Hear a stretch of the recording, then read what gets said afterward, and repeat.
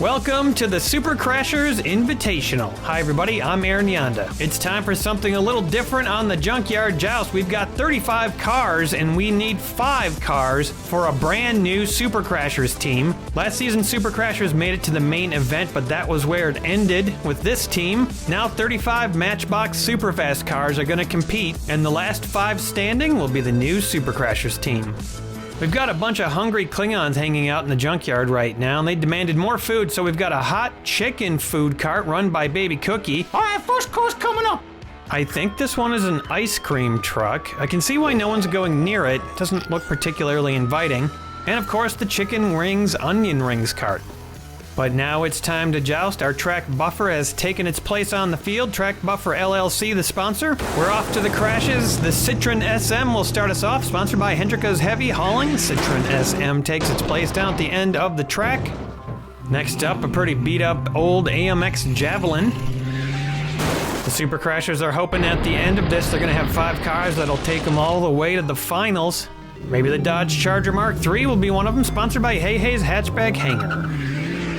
Ooh, and now that Javelin is gonna be even more beat up. The Charger severing the trailer hitch from the back of the car. There's a piece of it right there. Other piece went flying. Mod Rod number 1, sponsored by Price X Private Parts. And it doesn't look like the Mod Rod's getting on the team. Wow, you can't do that. Go down the track, belly flop into oblivion. Whoops. Next up, the Stretcha Fetcha, sponsored by Amethyst Auto Club. All of my patrons at a sponsor a car level got a car in this match. If you want to sponsor a car in this new season, now's your chance. Head over to patreon.com/junkyardjoust and you can sponsor a car and come up with your own name, like Chorgoth the Infinite Horror, who sponsored this Cosmobile. The Cosmobile does some shoving, doesn't cause any eliminations. All these cars trying to hang on, they really want to be on that team. Cosmobile is curbside. Here's a car you might remember. It used to be on the Indigo Ice Picks. It's Blue Shark, sponsored by Judy Collins. Blue Shark takes down the Cosmobile. A nice hit, and Cosmobile cannot recover. And now the Dodge Charger could be in trouble. Here comes a Mercedes 350 SL, sponsored by Sean and Patrick Hogan. Mercedes tries to take down Blue Shark, but Blue Shark is wise to that. Not happening, bounces off Citroen, makes it safely over to the crates. Next up, the Cougar Villager, sponsored by Dr. Gonzo. The Villager slams into the line and Stretcha Fetcha flips over upside down. That's probably another elimination right there. The Charger just about off to safety. The Datsun 280Z 2+2, sponsored by Jason's Bits Boys. Unusual name. The Datsun pushes some cars around, but no eliminations on the hit. Charger is safe, Mercedes in trouble. High Taylor, sponsored by Ellie's Hop Shop. Pretty much the only undercutter, and wow, what a hit. That's what we like to call at the Junkyard Joust a Triple takedown. The Villager, the Datsun, and the Mercedes are all out of the running. Unfortunately, not gonna be on the team. A lot of hopes dashed on that hit. Here comes the Dodge Challenger, sponsored by the Miskatonic Automotive Club. Dodge Challenger knocks High Taylor into the safety rail where it bounces back, flips over easy, and is eliminated. Good offensive car, but maybe didn't have the survivability. Model A Ford. The Model A Ford dislodges part of that trailer hitch that was still on the track. That goes flying. No eliminations though, nice hit. Locks it in. Fantastic, sponsored by Farty Marty. Fantastic rumbles into place, drives over the Mod Rod on the way there, but keeps it locked in. Model A little bit off the track. The Flamin' Manta, sponsored by Sid from Cybertron. Flamin' Manta almost takes down the van, but then the van makes a nice recovery, and Flamin' Manta flips over sideways. Good undercut there, but it leads to the Flamin' Manta's elimination. Pontiac Firebird, sponsored by Beaks Busted Barn Finds. Pontiac Firebird smashes into the Flamin' Manta. The Flamin' Manta flips over, tries to make a recovery, but loses it at the last second. Eliminated. Here's a nice looking car, the Boss Mustang. The Mustang latches onto the Firebird with its hood. Model A is just about off to safety. The Jeep CJ6, sponsored by Mark the Music Lover. Pretty gentle hit there by the Jeep. Maybe it doesn't want to flip over. Looks like that could have been an issue. U.S. mail truck sponsored by Emo Dingo. The mail truck bounces off the Jeep. It's a solid line and the mail truck has nowhere to go. It flips over upside down. Will it stay like that? The Saab Sonnet 3 sponsored by Jedi. A lot of fancy names for some of these cars. The Saab tosses the U.S. mail truck over the side of the track. The U.S. mail truck starts to make a recovery. Hatchback on the Saab flipped up for a sec. Ford Transit sponsored by Tim the Bear Neal. Heavy hit by the Ford and the Saab goes up on the back of the Jeep. That Saab might be poised to get some height on the next hit. Next hit's gonna be the Mazda RX 500 sponsored by Chome. No air, but the Saab does go flying over the Jeep. The Transit gets off the track and the Mazda RX is locked in behind the Jeep. Here's a fun name for a car, the Monteverde High. And now we've got quite the Saab story going on the field with that Sonnet flipping over upside down and out. Little competition for the original forklift. Here's another forklift sponsored by Bentley's Brakes and Bumpers. Not quite as much pizzazz as the other forklift yet, but that was a pretty fun hit. Wow, this Lamborghini Countach looks like it's been through the works. Sponsored by Chicken Rings Onion Wings. Countach takes it to the forklift, and this forklift does not have as much luck as the other forklift. Flips right over upside down, no good for that. And another elimination on that hit, the Jeep is out. Nice hit. Up next, the Siva Spider, sponsored by Chicken Rings Onion Wings. The Spider gets underneath the Monteverde High, flips it over completely. The Countach stays level, backs off the track. Nice dismount there. Not looking good for Monteverde. Here's a nice looking tow truck. Tojo, sponsored by Stump's Tree Farm. Tojo pushes into the line and the Boss Mustang is getting pushed off the track. Not out of it yet though. No elims on that hit. Next up, the Di Tommaso Pantera, sponsored by Sicken. The Di Tommaso, wow, that was a slow hit, did not do any damage, but it stayed on the track. Boss Mustang looks pretty safe at this point. Coming down next, it's just ambulance. Fair enough, that's what it is. Pretty big hit from the ambulance and it pushes the Spider way up in the air and the back of the Mazda goes up and you can see that's where the engine is in that car. Kind of nice to get to see that engine. Spider could be in trouble though. Here's a slightly different looking Chevy Pro Stocker than the one we saw last season, sponsored by DYW Production Labs, and it almost flips over, goes up into the back of the ambulance a little bit, but it has the ability to come back down and sit on the track. Not a great position. The Ford Escort RS2000 is going to take a shot at it, sponsored by Regal Radio. The Stalker stays nice and level on that hit from the Ford Escort and gets off the track to safety. The Pantera is getting pushed around a little bit. Whoosh and Push, sponsored by Brendan Walsh. A whoosh and a push indeed as the Pantera is pushed off the track. Slides off sideways, could be in trouble. The Vauxhall Guildsman kind of got a bent front axle maybe, sponsored by TJG. The Guildsman slams into whoosh and push and not much happens except maybe the Pantera is going to recover. Here comes the Freeway Gas Tanker 50 grams, sponsored by Sloss Automotive Sachet and Buffet. The gas tanker loses control and flips off the track. Not necessarily out of it though. It's a little crooked, but that might be a recovery. We'll see what happens. And here comes the final vehicle of the round, 53-gram cement truck. The heaviest vehicle in the match takes a shot at the Vauxhall Guildsman, but the Guildsman is not having it and makes a great recovery way over on the right side of the field. The gas tanker, however, not able to make a recovery, and that will be our final elimination of the round. 14 of these cars out of 35 are not going to be on the Super Crashers team this season. A lot of nice wreckage on the field. A close call for the mail truck, but it did manage to stay below the 45-degree angle, as did Tojo. We barely got a chance to meet these 14 cars and we're saying goodbye already. Some of them performed respectably, maybe they'll be back at some point, but there you go, round 1 aftermath, and it's time for round 2. We're going until there's 5 cars left that will make up that team. Siva Spider starting us off this time. Interesting to note, a lot of these cars in the high 30s, mostly in the 40s, and even a few in the 50s. These are solid cars. They don't build them like they used to. Ford Escort is lined up. And And it takes a scathing hit from the Mazda RX. Ford Escort goes up in the air, pretty good height for that big car. Comes down upside down, and there we go. There's that engine of the Mazda again, showing off the junk in the trunk. Whoosh and Push tries to slide underneath the Mazda, can't quite manage it. Spider's in trouble. Javelin slams into the line, and the Spider is toppled over to the side. There's still a remote chance of recovery in that position, I'd say. The Lamborghini flips the Javelin off the track. Javelin makes a nice level recovery from that, and it looks like the Spider's probably done. Mazda's in trouble right here.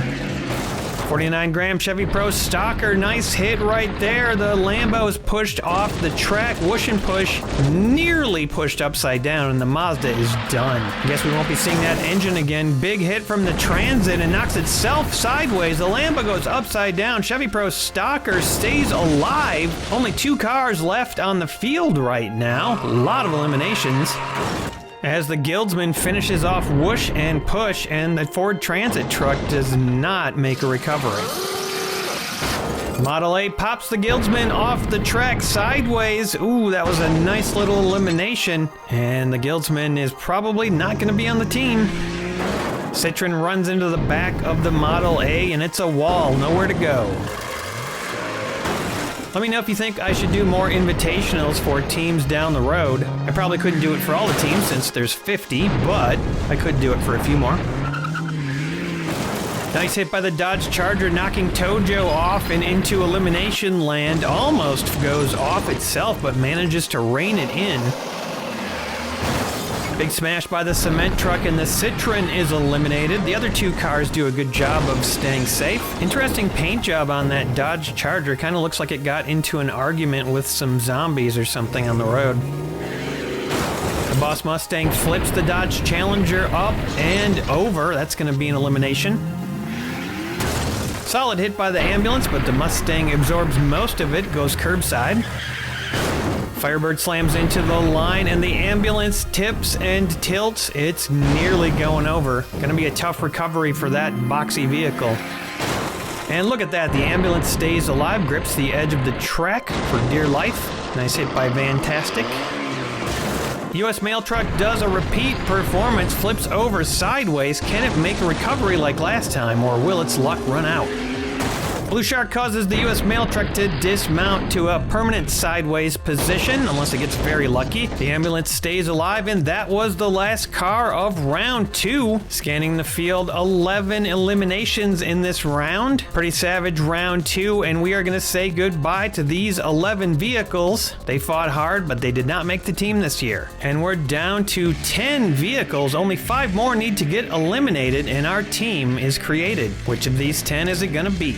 If you haven't voted for which team do you want to see in next season, check out the community page here on the Junkyard Joust channel. There's still time to vote on which of the 10 teams you'd like to see compete. Some of the votes are pretty close right now. Slamming our way right into round 3, Dodge Charger Mark III starting us off. I'm telling you, this car would be great at taking down zombies with that nice low front end. The Model A probably not as good at taking down zombies. I think they'd get all cluttered up there in the front. Oh, an unfortunate hit there for the Boss Mustang, flipping over after hitting the Model A. Can it pull off a miracle recovery if it gets knocked off the track? Oh, and the cement truck doesn't let it off the track, bounces off itself, and now the Boss Mustang is upside down. Tough position to get out of.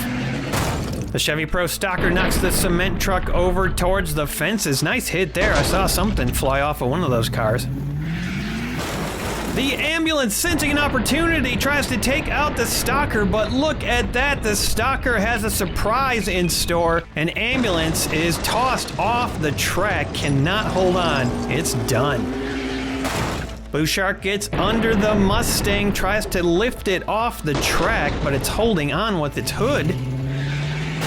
And there you go, the Javelin knocks the Boss Mustang off. It uses the hood somehow to sort of flip itself back over and leaves that hood straight up in the air. If there was an award for most creative use of a hood, I think the Boss Mustang would have it right now. Fantastic, gone curbside. The Firebird slashes at Fantastic. Fantastic makes a nice pivot and survives. Firebird slides, tries to get off the track, can't quite make it, but it doesn't matter. Wow, that was already round 3 finished. Eventful round, a lot of good competitors here that want to stay in. Ambulance, the only elimination on the round. That'll take us down to 9 cars, and we'll head right into round 4 as we try to narrow this down to the top 5. Model A Ford starting us off. Super Crashers have to be pretty happy with that last round, seeing what some of these cars have and how they're able to stay alive. That bodes well for their team this season. Fantastic muscles its way underneath the Boss Mustang. Again, the Mustang using that hood to stop from being completely flipped over. Ooh, a savage hit from the Charger, and Fantastic almost taken out, but it manages to stay alive just barely. Boss Mustang looking good. Oh, and how fortunes can change so quickly as Blue Shark takes to the track with a devastating hit. 2 cars eliminated on that hit, and the Charger survives, preventing a triple takedown. The Javelin seems a little bit afraid of Blue Shark and doesn't do too much damage there. Solid hit by the Stalker, and it pushes the Model A Ford off the track straight upside down. No chance of a recovery with that bulky vehicle. That thing is going to be done. The Firebird gets the Javelin up in the air, but the Javelin tries to bring it back down with a recovery. Still a little precarious right there. Cement Truck, a pretty big hit, but it doesn't do any damage. The Javelin just taking off. That's the end of the round. We're going to have 3 cars eliminated in this round. That's going to leave 6 cars. We just need 1 more elimination, and we've got a team. Saying goodbye to the Model A Ford, Boss Mustang, and Fantastic. They performed well. Maybe they'll get another shot at this later. And now we're down to 6. Which one of these cars is not going to make the team? It's going to be so close for whichever car gets eliminated. Javelin is in position. Firebird nudges its way underneath the Javelin, putting the Javelin in kind of a tough spot. And a deadly hit from Blue Shark pushes Javelin up and over into the safety area, upside down. Very little chance of recovery right there, but we have seen it. Blue Shark pounding its way onto this team. It is a proven competitor, and it wants on. Cement Truck tries to test Blue Shark, and Blue Shark passes the test. Javelin tries to get up again, but can't do it. Chevy Pro Stalker takes a shot at the Cement Truck, but the Cement Truck proves durable. Sits back down and does not get flipped. And the Dodge Charger, not taking any chances, maneuvers into place, and that is gonna do it. We've got our Super Crashers team for the next season. Unfortunately, we're going to have to say goodbye to the AMX Javelin. It had a good run, but it was taken down by the legendary Blue Shark. And with that, a team was formed. The new Super Crashers team. Congrats to all 5 vehicles that made it on.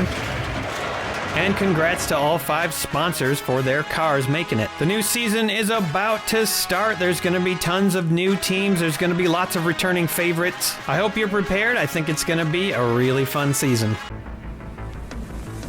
50 teams, 250 cars. It's a brand new season of Junkyard Joust. Hi everybody, I'm Aaron Yonda, and here we go again. It's the very first qualifier. 3 of these teams will make it out of this match, 2 will not. The dice have randomly determined that these will be the first 5 teams to compete. Let's take a look at our teams.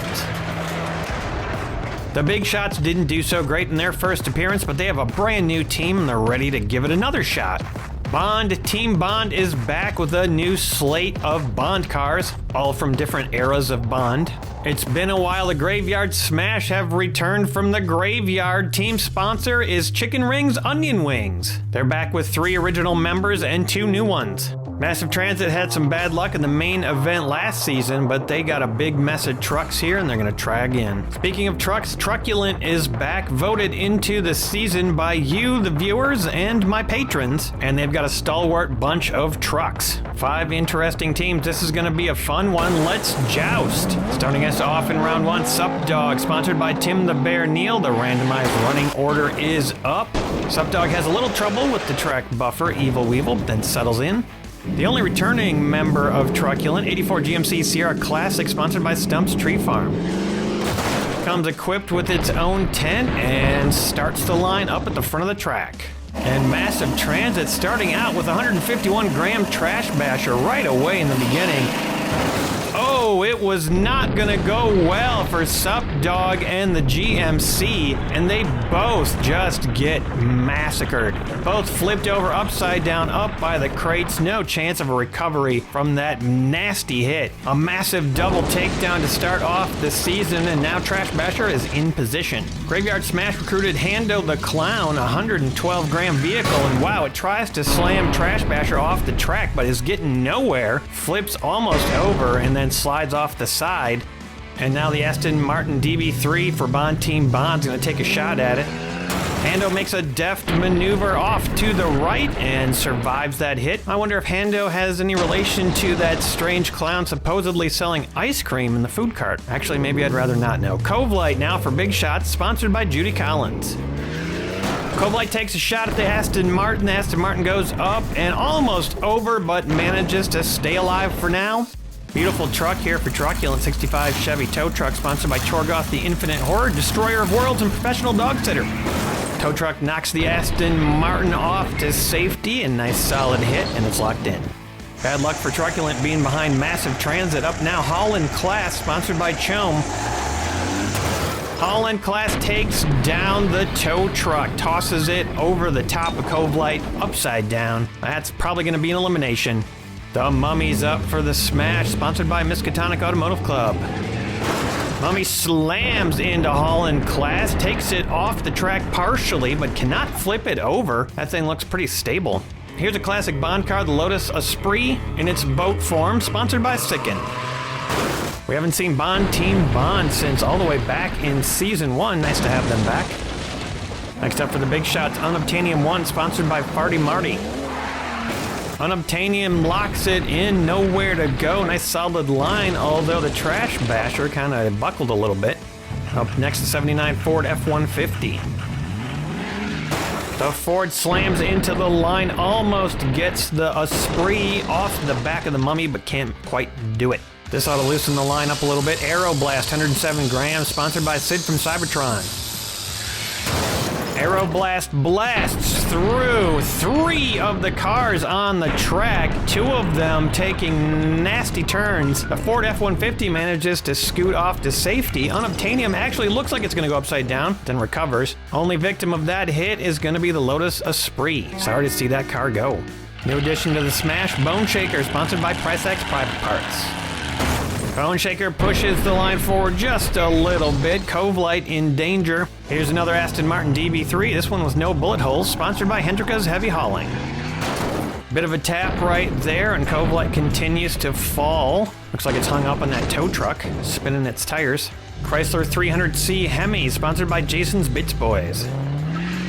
The Hemi slams the Aston Martin almost off the track, definitely in a perilous position right there. The noticeably not red 78 Dodge Lil Red Express, sponsored by Emo Dingo. Some sort of a giant stamp in the flatbed of that thing. And a nice hit there as the Aston Martin goes skidding across the turf and lands upside down. One of the Klingons got a little surprised by that hit, it looks like. 99 gram Ford C800 for Massive Transit, sponsored by Regal Radio.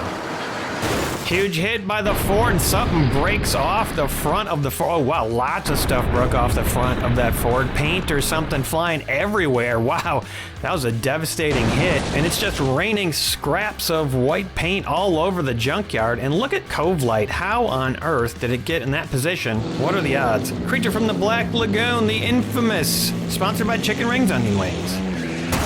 They waited a while to send Creature down, must want to keep it safe, or maybe they have a plan, but that ramp is now set up.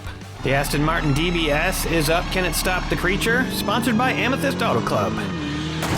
And it looks like the Aston Martin wasn't going to go off the back, but then it got a little unstable and went up, and it's going to have to go off that jump eventually. And yet another big hit coming down now. Ford Excursion, 82 grams, sponsored by Bentley's Brakes and Bumpers. The Excursion boots the DBS into the back of the Ford. It almost stays there, but then manages to flip off to the side, flip over to a successful recovery. Nice job by the DBS. And here comes the 69 Chevy C30 tow truck, sponsored by Sloss Automotive Sachet and Buffet. And what a hit on the Ford Excursion. It goes up and over, lands on top of the Ford, tries to climb up even higher, but then flips back down and goes over. But what a spectacular dismount. Man, oh man, what a crazy combination of stuff just happened there. Unfortunately, the Ford out. And now here comes Speed Blaster, sponsored by Chicken Rings Onion Wings. Speed Blaster tosses the tow truck up and it lands on top of the Ford and manages to hang on for dear life. Meanwhile, Creature's starting to go underneath that Ford and Speed Blaster is poised to go off that jump as well. This round has been nuts. Wolfman for the smash, sponsored by Chicken Rings Onion Wings. Wolfman pushes Speed Blaster up off the ramp, but it stops on the back of its own teammate, which helps it stay alive. Ford stays alive, and that tow truck also makes a recovery. Interesting to see these big trucks helping each other. Last car of the round, the Lotus Esprit, sponsored by TJG. Lotus Esprit not in boat form this time, pushes into the line, does not manage any eliminations, but wow. Massive Transit getting a little bit lucky. Those two trucks may be in danger. No more cars coming down. 7 eliminations in the round, including that weird one from Cove Light. 2 teams did not lose a single car. All the eliminations are coming from 3 different teams. The Big Shots lost 3 vehicles in this round. Bomb Team Bond and Truculent lost 2. Graveyard Smash and Massive Transit did not lose a vehicle. Strong start for them. Over on the sidelines, the crew of the Enterprise hanging out in their shuttle. Baby Cookie doling out hot chicken. Oh, and one of the Klingons has decided to go try the ice cream. Well, good luck with that. I gotta question the customer service skills of that giant clown. In any case, let's head right into round 2 with the Ford C800 heading down the track first for Massive Transit, who won the toss and start out. Graveyard Smash decides to lead off with Bone Shaker. Bone Shaker pops the back of the Ford, but can't get anything to happen. One of the Aston Martins pushes Bone Shaker up on the back of the Ford, and now it's poised for some sort of weird behavior, I suspect. The F-150 slams into the line. The Aston Martin goes underneath the Ford, and Bone Shaker is tossed upside down. Could be the first elimination for Graveyard Smash. The Hemi rear ends the F-150, and the F-150's got paint flying everywhere, but that does not stop it from making a nice recovery. Looks like Truculent may have tinkered with the bottom of that F-150 to make it more competitive. So far, that's working. A big hit from Aeroblast, and Bond Team Bond sustains yet another loss. That Aston Martin flipping over, can't make a recovery. Unbelievably, that Ford somehow flipped over and landed upright. An unexpected recovery from a big, bulky vehicle like that.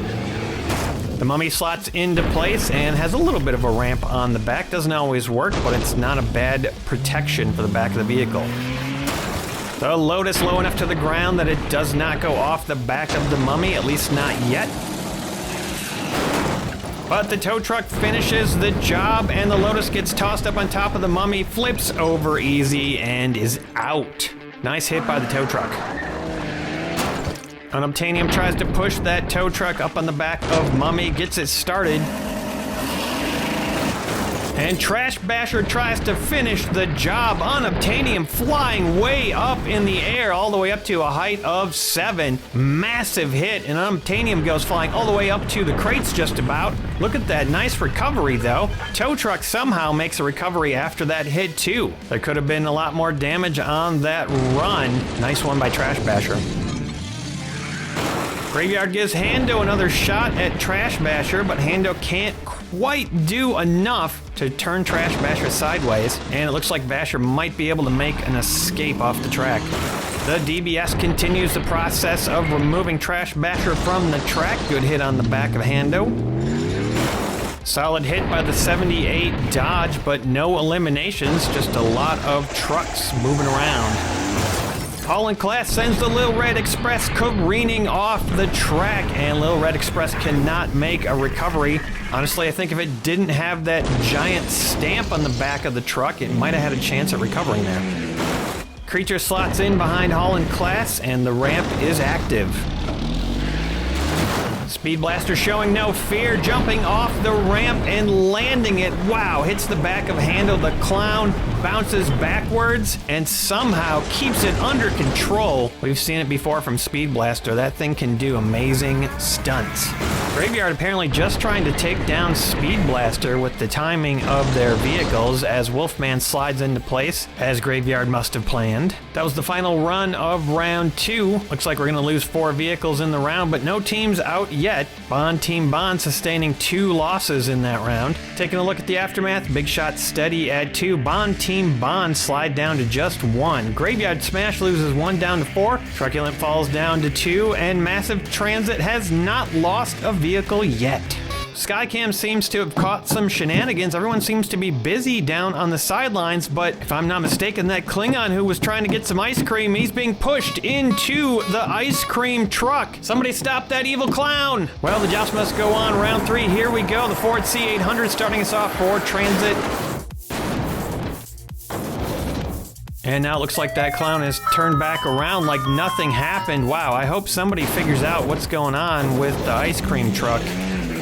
Graveyard Smash sending down Creature early this time. Somehow it manages to get under the Ford, and this could create some interesting interactions down on the track. The Ford F-150 takes the plunge, and look at the height obtained on that hit. Goes over into the crates, gets up to a 6. Doesn't quite obtain the heights that Unobtainium did. And then look at this amazing recovery, landing it, turning over, keeping Truculent in the game. Speaking of Unobtainium, Unobtainium tries to break its own record, going all the way up to, oh, I don't know if it was an 8. And no, it was just under an 8, top of the 7 bar, and Unobtainium lands, spins around, does a little pirouette, and cannot quite make a recovery. That could be trouble for the big shots. Creature's starting to take a toll. The Aston Martin does not take the jump. That thing's got a low enough front, and wow, look at that takedown. The DBS pushes the Ford off the track. The Ford doesn't quite have enough impetus to get back over again. And one of the Klingons has passed out over at the hot chicken booth. I don't know what kind of hot sauce Cookie's using over there, but seems like Klingons are dropping left and right here. And a savage takedown from Hall and Class on the DBS. It does look like Team Bond is going to be our first team eliminated in this season. One of these days, they'll put together a team that can live up to their movie namesake, but not this season.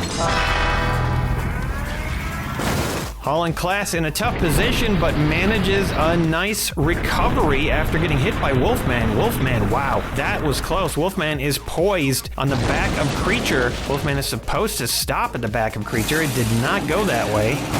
And now Graveyard Shift regretting their choices, maybe, as the tow truck takes down the Wolfman. DBS goes upside down and for sure out, and that tow truck's now poised. A nice punch by the 300C Hemi, and the tow truck goes over. But now the Hemi has to survive a big hit in order to keep the big shots in this match. Aeroblast utterly destroys the 300C Hemi. It flips over and over and over. Wow, even got some height there. It bounces, it's dancing, and it lands upside down. Eliminated, and that is going to do it for the big shots as well, unless some sort of miracle happens with Hando the Clown.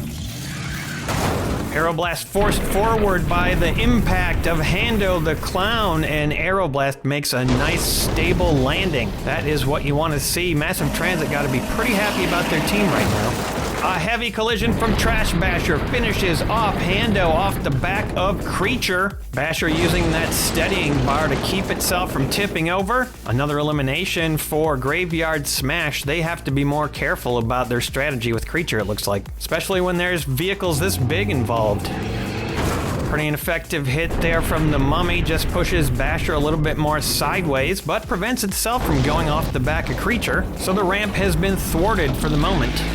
Speed Blaster finishes off the round by pushing Mummy off the back of Creature anyway. It does not flip over though and stays level. Speed Blaster is also fine. Bunch of debris falling through the air. I don't know who it came off of, but man, what a devastating round. Checking out this pileup. It's round 3 and there were 7 eliminations, same as round 1. Shows you how devastating Creature can be. Taking a look at the aftermath, we're gonna say goodbye to Bond, Team Bond, and the Big Shots. I assume they'll be back at some point, maybe with the new lineup. Graveyard Smash down to 2, Truculent at 1, and Massive Transit still at 4. They are gonna be a team to contend with in the main event. We're trying something new this season. The teams that get number 1 in their qualifiers, like Massive Transit here with 27 points, will get the option once per match to send one of their vehicles to the back of the line. It's a new strategy element, and I think it'll be interesting to see how it plays out. Also gives the teams a little motivation to do well in the qualifiers. Congrats to Massive Transit, Graveyard Smash, and Truculent, who are moving on to the main event. A huge thank you to my patrons who are the sole reason I'm able to bring you another season of Junkyard Joust.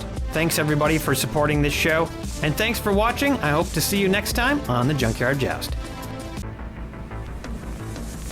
5 teams battle to advance to the Junkyard Joust main event, but only 3 of them can move on. Hi everybody, welcome to the Junkyard Joust. I'm Aaron Yonda. This is qualifier number 2, and here are the teams. You've seen 3 of them before, 1 of them not for a long time, and 2 are new. Let's take a closer look. They've got increased powers of perception. It's the Blue Blockers, a brand new team, featuring a unique mix of cars. The team of DC superheroes are back. Distinguished Competition has a whole new lineup this season. Last time we saw them was all the way back in Season 1, the Gold Rushers return with 5 classic vehicles. The People's Front of Camino is back, and this time they brought trailers, sponsored by Chicken Rings Onion Wings. The Valley of Green Gold, nothing to do with the Packers actually. It's sponsored by Rated RPG. Rated RPG is a role-playing podcast that I'm actually a part of. I'm role-playing a wombat folk. I'll put a link in the description if you're curious and want to check it out. I should warn you that this podcast is really just for adults. All right, let's head out to the Junkyard and Joust. Round 1, the Blue Blockers will start us off with Aerolift, one of the Klingons hitching a ride. Aerolift sponsored by Emo Dingo, and somehow that Klingon managed to cling on to the Aerolift. Impressive work there. Starting off for the People's Front of Camino, it's the 65 El Camino, 171 grams with that trailer and extra car, sponsored by the Miskatonic Automotive Club. A very slow dismount by the Camino, gets a little bit stuck under Aerolift. Camino struggling to pull all that weight, maybe. Klingons are in full force tonight. 63 T-Bird going down for the Gold Rushers, sponsored by DYW Production Labs. This Klingon, for some reason, not sitting down and just goes flipping off to the side. Cannot maintain that position like the other one did. No eliminations yet in this round. Back of that T-Bird is pretty low, but is it low enough to survive a hit from Shazam for Distinguished Competition, sponsored by Chorgoth the Infinite Horror? Apparently so, as Shazam hits the back of the T-Bird and gets nowhere. This ought to help loosen the lineup. The Green Bay Packers Semi, 162 grams, sponsored by Chome. The Packers Semi explodes down the track and gets probably the first elimination in this round. T-Bird is upside down, Shazam hanging on, and that trailer's helping the Camino stay steady. 90 Acura NSX, sponsored by Beaks Busted Barn Finds.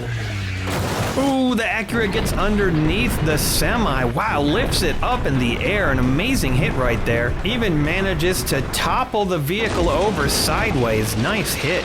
Here comes a 67 El Camino. This one's pretty heavy too, sponsored by Chicken Rings Onion Wings. And the 67 El Camino screeches to a halt, barely even makes a tap on the Semi, and it looks like the Evil Weevil officials are going to give the El Camino team a warning right here. They cannot use the brakes. They have to make an impact, a substantial impact on their next run, or they're going to be disqualified. 70 Chevelle SS now for the Rushers. Heavy slam by the Chevelle, and it does not do any damage, but it does move the line a little bit more. Hawkman's up for DC, sponsored by Dr. Gonzo. A big hit there, but the Chevelle withstands it. All Hawkman is able to do is get his teammate off to safety. Next up is going to be Aerodynamic for Valley of Green Gold. Aerodynamic only 32 grams and does not manage to get underneath Hawkman. Next up, the Dimashini Veloce for Blue Blocker, sponsored by Sicken. The Veloce pushes Aero down the line. No eliminations, but a couple of perilous-looking positions here. Here's one of the older Caminos that I've seen, 59 El Camino for the People's Front. And a nice hit there by that Camino. They're taking that warning to heart. The Chevelle takes the brunt of that hit, flips over upside down, and probably out of this match. Hawkman survives. Picard's taking a ride in the 67 Pontiac GTO, kind of fits him, sponsored by Farty Marty. Oh, wow, Picard not wearing his seatbelt, obviously. He gets some serious height on that hit. It's not often you see the commander of the Starship Enterprise go up to a height of 8, but it just happened. Picard landing on one of the trailers, flipping around, and landing unceremoniously on his face. It looks like he's fine, though. Green Lantern up next for DC, sponsored by Sid from Cybertron. Green Lantern gets underneath the GTO, but can't flip it over. GTO's trying to get off the track, and that Camino looks like it's in trouble. Futurismo now for the Green Gold, sponsored by Tim the Bear Neal. Futurismo, wow, what a wallop right there, and Green Lantern gets tossed, lands on top of Picard. The GTO goes upside down. Picard actually managed to squeeze his way out. Looks like he got out just in time before that car landed on top of him. That was a good move. Not surprisingly, he looks pretty happy about that. Honda Civic Custom, sponsored by Hendrika's Heavy Hauling. Ooh, the cardinal sin. Never take out your own teammate. The Veloce tossed over and upside down. Not entirely the Civic's fault. Futurismo obviously had a lot to do with it. Tough result, though. We've got another Klingon in an El Camino, 65 El Camino SS, sponsored by TJG. A decent hit by that Camino. Could have been a little bit harder, but the officials are calling it legit. Klingon falls out and lands over to the side. No eliminations on that hit. Baby Cookie's back going down on the 65 Mustang convertible, sponsored by Sean and Patrick Hogan. Oh boy! The Mustang slams Futurismo just about off the track. Cookie goes flying all over the place, lands over by that clown who we think sells ice cream out of that food truck, but we don't actually know what's going on. I'm sure Cookie likes ice cream, but I'm not sure that's a safe place to get it, Cookie. During the last joust, a Klingon disappeared into that thing. Mr. Freeze up now for DC. Mr. Freeze makes the hit, and the Green Bay Packers semi, which actually somehow started to make a recovery, now topples over the other direction and is out again. Stressing the gold part of the Valley of Green Gold, Duck and Roll, sponsored by Amethyst Auto Club. Duck and Roll tries to take out Mr. Freeze. Mr. Freeze in a position that could be considered out. It's tough to say right now. We'll see if that changes. Duck and Roll locked in. Here's an interesting car, the Volkswagen IDR, sponsored by Sloss Automotive Sachet and Buffet.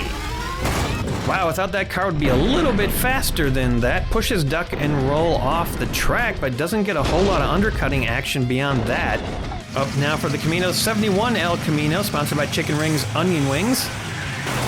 The Mustang convertible gets thrown off the track, hurled upside down and out. This car's a little confusing. It could almost be on the DC team, but no, it's on People's Front of Camino. Hitting the track next, 66 Nova, sponsored by Mark the Music Lover. The Nova takes out one of the Caminos, and something came off one of those cars. A bit went flying up in the air. I don't know which car that came off of. Nice hit, though. Here comes Superman for DC, sponsored by Stump's Tree Farm.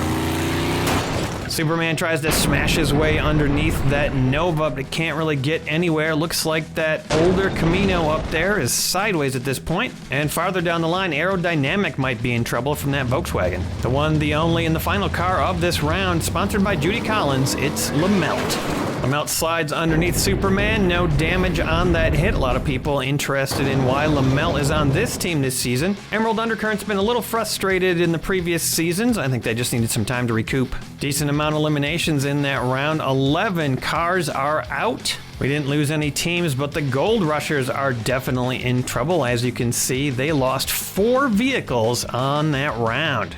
Tough one for them. Let's take a look at the aftermath. Camino DC and Green Gold each lost 2 cars apiece. Blue Blockers only lost 1, and the Gold Rushers are in trouble. 1 car left. Hey, you, the ugly one. I'm getting just about tired of you. Get your finger away from me. You're gonna get a bit up on my one tooth. Here we go, round 2. Blue Blocker starting us off with Aerolift again. Let's see if that Klingon can hang on, and yes, she does. Amazing. That shows some serious strength. Slammed by Shazam into the back of Aerolift. He can't get under. Good thing, too, where he might have just lost his head. Green Gold starting off with LaMelt, and it gets underneath Shazam. Shazam backs down LaMelt, and that is an effective way for LaMelt to avoid the next hit. Shazam's gonna have to take it. It's a slightly speedier El Camino. They don't want another warning. Knocks Shazam off the track to safety. The Camino drives up on the back of Aerolift and just kind of hangs out there in a strange position. 66 Nova pushes the Camino and trailer up on the back of LaMelt and Aerolift. Cannot get that thing off the track. That trailer holding it there. A nice solid hit by the Acura, but the Nova survives it with style. Does not move from its position. Pushes the Acura backwards. Hawkman has a little bit better luck, but look at the recovery by that Nova. That easily could have been an over easy and an elimination, but the Nova makes a nice roll. Aerodynamic gets blocked by Hawkman, and look at that Camino bouncing up and down over there. I think Camino did the right thing having trailers this season. Seems to be helping them.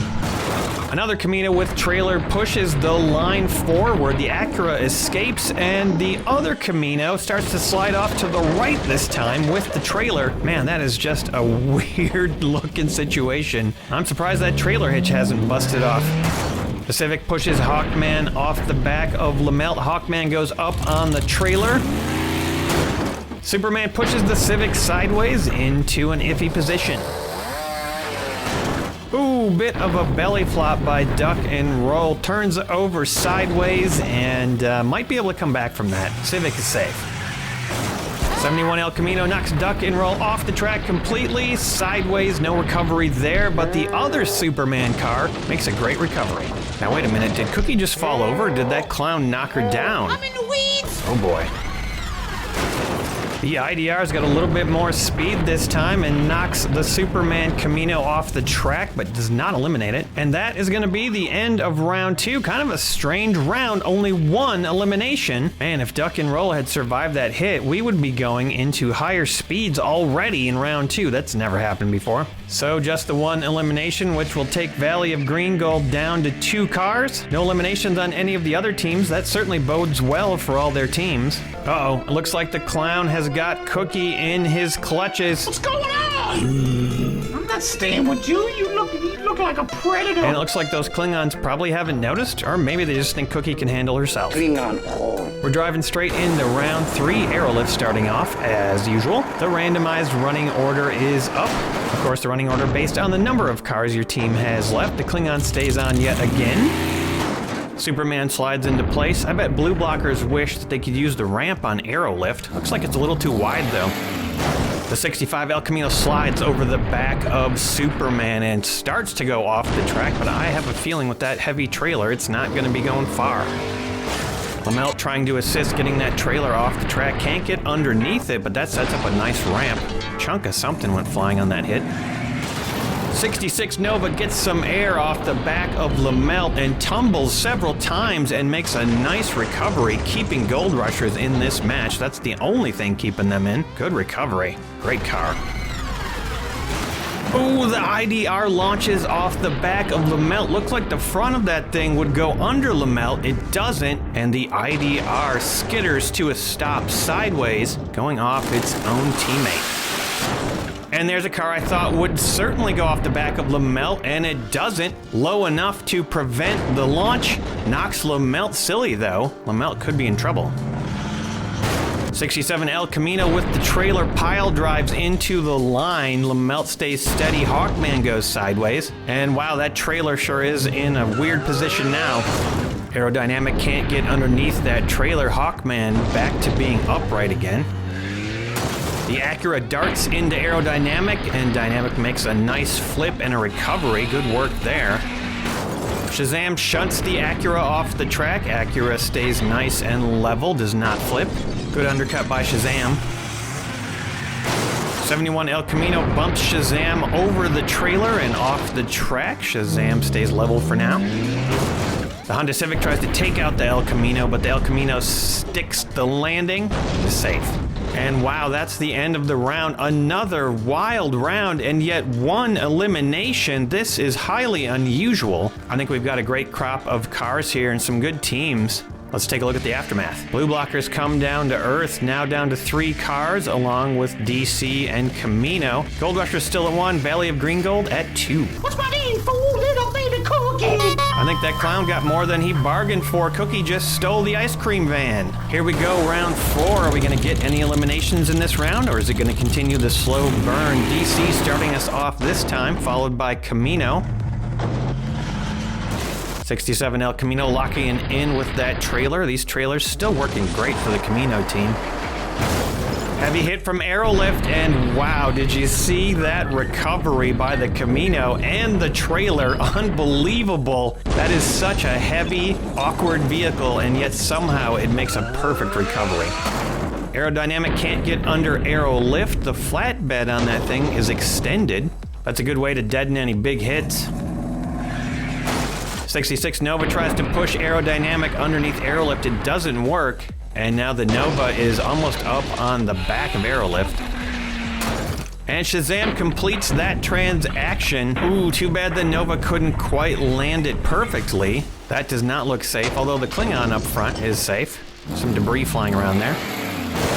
A big hit from the Camino and trailer, and look at that, the Nova recovering yet again, keeping Gold Rushers alive, and a nice jump off the track by Shazam there. Looks like Aerodynamic is finally starting to get underneath Aerolift.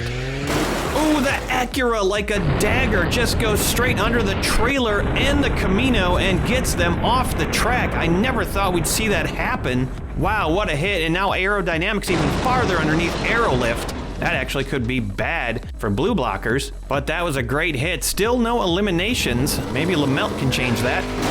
Now that the back of Lamelt is set up as a potential ramp. DC employing the unlikely Hawkman as a way to stop Lamelt from using that ramp, and it kind of works, although Hawkman's up in the back of Lamelt now. Acura almost off the track. 71 El Camino knocks Hawkman off completely, and Hawkman spins around, flips, and lands it. Wow, what a recovery there. And we still have no eliminations.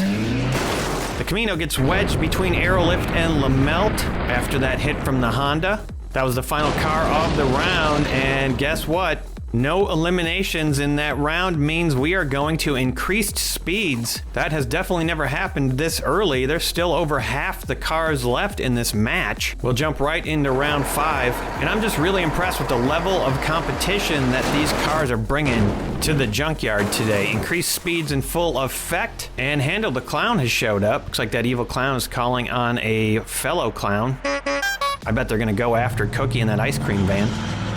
67 El Camino rocks Aerolift. Aerolift manages to stay on the track, although curbside, and somehow that Klingon maintains her balance despite the big hit. Superman knocks the Camino trailer curbside and locks it in. Aerolift no longer curbside. Lamelt, wow, I don't know what happened there, but now Lamelt is up on the back of Superman. Either that's gonna be a really deadly jump, or Lamelt is gonna get knocked off the track here. Looks like both things happen as the Nova goes diving right into the Klingon on the back of Aerolift. Ow, that had to hurt. But the Klingon's now sitting on the back of the flatbed. Unfortunately, the Nova is out. And barring some sort of miracle, I think we might have just lost our first team. Increased speeds doing the trick. Looks like there's a big chunk of paint on top of Superman. I don't know where that came from. Came off of one of these cars, I guess. Solid hit on Superman by the Acura. Superman pops up, but then locks it back down, and the flatbed turns into a bouncy castle for that Klingon. A massive thrust by the El Camino with trailer, and Superman is knocked prone, upside down. Acura is hanging on for the moment. Yeah, we're seeing some eliminations now. Shazam gets the El Camino off the track, but cannot tip it over. That thing is going to be tough to eliminate. Aerodynamic can't get under the trailer and basically just succeeds in knocking the Klingon back up to where she started. Ooh, a weird bounce for the Honda Civic, and it gets shunted, self-shunted off the track, upside down. That's going to be another elimination for blue blockers. The 71 El Camino manages to push Aerodynamic underneath that Camino with trailer finally. Got a chain of undercutting going on here. Hawkman continues the undercutting, but gets no eliminations on that hit. Final car of the round, we did get a bunch of eliminations. 3, in fact, and they're all from different teams, and we are finally going to lose one of our competitors tonight. Gold Rushers are out of this competition. DC drops down to 2, and Blue Blockers drops down to 2. Camino now in the lead as we head into round 6. And they will start us off. Running order is up. Looks like Handle the Clown is helping that other clown keep an eye out for Baby Cookie. She's got to be around here somewhere. Lamelt settles in behind the trailer, and DC's coming down next. I bet they're going to use Hawkman. Hawkman again proving effective at disarming Lamelt. Lamelt gets pushed off the track, nearly goes sideways. That's not a great position to be in, but Lamelt's been in worse. A massive increased speed hit by Aerolift, and look at Hawkman fly. Does not nail the landing though, and Lamelt does survive that hit. Hawkman does not. Tough loss for DC. The Camino with trailer pushes into Aerolift. The flatbed gets snapped up to the front, and wow, did the Camino go up in the air on that, but the trailer kept it in place. Gotta be so much torque on that trailer hitch. And finally, the trailer comes loose from the El Camino, probably sheared that thing right off. That means the El Camino will not get to have the trailer on its next run down. Yeah, that looks like the hitch on the back of the Camino got busted off completely.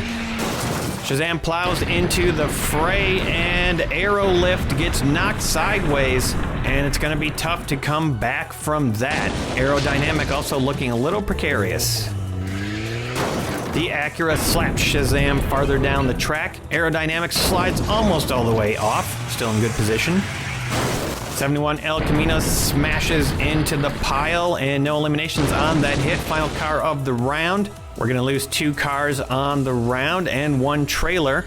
No teams eliminated in that round. Let's take a look at the aftermath. DC and Blue Blockers slide down to 1 car apiece. Camino stays steady at 3, and Valley of Green Gold stays steady at 2. If one more team gets eliminated, the competition's gonna be over. People's Front opts to send down their other Camino with a trailer first.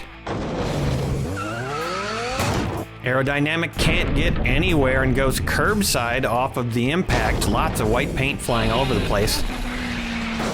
Ooh, a nasty hit there from Shazam, and Aerodynamic cannot make the recovery. Takes a little bit of a bad bounce off the side of the track, ends up upside down and out. Valley of Green Gold just lost an impressive newcomer right there. And the Acura forces Shazam over the back of that trailer. Shazam makes an impressive recovery. That could have easily gone wrong. That little bounce at the end saves him. 71 Camino slides into position. Don't forget, we are still at high speeds here. Lamelt tries to flip the Camino over, but can't quite manage it, and now Lamelt is curbside. The 65 El Camino without the trailer takes out the Superman Camino. Big oops there, taking down your own teammate, and Lamelt slides off to safety. And that's already the end of round 7. Just the 2 cars eliminated, no teams eliminated. Here we go, round 8. It's getting crazy. 67 El Camino with trailer slides into place. Running order is live.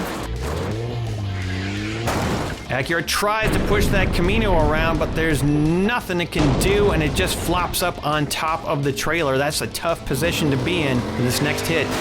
And Lamelt takes full advantage of it, knocking the Acura over and upside down. That's an elimination. If it stays like that, the Blue Blockers are in deep trouble right here. That's their only car in the match right now. Shazam strikes. How is that possible? I didn't think that car could get under Lamelt. Unbelievable. What an undercut. Lamelt flipped up in the air, tossed upside down. Shazam just took down the legendary Lamelt, but it's not quite over yet. The Camino coming down could potentially right it. Camino hits, tosses Lamelt over the trailer, and Lamelt does not make a recovery, and that is an elimination in the qualifiers of Lamelt. Unbelievable. That was the final car of that round. This is definitely going to be the final round, and now I don't know who the 3rd team is that's making it into the main event here. We're going to have to look at points.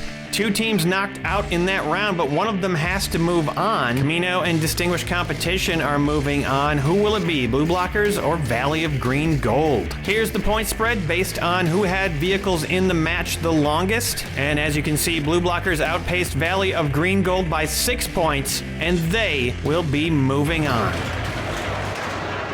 Hard to believe a team with Lamelt on it is not making it into the main event, but Shazam, wow, devastating hit, and that car is a competitor. And Camino looking pretty good in this match. They'll have to get that trailer hitch fixed. Oh, here we go, it's a face-off. They're gonna duel. Whatever. I am legit. Pillsbury Doughboy. Cookie slams the ice cream van into Hando. The clown falls on the track, and look at that. The ice cream van, his very own van, lands right on top of him. And Baby Cookie takes down the evil clown and makes the junkyard safe again for everybody.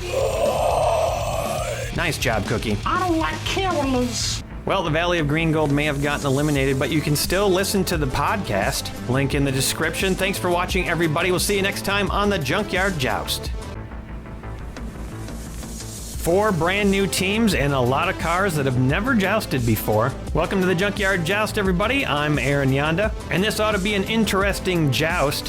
Here are the 5 teams competing: Diora Bora, Cerulean Slashers, Vintage Vitriol, Destruction Datsun, and Lambo number 5. Let's take a closer look. Cerulean Slashers is a new team featuring 1 returning car. It's the Ooze Coupe who holds the record for the most eliminations in 1 match. Diora Bora, a team of 5 different types of Diora cars.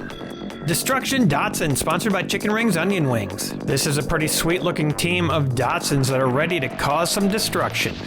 And our only returning team with 5 new Lambos, Lambo number 5. It's gonna be kind of painful to crash these, but it must be done. Vintage Vitriol is a team of classic race cars. It's gonna be fun to watch these ones joust. Speaking of jousting, let's head out to the junkyard and do just that. Evil Weevil is in place, sponsored by Track Buffer LLC. And we'll kick off round 1 with Diora 2 Custom for Diora Bora. The randomized running order is up. If a car is sideways or upside down at the end of the round, it's out. 3 teams will move on, 2 will not. Super Modified up first for Cerulean Slashers, sponsored by Mark the Music Lover. The Slashers have a lot of undercutting power. No undercut here, but this team definitely looks like they're ready to slash. The Jay Leno tank car for Vintage Vitriol, sponsored by Chorgoth the Infinite Horror. The tank car forces Super Modified to do some undercutting underneath that Diora, and there's a little pileup going on. The Fair Lady 2000, sponsored by Chicken Rings Onion Rings, got a chance to do some damage here. And Fair Lady does just that. 2 eliminations, the first eliminations of this round. Diora flips straight over upside down. Super Modified goes sideways. Could still have a chance of recovery there, but it's unlikely. First up for Lambo number 5, Sion FKP, sponsored by Sid from Cybertron. The Sion collides and goes sideways. Too much force and it can't handle it. Wow, that is not how you want to start out. And I guess I was wrong about Super Modified. Super Modified popping down and making a recovery. Here comes another Diora, sponsored by Stump's Tree Farm. The Diora slides into the Cian, and the Cian does not come anywhere close to making a recovery. Madfast for the Slashers, sponsored by Emo Dingo. Madfast gets a nice hit and finishes off Diora, can't get under the Datsun. Sometimes in these matches I have an idea who I think might win, but in this match I just have no idea. These teams, as far as I can tell, are all pretty equal. Aero Sculpt is up for Vitriol, sponsored by Beaks Busted Barn Finds. Aerosculpt gets a nice undercut underneath the undercutter. Madfast goes upside down, still on the track, even gets under the Datsun somehow with that low back end. Datsun, however, slides off to relative safety. Aerosculpt curbside, but what a devastating hit. 71 Datsun 510, sponsored by Chicken Rings Onion Wings. The Datsun slides neatly into place, not too fast of a hit, doesn't do any damage. The Huracan LP610-4, sponsored by Farty Marty. The Huracan knocks that Datsun loose, gets it off the track completely, and breaks part of it off. The air splitter on the front of that Datsun just peels right off, shears it from the car, and we've got some damage in this match now. Diora 2 Custom is up, sponsored by Dr. Gonzo. And a massive hit by the Diora. 2 paint chips flying everywhere. Everything flying everywhere. Somehow, no eliminations on that hit, but a lot of cars getting tossed around. Hot Wheels 500, sponsored by Regal Radio. The Hot Wheels 500 so low to the ground, it does manage to get underneath that Diora, but the Diora is so heavy and stable, it does not flip over yet. Jaguar D-Type, sponsored by Jedi. A solid impact in the Hot Wheels 500 gets underneath the Hurricane. Hurricane gets tossed off the track upside down, eliminated. The splitter for the Datsun gets hurled off the track. Diora is safe, but the Huracan is out. 75 Datsun Sunny Truck, sponsored by Chome. The Datsun pops that Jaguar up and over, and there's no space for the Jaguar to make a recovery. Gets bobbled around and flips over sideways, and that's probably going to be an elimination. The Essenza SCV12, sponsored by Hendrika's Heavy Hauling. A nice looking car, and wow, does it have some undercutting power there. Gets under the Datsun Sunny Truck and the Hot Wheels 500, but does not cause them to get eliminated. They certainly aren't in good positions though. And now the Diora 3, sponsored by the Miskatonic Automotive Club. The Diora 3 plows into the pile of cars. The Sunny Truck gets tipped over upside down. Hot Wheels 500 manages to stay alive for the moment, and the Diora is sideways. And now it's time for the Ooze Coupe for the Slashers, sponsored by Amethyst Auto Club. Ooze Coupe locks it into place and does a nasty elimination of Diora 3. That was a heavy hit. I think the Ooze Coupe has gained some weight or something. And look at that, the Jaguar D-Type made a recovery. Looks like the ramp on the Ooze Coupe is set up. First car to take the plunge, the Catapult with Baby Cookie. That's appropriate, sponsored by Bentley's Brakes and Bumpers. Look at me! Catapult goes flying off the Ooze Coupe into the crates. Cookie gets tossed out and gets bobbled all over the place, bounces, and eventually takes cover almost underneath the track. And the Catapult, after all that spinning, stays alive and makes a nice landing. 71 Datsun 510, sponsored by PriceX Private Parts. Ooh, and this Datsun loses its splitter as well on the back of Ooze Coupe. That did, however, slow it down enough so it didn't go off the jump and eliminate itself. So far, Destruction Datsun doing more damage to their own cars than anything else. The Aventador Coupe, sponsored by Sicken. The Aventador takes the jump with style and grace, a little upward bump, and lands it perfectly. And the back of Ooze Coupe slides over the top of that splitter, raising the car up a little bit. I don't know if that'll come into play or not. Here comes the original Diora, sponsored by Brendan Walsh. The Diora does take the jump and goes all the way to the crates, bounces backwards upside down, no chance of a recovery there, nowhere to land really, and the Datsun Detritus is moved out of the way. Next up for the Slashers, Hyperfin, sponsored by Pazuzu Damon. Hyperfin does not go off the jump. It's got a low enough front that it almost stops itself, but it's poised right now, and I have a feeling it's going off that jump whether it likes it or not when it takes this hit from Turbulence. Sponsored by Sloss Automotive Sachet and Buffet. Turbulence knocks the Hyperfin for a loop, but the Hyperfin makes a nice twisting recovery and lands it. And Turbulence slides off to the right just a little bit. Might be a safe spot to be in, we'll see. Next up, it's the 71 Fairlady Z for Destruction Datsun, sponsored by Judy Collins. The Fairlady, wow, I didn't expect that. It's got a low front end and stops itself from going off the back of Ooze Coupe. Nice prevent there. Datsun's got to be happy about that. The 62 Countach LP500, sponsored by Jason's Bits Boys. The Countach, the most expensive car on that team, boots the Datsun up and over the jump and then climbs on top of Ooze Coupe itself and cuts its resale value in half. That is the final car of round 1. Out of the 25 cars in the competition, we lost 8 in this round. Half of those cars from the Diora team. Wow, they did not do well in this round. Let's take a look at the aftermath.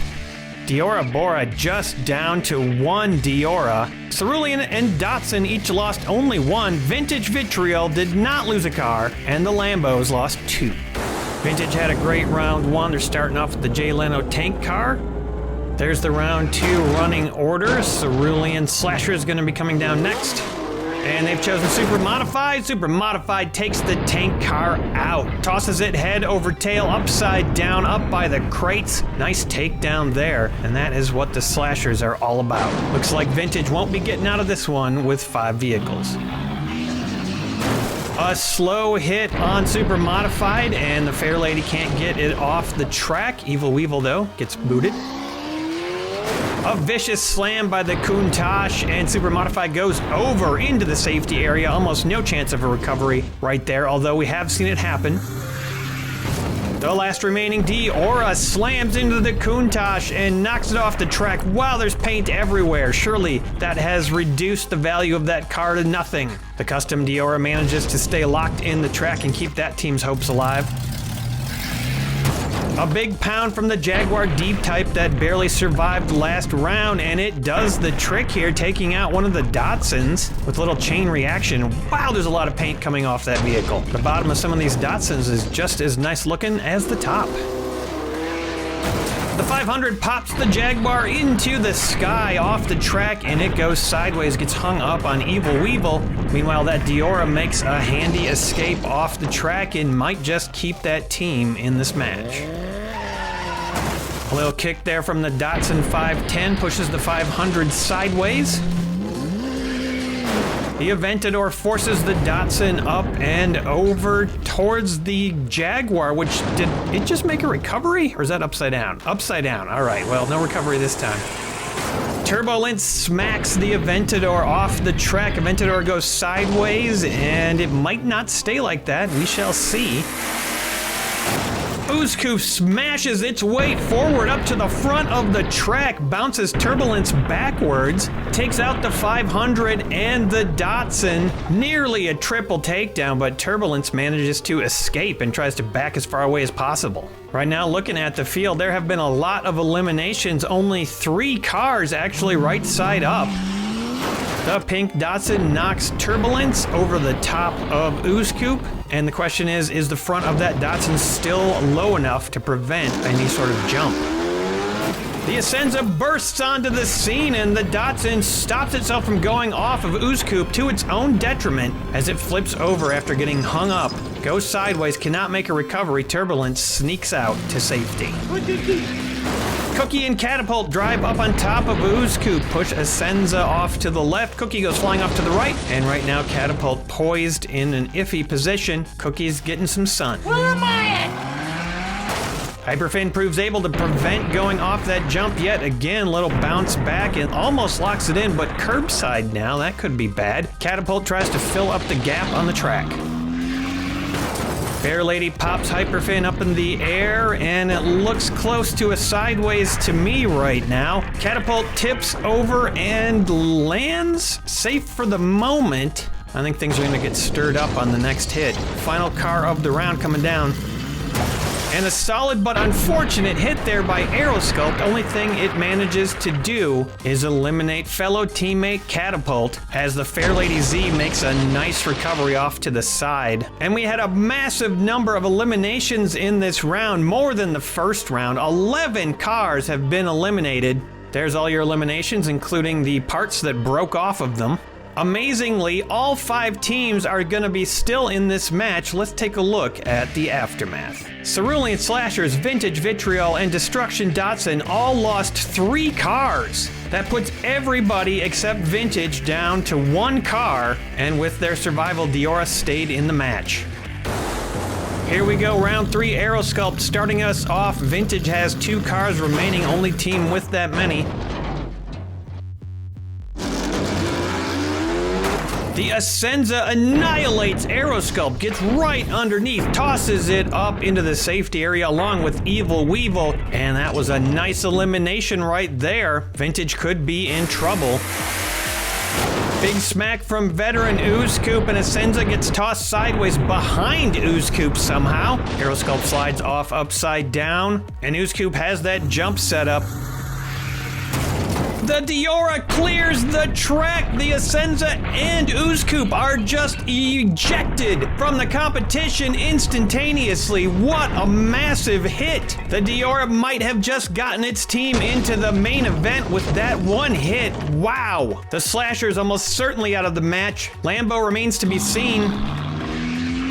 The Fairlady Z bounds into the back of the Diora, and wow, what a heavy hit. If I'm not mistaken, did that car just start to come apart? Oh boy, something weird going on there. Destruction Datsuns, I think they're earning their name right now. Here comes the final car of the round, Turbulence, and it slams into the Datsun. The Datsun breaks in half, but stays on the track right side up, and is gonna keep the Datsuns in this competition, even in that condition. Wow, Datsuns destroyed themselves, and yet they are gonna move on to the main event. What a match! Some serious devastation in this particular competition. There are the 3 cars that were eliminated. Cerulean and Lambo going bye-bye. And here's a look at the point totals in case you were curious. Doesn't apply to anything here because 3 teams were still alive at the end. Your winners in this match, and moving on to the main event, Vintage Vitriol, Diora Bora, and Destruction Datsun. Now their teams will have some time to do any repairs that they need. We'll see them in a while in the main event. Thank you for watching the Junkyard Joust. The Apocalypse Joust will be starting very soon. Keep your eyes open for that, plus a couple special events coming down the pipes. Thank you for watching, commenting, and liking, and subscribe if you're new to the channel for more videos. See you next time, everybody. 2 brand new teams and 3 returning teams are gonna fight for the right to go to the main event. Welcome to the Junkyard Joust, everybody. I'm Aaron Yonda. We haven't seen them since Season 2. The Speed Reapers are back along with Alabaster Aces and They See Me Rollin'. 2 brand new teams, Illuvium and Mint Conditions. Let's have a closer look. Alabaster Aces just barely missed out on skipping the qualifiers. They made it to 4th in the finals. They've got 2 returning cars and 3 brand new ones, including Forklift. Here's an interesting new team, Illuvium. 5 unusual cars that all kind of look similar. Should be interesting to see how they do.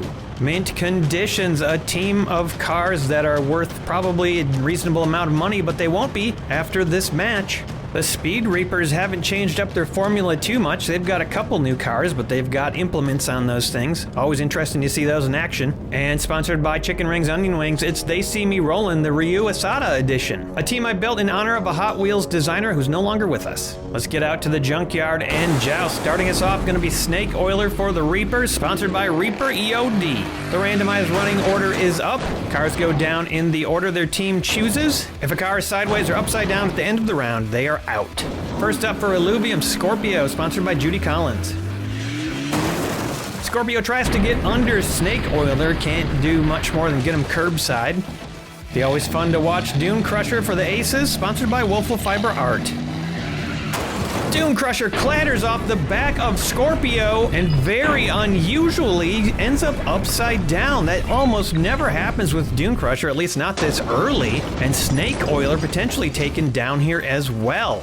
Wow, big drama already in this match. First up for Mint Condition, 64 Chevrolet Impala SS, sponsored by Sloth's Automotive Sachet and Buffet.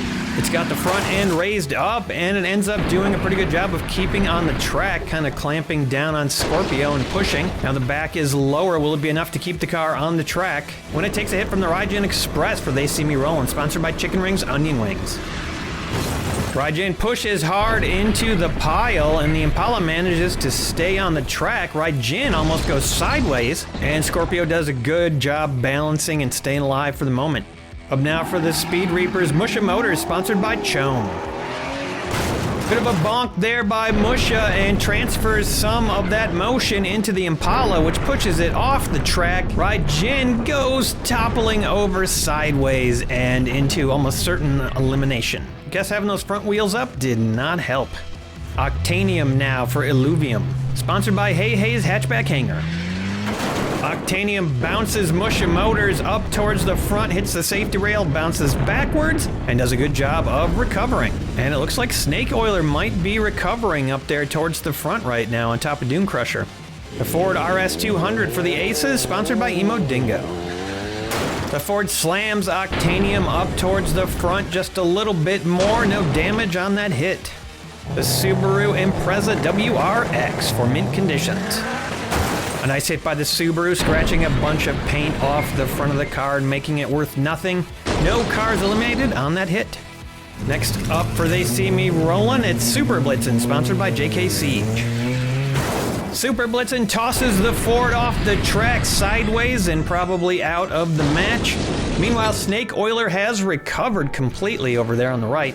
Subaru is curbside.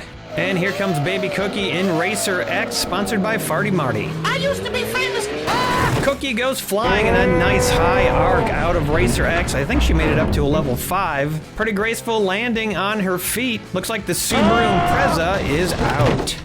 Next up for Illuvium, the O2 Autonomy Concept, sponsored by Amethyst Auto Club.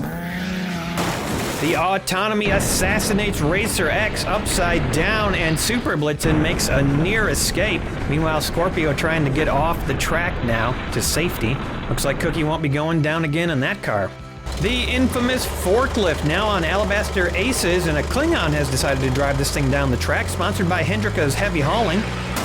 Wow, no hijinks there from Forklift, just a straight up vicious hit. Might have something to do with the fact that Klingon is driving it. That was a double elimination, the Autonomy and Super Blitzin' both upside down after that hit. I think we're seeing a different side of Forklift this time around. The 62 Ford F100, 76 grams, sponsored by Chorgoth, the Infinite Horror. The F100 rear ends Forklift, but Forklift is not interested in getting off the track, stays steady. Illuvium gets tossed all over the place, but ends up upside down. Solid hit by that F100, nice looking truck. Here comes Blitz Speeder, sponsored by Chicken Rings Onion Wings for They See Me Rollin'. Blitz Speeder hits a solid wall in the back of that Ford, nowhere to go. Forklift stays locked in. And now here comes the CRX for Speed Reaper, sponsored by Regal Radio. The CRX tries to claw Blitz Speeder into oblivion, but Blitz Speeder, a lot of acrobatics and a nice recovery, landing upright. CRX tries to get off the track, just about does it, putting those implements to good use. Phantom Racer for Illuvium, sponsored by Sid from Cybertron. Phantom Racer hits a solid wall yet again, a little bounce back there, and now the cars are moving down the track a bit. 51 gram Corvette C8R, sponsored by Jedi, should be a good hit. Corvette slams into Phantom Racer. Phantom Racer gets bounced off the back of the F100, makes a pretty good landing, could be safe, probably a recovery. Here comes the Muttmobile for mint conditions, sponsored by Sicken. Big collision from the Muttmobile, but there's nowhere to go, not much action, and the line is solid. They See Me Rollin', sending down Skydome, sponsored by the Miskatonic Automotive Club. Skydome tries to take out Muttmobile, but Muttmobile, surprisingly athletic, lands it, and something got chipped off the back of the F100. A big chunk of white paint goes flying off the Ford. Tough to see damage to such a beautiful vehicle, but what are you gonna do? Up next for the Reapers, Teiho Togokan, sponsored by Mark the Music Lover. Ooh, a nasty takedown there of Skydome with that implement getting right underneath. A good undercut. And the Corvette is also in trouble for Alabaster. That could be an elimination there. Iridium for Illuvium, sponsored by Stumps Tree Farm. Solid hit, but nowhere to go. Iridium lines it up. Shadow Jet 2, sponsored by Bentley's Brakes and Bumpers. We know what this thing can do. And it does it again. Iridium gets tossed up on top of Teiho and thrown off the track. Paint flying everywhere. I can't tell if that was off Shadow Jet or maybe something picked up on the track. The Alfa Romeo Giulia, sponsored by Jason's Bits Boys. The Alfa Romeo gets some good action. A heavy hit, bounces backwards facing the other direction. No eliminations, but a lot of movement. And actually, maybe there was an elimination. The Corvette is definitively out now. Speedbox returning for They See Me Rollin', sponsored by the Miskatonic Automotive Club. Speedbox slams into the Alfa Romeo, no eliminations on that hit. The implement keeps the Teiho locked upright. Speedbox, the final car of the round. We've got 11 eliminations on the field. That means just 14 cars have survived. Here are your eliminations. 2 teams losing 3 apiece. Let's take a look at the aftermath. Tough round for returning teams. Alabaster and They See Me Rollin', loss of 3 cars apiece. Mint Conditions and Illuvium each lost 2, and Speed Reaper's looking good right now with only 1 loss. Snake Oiler had a close call last round, back to try it again in round 2. Ooh, the impact with Evil Weevil knocks Snake Oiler almost off the track, but not all the way. That's a vulnerable position. And Scorpio takes full advantage of it, knocking Snake Oiler straight upside down. Almost no chance of recovery from that. Wow, that was a devastating blow to the Speed Reapers. Heavy hit from the Ford F100, but Scorpio manages to stay tight to the track. And now we can see the damage done to the paint job of the Ford last round from his own teammate. Couple of chunks of paint taken out by the Muttmobile. Shadowjet goes for the Ford, but the Ford too heavy, withstands the impact, and Shadowjet cannot get underneath. Nice defense there. Blitzspeeder bounds off the back of Shadowjet. The back of that car always a threat for anybody running into it, and Blitzspeeder pays the price, flipping over upside down, manages to get Shadowjet underneath the Ford now, and the Ford is about to topple. Tejo with that implement manages to get underneath Shadowjet, avoids going off the back of it. That was a nice hit, although the Ford managed to escape, and with that big claw under Shadowjet, Shadowjet could be in trouble. Scorpio also in trouble here.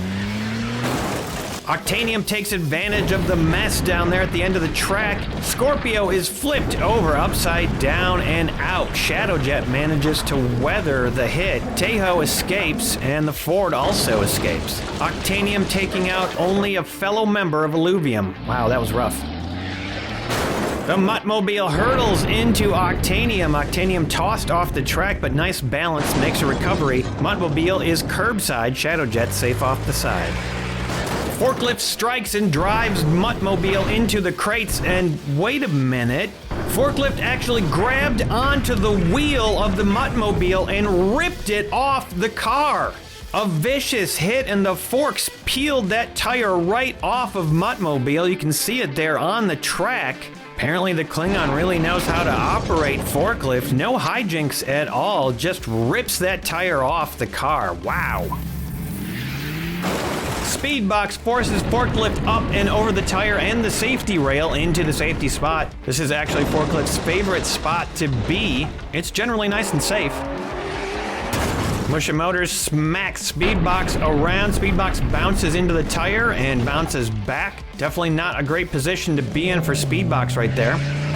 Phantom Racer takes a shot at Musha. Musha goes up, but does not flip over and keeps it going, keeps it steady. Speedbox manages to hop off the track to safety. Ooh, a devastating hit by the Alfa Romeo right there. And Phantom Racer bobbles around and goes upside down. Musha escapes, and Phantom Racer in trouble. The CRX with those claws finishes the job. Phantom Racer bounced off the track upside down. The Alfa Romeo goes curbside but stays on the track. And that is going to do it for round 2. We had 4 eliminations in this round. That's going to take us down to 10 cars. Here are the cars that are out. 4 eliminations and 1 tire, I guess I should say. Taking a look at the aftermath, Illuvium and They See Me Rolling, both in trouble here with just 1 car remaining. Speed Reapers down 1-3. Mint Conditions did not lose a car, and Alabaster Aces steady at 2. And on we march to round 3. Speed Reapers starting us off again with Musha Motors. Musha managing to avoid what happened to Snake Oiler. Mint Condition sends down the heavy Ford, and Musha Motors tossed overboard and sideways. A nice hit, potentially an elimination there for Speed Reapers. Shadowjet tries again with the back of that Ford, but has no luck. Probably just causes some more damage, but doesn't matter at this point. Speedbox just showing off for us right now. Look at that flip. You'd almost think this was a gymnastics meet and not a competition where cars crash into each other. Amazing agility from Speedbox. The last hope for Illuvium. Octanium smashes into Speedbox and goes sideways. That is not a good position to be in. And somehow Shadowjet is up on the back of the Ford. A much different result than the previous round, and Shadowjet could be in trouble. And with a nasty hit from the claws, Octanium gets tossed off the track upside down, and possibly Illuvium is out of this match. Shadowjet tries to reach for the safety area, can't quite make it, but stays upright. Meanwhile, the CRX is way back at the bottom of the hill. And here comes Muttmobile, one wheel down, but certainly not out, can still go down the track. Muttmobile plows into CRX down at the bottom of the hill. CRX gets booted forward, goes all the way down, and knocks Speedbox up in the air. Speedbox tilts, tries to make a recovery, but can't quite finish the job. And if Speedbox can't recover, They See Me Rollin' are out of this. Forklift takes another shot at Muttmobile, knocks Muttmobile off the track almost completely. Forklift with a little tumbling there, and a nice recovery. CRX also got a nice recovery. That flip dislodged the Klingon. Also looks like Speedbox is making a recovery. Tejo slides underneath the Ford. The Ford goes off the track, almost sideways. Speedbox makes a recovery, and Muttmobile is out. And suddenly the tables have turned. They See Me Rollin' back in it. And mint conditions, got to be careful here. Final car of the round, the Alfa Romeo. The Alfa Romeo bounces improbably off the back of Tejo, comes down upside down, and somehow succeeds in eliminating the Ford at the same time. The claw clamped onto the safety bar, and that car was immovable. And in a highly unlikely turn of events, the mint conditions have been eliminated basically by themselves from this match. 5 eliminations on the round, 2 teams out, so this match is over. A wild round 3, and Illuvium and mint conditions are done. They See Me Rollin' hung on. Alabaster Aces and Speed Reapers proving themselves forces to be reckoned with. Speed Reapers getting first place with the most points. They'll get to take advantage of the new switcheroo rule. Thank you to all my patrons for being a part of making this show. And thanks everybody for watching. We'll see you next time on the Junkyard Joust. 5 teams, 25 cars, all vying for the main event. Will it be a competitive match, or will they wipe each other out in a few rounds? Only one way to find out. Hi everybody, I'm Aaron Yonda. Welcome to the Junkyard Joust. Carts and Crappers, Jetstreak, and Fast Food return to the Junkyard. The McLaren Mashers and Shorties are 2 brand new teams. Let's take a closer look. The Carts and Crappers are back. This time they've just got 1 crapper and 4 carts.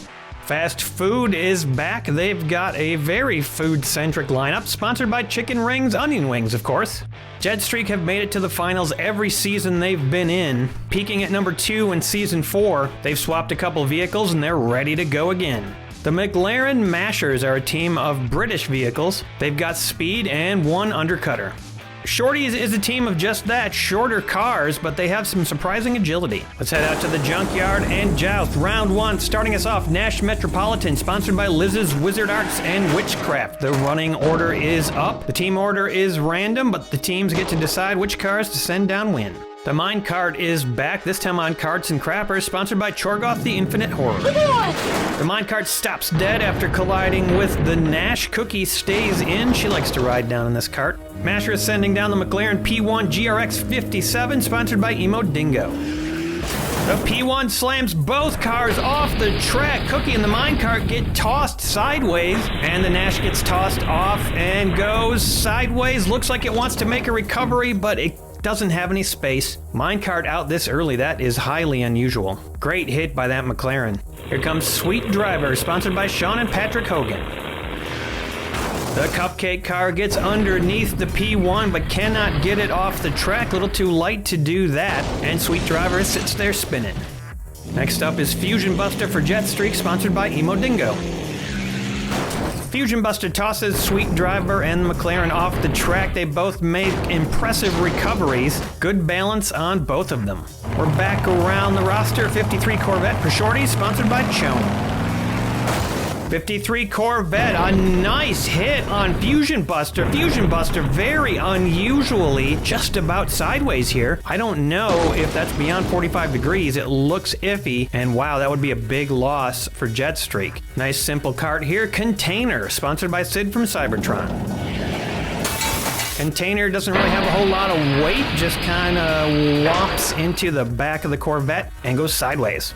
Next up for the Masher is McLaren F1 GTR, sponsored by Jason's Bits Boys. The F1 plows through both cars on the track, clears them off completely, and look at this, Fusion Buster has just tipped over into Elimination Land. The cart is safe up there in the safe spot. Corvette recovered. Fusion Buster looks done. Fast Food sending down Donut Drifter, sponsored by Sean and Patrick Hogan.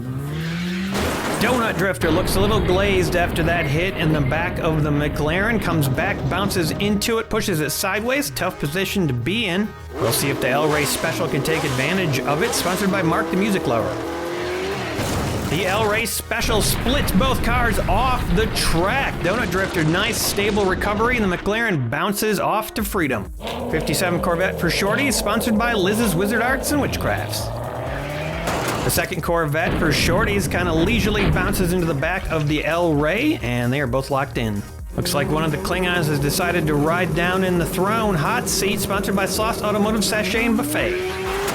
The lone crapper on Carts and Crappers does not do a great job here, spins and tips over, dumps out its Klingon, and is eliminated. The Carts are traditionally the better half of Carts and Crappers. Coming down now, the McLaren Speedtail, sponsored by Judy Collins. The McLaren Speedtail takes the El Rey into the crates. El Rey makes a nice looping recovery and lands it, and that Corvette is definitely in danger, almost off the track, but not safe. Car de Asada, sponsored by Chicken Rings, Onion Wings. The Taco Car makes a very disappointing debut, bounces off the back of the Speedtail, flips over upside down, still on the track, so a chance of recovery here. The one, the only Jet Threat 3.0, sponsored by Brendan Walsh. Jet Threat knocks the Taco off the track. It does not make a recovery. Now that Speedtail's gonna have to watch out for the undercut from behind. Hit coming down from the 55 Corvette, sponsored by Hendrika's Heavy Hauling. This Corvette slams into Jet Threat 3.0, and the Speedtail gets tossed off the track, but manages to land it for the moment. It's a golf cart for the Carts and Crappers, sponsored by Stump's Tree Farm. There's a Klingon driving this golf cart, but it is not as nasty as the forklift. It just locks it into place. McLaren MCL 35M for the Mashers, sponsored by Farty Marty. The McLaren gets under the golf cart, and look at that expert tumbling by the golf cart. A little bit reminiscent of forklift, and that thing just lands upright on top of Jet Threat. Great recovery. Buns of Steel for Fast Food, sponsored by Jedi. Buns of Steel smashes the Corvette off the track. The Corvette gets hung up on the golf cart, and it is sideways at the moment, but it is not settled in yet. The Tyrell P34 for Jetstreak, sponsored by Sicken. Tyrell is a much anticipated vehicle, does a good job getting Buns of Steel off the track, but look at that recovery by Buns of Steel. Not even phased by that hit, just bounces up nice to a recovery. And now, Jet Threat 3 is in trouble from his own teammate. This is a problem when you have a team of all undercutters. 49 Curtis Sports Car for the Shorties, sponsored by Miskatonic Automotive Club. The Curtis does the trick, and ooh, wow, this is bad for Jet Threat. Look at that, one of their best cars.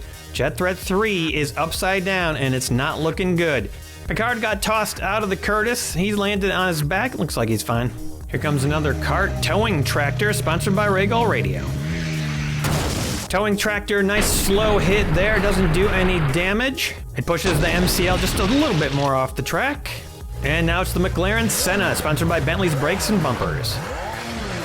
The Senna slams into the line. It's pretty solid right now. Nothing major going on. It's the golf cart trying to get off the track. Big Banana Car, sponsored by Chicken Rings, Onion Wings. Big Banana Car, not a big hit at all for a Big Banana Car, but it does manage to stay locked into the track and is set up for the hit from the last car of the round. Cloud Cutter for Jetstreak, sponsored by Judy Collins. Cloud Cutter tries to take out the Big Banana Car, and look at that, can't quite get underneath, just hits the line, and nothing going on there. A lot of action, but only 6 eliminations in this round. All of these teams doing a great job of staying alive. And I've got some bad news for Jetstreak. It looks like Jet Threat 3.0 is out. Here are the 6 eliminated cars, Jetstreak losing 2 of their heavies. I don't think we've seen that before. Taking a look at the aftermath, Carts and Crappers and Jetstreak both lost 2, Fast Food and Shorties lost 1, McLaren looking good with no eliminations. Over at the hot chicken food cart, looks like a couple of Klingons might have tried the fire sliders, and they're not looking like they feel too good right now. I don't know what kind of sauce Cookie was using on those things. I hope we don't have another Junkyard Joust situation on our hands. We're burning our way into round 2, starting off with the McLaren P1 for the Mashers. McLaren takes its place down at the bottom of the track. Pretty even matchup so far.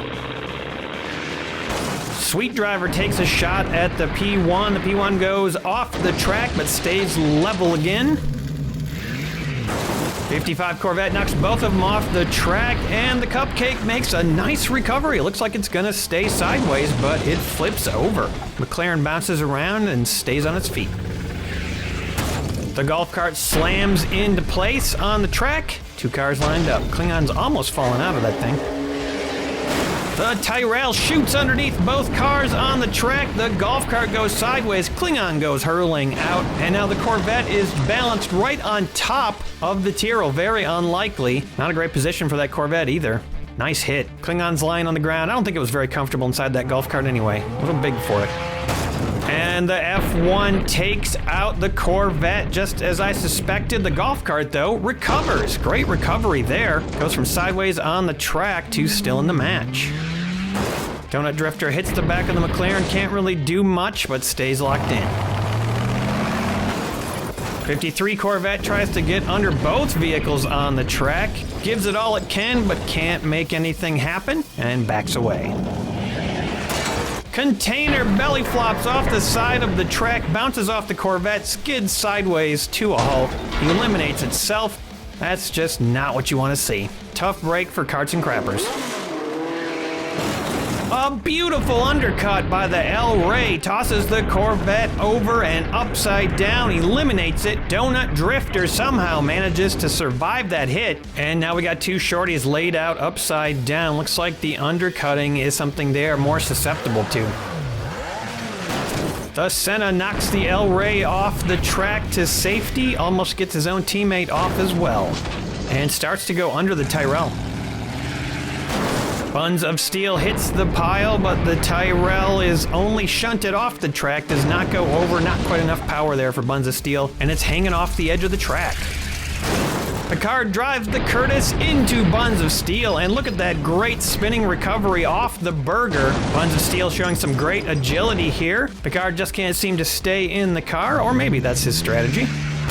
Towing tractor hits the Curtis, makes the Senna go curbside, showing a little looseness on the track now. Cloud Cutter powers into the back of the towing tractor, can't get underneath, and the Senna bounces to the other side of the track. Ooh, a nice undercut there, and McLaren taking a shot at Cloud Cutter. They know that that car is dangerous, but Cloud Cutter makes an amazing recovery and keeps Jet Streak going.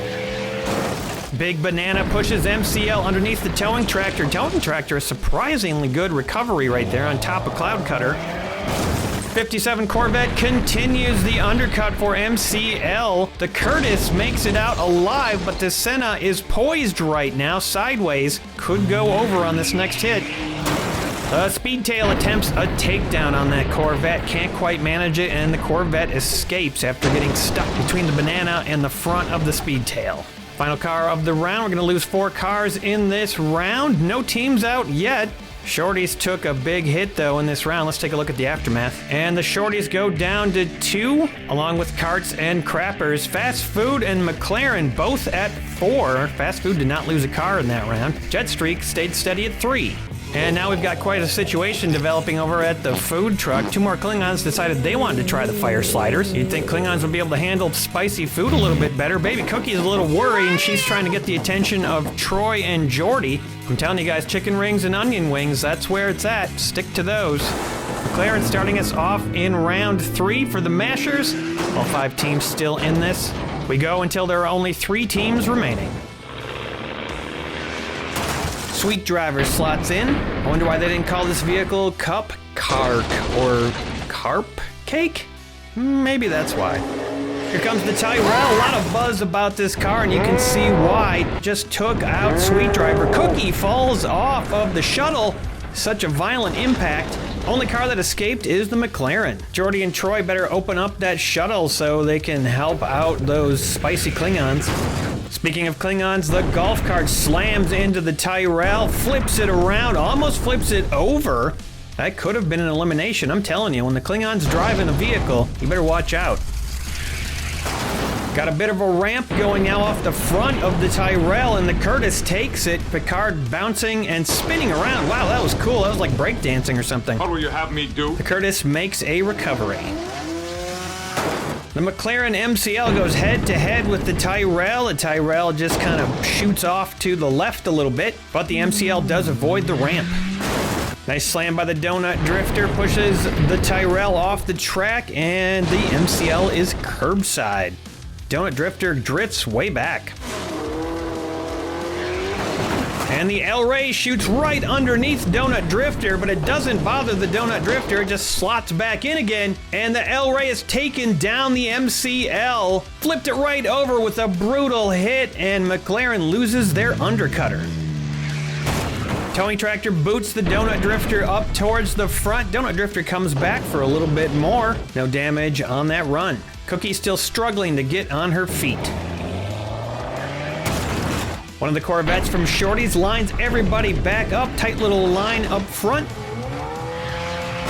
The McLaren F1 boots the Corvette up in the air. Corvette flips around, makes a nice recovery, keeps the Shorties going here with 2 cars in it. Buns of Steel slams the McLaren and flips up, rears the front of its car up in the air, and then tries to get off the track but can't quite do it, and that is a tough position to be in. Cloud Cutter takes full advantage of Buns of Steel's positioning. Buns of Steel flipping around, going over, hitting the sidewall, and it cannot make a recovery. But check this out. Sweet Driver makes a recovery off of the rebounding hit from Buns of Steel. Buns of Steel sacrificing itself for a teammate. The McLaren Speedtail forces Cloud Cutter off the track. Cloud Cutter making a nice escape right there.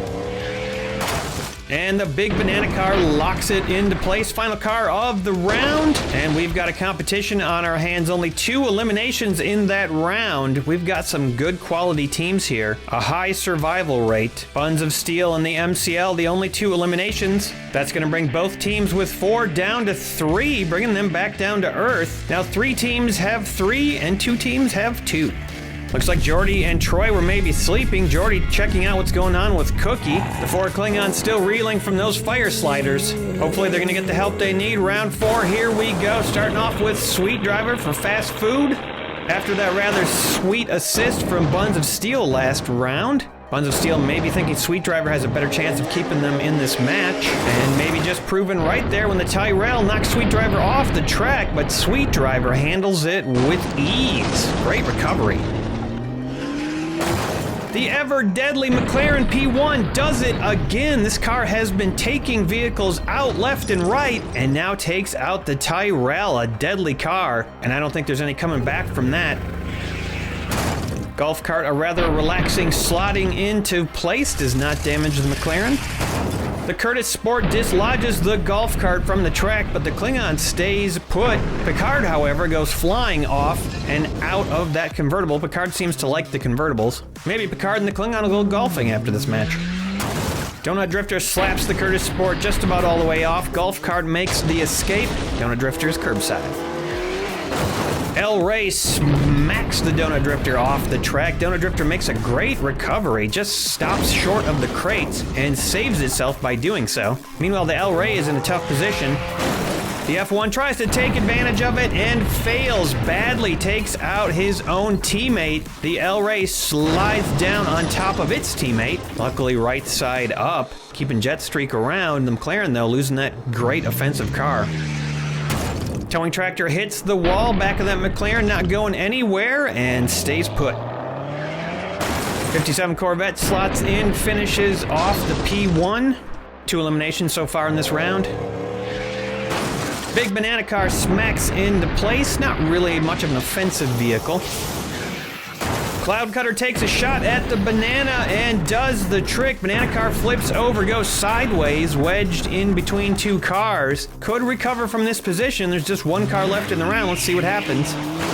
And the Speedtail may have just done enough by pushing Cloud Cutter off, tapping Big Banana Car. That is looking a lot like a recovery right there. Not what the McLaren wanted to happen, but yeah, that's definitely looking like below the 45-degree angle. Now wait a minute, the officials are saying there's got to be a measurement on one of the Jetstreak vehicles. The El Rey apparently just barely beyond 45 degrees. Oh no, Jetstreak loses 2 cars in this round, both of their new vehicles. And unbelievably, Jetstreak now just down to Cloud Cutter. Only other team to lose a car was the McLaren Mashers. Fast Food now with 3 taking the lead. The crew of the shuttle and Baby Cookie trying to herd those Klingons into the shuttle, help them out with their indigestion issues. And we're gonna head into round 5 in what's become a very interesting battle here. Jetstreak, a team that has made it to the finals just about every season they've been in.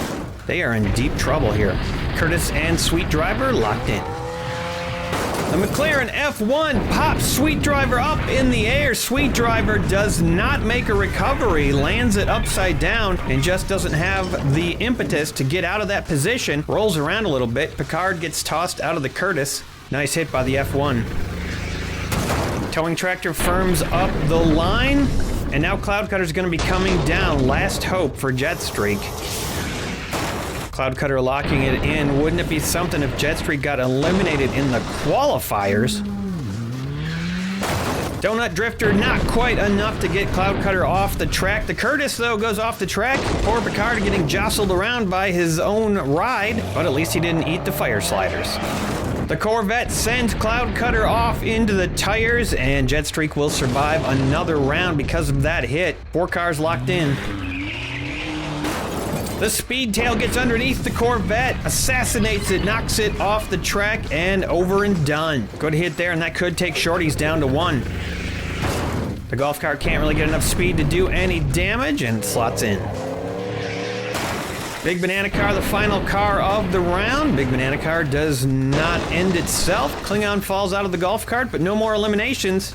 2 cars out in this round, no teams eliminated yet. This is turning into quite the battle. Fast Food and Shorty's each going down 1. Shorty's down to 1 now, along with Jetstreak. Carts and Crappers, Fast Food, McLaren Mashers all at 2. Very even match here. Looks like all the Klingons have been loaded into the shuttle. Hopefully they've got some advanced technology that can help them here. Or maybe just some milk? Round 6, here we go. This has been a fierce battle so far. Golf cart slotting into place. Donut Drifter taking its place behind the golf cart. And the 51-gram F1 does some damage, takes the golf cart off the track. Donut Drifter does a nice little bounce to a survive. Good hit there, and that's gonna take Carts and Crappers down to 1. Cloud Cutter denied, cannot get under the back of that F1.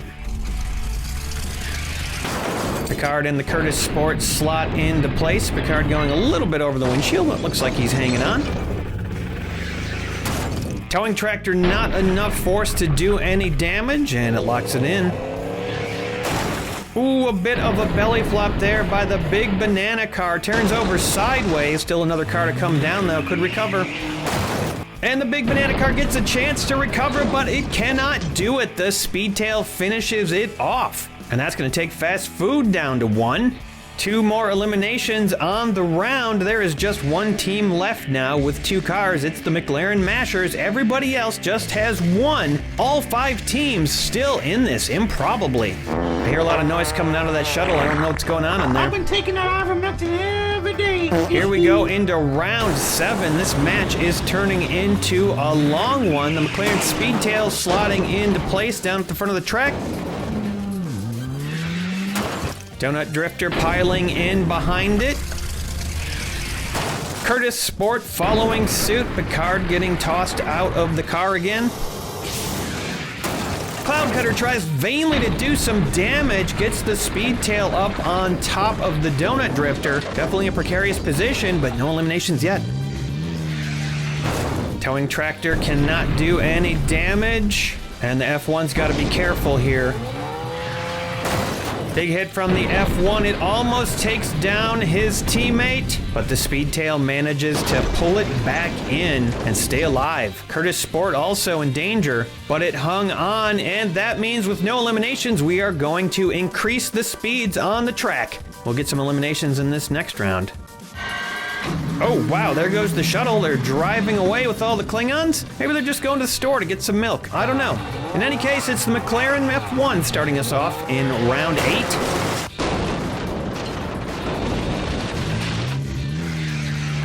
A nice hit by Towing Tractor almost dislodges the F1. The speeds are increased. The tension has increased.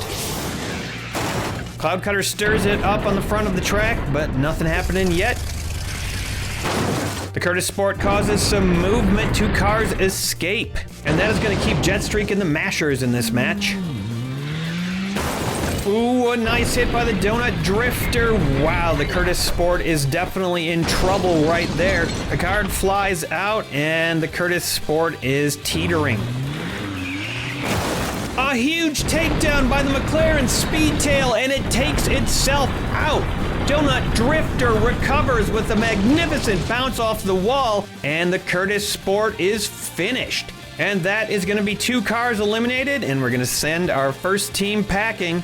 Shorties did their best, but they have been eliminated from this match. Every other team down to 1. And now Picard's ride has been eliminated. He's probably a little beat up and bruised and could use some help, but he's not going to get it. They just took off. Very well. And this qualifier soldiers on. 4 teams left. We got to get rid of one more team. Towing Tractor takes its place down at the bottom. Donut Drifter skitters along the edge a little bit and gets hung up. That is definitely not a great position. The McLaren tries to take advantage of it, but Donut Drifter pops up in the air and with an amazing feat of balance, lands it flawlessly. Wow, that was great. That's the kind of recovery that keeps your team in the match. Cloud Cutter still can't get past the McLaren, and we got 3 cars tightly locked together. But that is already the end of the round. No eliminations. We're going to increase the speeds again. It's only a qualifier, and we are in round 10. Donut Drifter starting us off this time. Randomized running order is up. Towing Tractor speeds into place. Are we going to have to go no holds barred? Ooh, the McLaren, a devastating hit, splits the track, and Donut Drifter and Towing Tractor both go upside down at the same time. Devastating hit, and here comes Cloud Cutter. Cloud Cutter just has to stay alive to keep Jetstreak in this. And that will do the trick. Jetstreak and McLaren for sure going on. We had 2 eliminations, and that's 2 teams. We're gonna have to go to the points to see who's gonna make it to the main event. Taking a look at the points, Fast Food is gonna squeak by into the main event. They had more cars alive longer in the match than Carts and Crappers.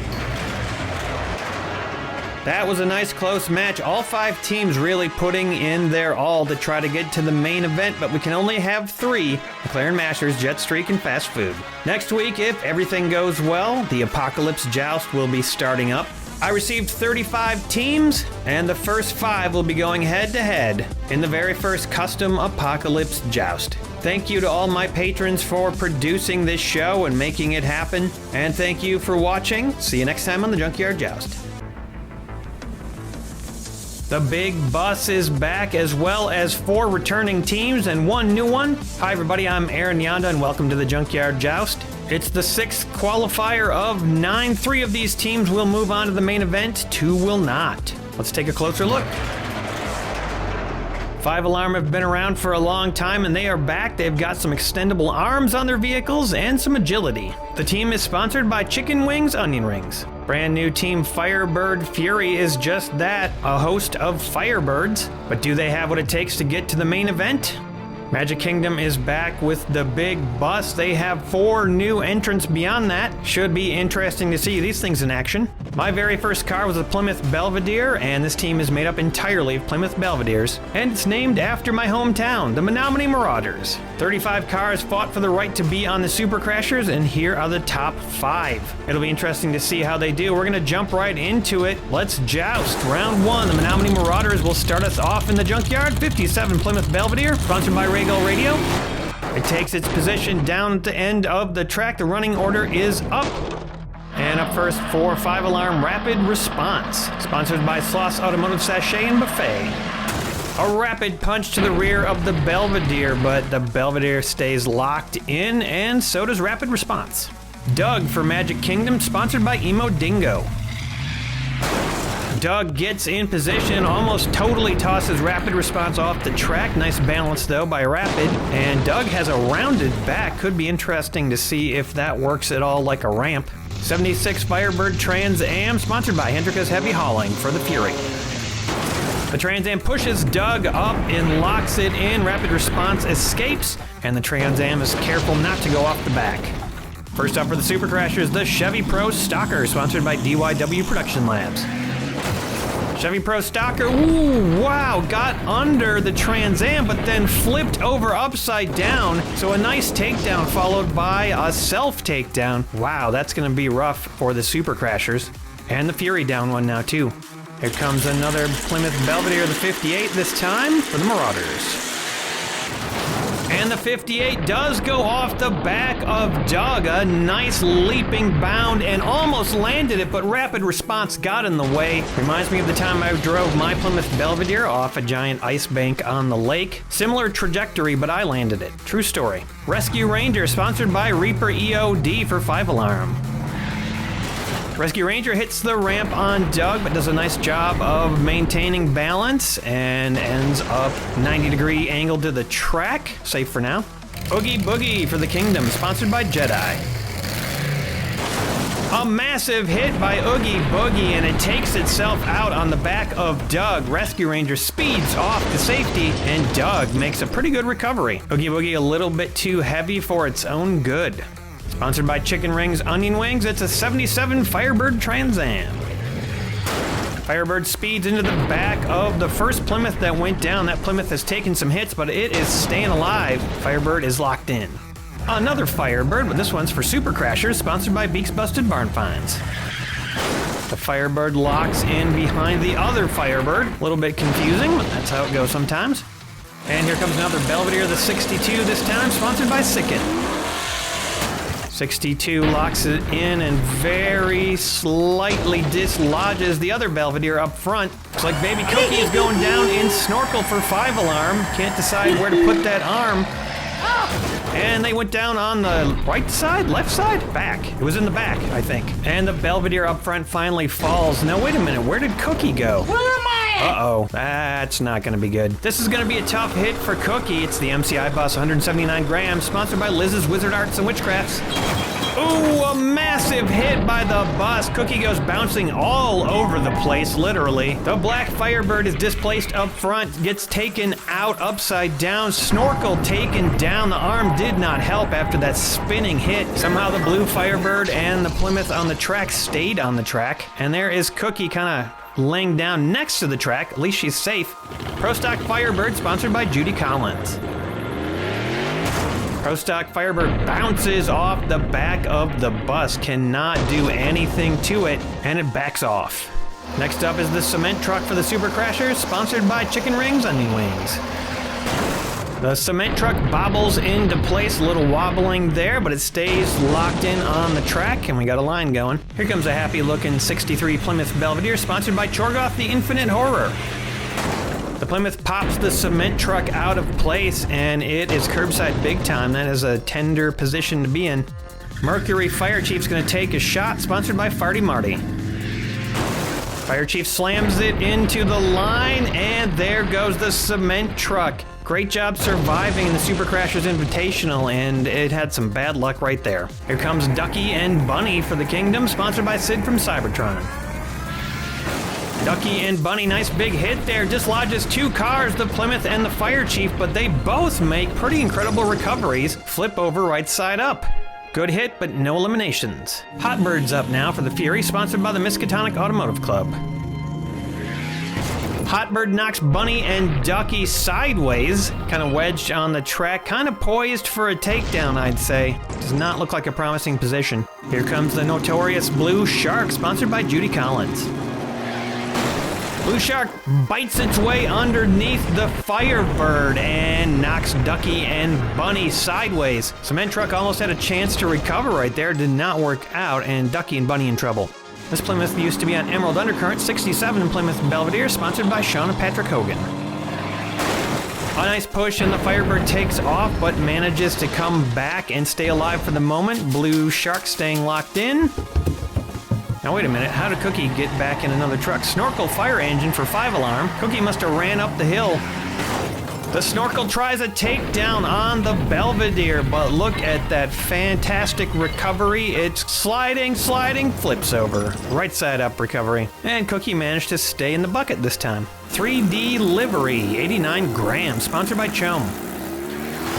3D Livery, a classic belly flop, slides down the track, flips over sideways before he even got there, and just is done. I don't know what Magic Kingdom was thinking when they put that on the team.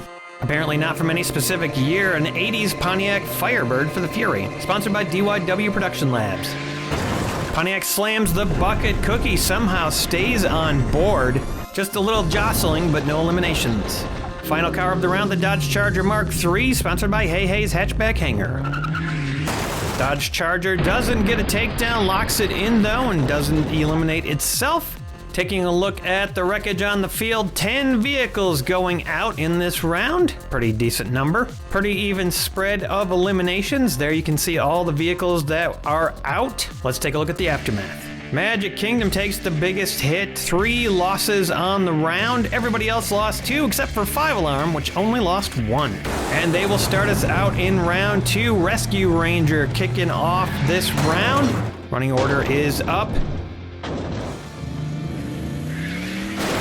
Hotbird gets under Rescue Ranger, spins it around. Rescue Ranger maintaining balance for the moment. A little precarious though. Firebird for the Super Crasher takes Rescue Ranger down. Going sideways. Actually looks like a tough vehicle to eliminate, but that was just the right amount of oomph. 63 Plymouth Belvedere gets underneath the blue Firebird, but doesn't get it off the track yet. Ooh, Magic Kingdom decides to send down the bus early, and it does some damage. Only car that survived that hit was the Plymouth Belvedere. 2 Firebirds eliminated for 2 different teams. Wow. Magic Kingdom trying to equalize the number of survivors on each team right here. Snorkel fire engine smashes into the back of the bus, pushes it up on the safety rail, and the bus maintains its balance barely. It wobbles. Pro Stock Firebird smacks Cookie out of the basket. She spins off to safety over by the fence, and that Snorkel looks like it is in trouble right there. The always dangerous Blue Shark slams underneath the Pro Stock Firebird, flips it over upside down, and the Snorkel fire engine gets tossed off sideways, eliminated. Judy Collins, sponsor of Blue Shark and the Pro Stock Firebird, got to be a little disappointed that one of her sponsored cars took out the other one. Bad luck, Judy. 62 Plymouth sends a shockwave down the line, the bus jiggling but still staying balanced. Doug knocks the Belvedere almost off the track and sets up that little ramp it's got. Rapid Response takes the ramp, leaps up in the air and lands it. Nice job there, keeping alive on top of the Plymouth. 80s Pontiac Firebird leaps off the ramp and flops over upside down after bouncing off Blue Shark. That's another loss for the Firebird Fury. They are in deep trouble right now. Ooh, wow, Doug proving to be deadly for a lot of these cars when they hit it. Can't quite get over it and then flop over upside down. That car proving to be very effective for Magic Kingdom. Dodge Charger is done. 67 Plymouth Belvedere falls prey to Doug as well, going up in the air, getting over the car, but just can't make a landing. And man, there are a lot of eliminations in this round so far. Mercury Fire Chief has a slightly better result. At least it doesn't go over completely, though that's close to sideways. We might need a measurement on that. That was the final car of the round. 8 cars eliminated in that round. There could be 9. We're going to take a measurement on Fire Chief. Fire Chief not beyond the 45-degree angle, and it will stay in. Bad news for Firebird Fury. They are done in round 2. Our first team has been eliminated. The Marauders lost 1 down to 2. 5 Alarm lost 2 down to 2. Magic Kingdom stayed steady, and Super Crashers lost 2 down to 1. If you've ever thought it'd be fun to bet on these Junkyard Joust matches, well, you can do just that. There's no real money involved. You just bet fake internet points. You can try to predict what happens in each Junkyard Joust match. And the best part is, at the end of it all, whoever has the most points, I will send a prize. Here's just a few of the things I've sent to people who have won in the past, and here are a couple of the things I'll be giving away this season. So if you want to bet and you want a chance to win, head over to oink.gg or head over to the Junkyard Joust Discord and we'll get you all set up. Here we go, round 3, starting off with the Marauders, 63 Plymouth Belvedere. All the remaining teams have 2 cars left, except for the Super Crashers, who are just down to Blue Shark. Rapid Response slams into the Plymouth and bounces pretty far down the track. Evil staying put too. Not for long though, because the MCI bus is coming down.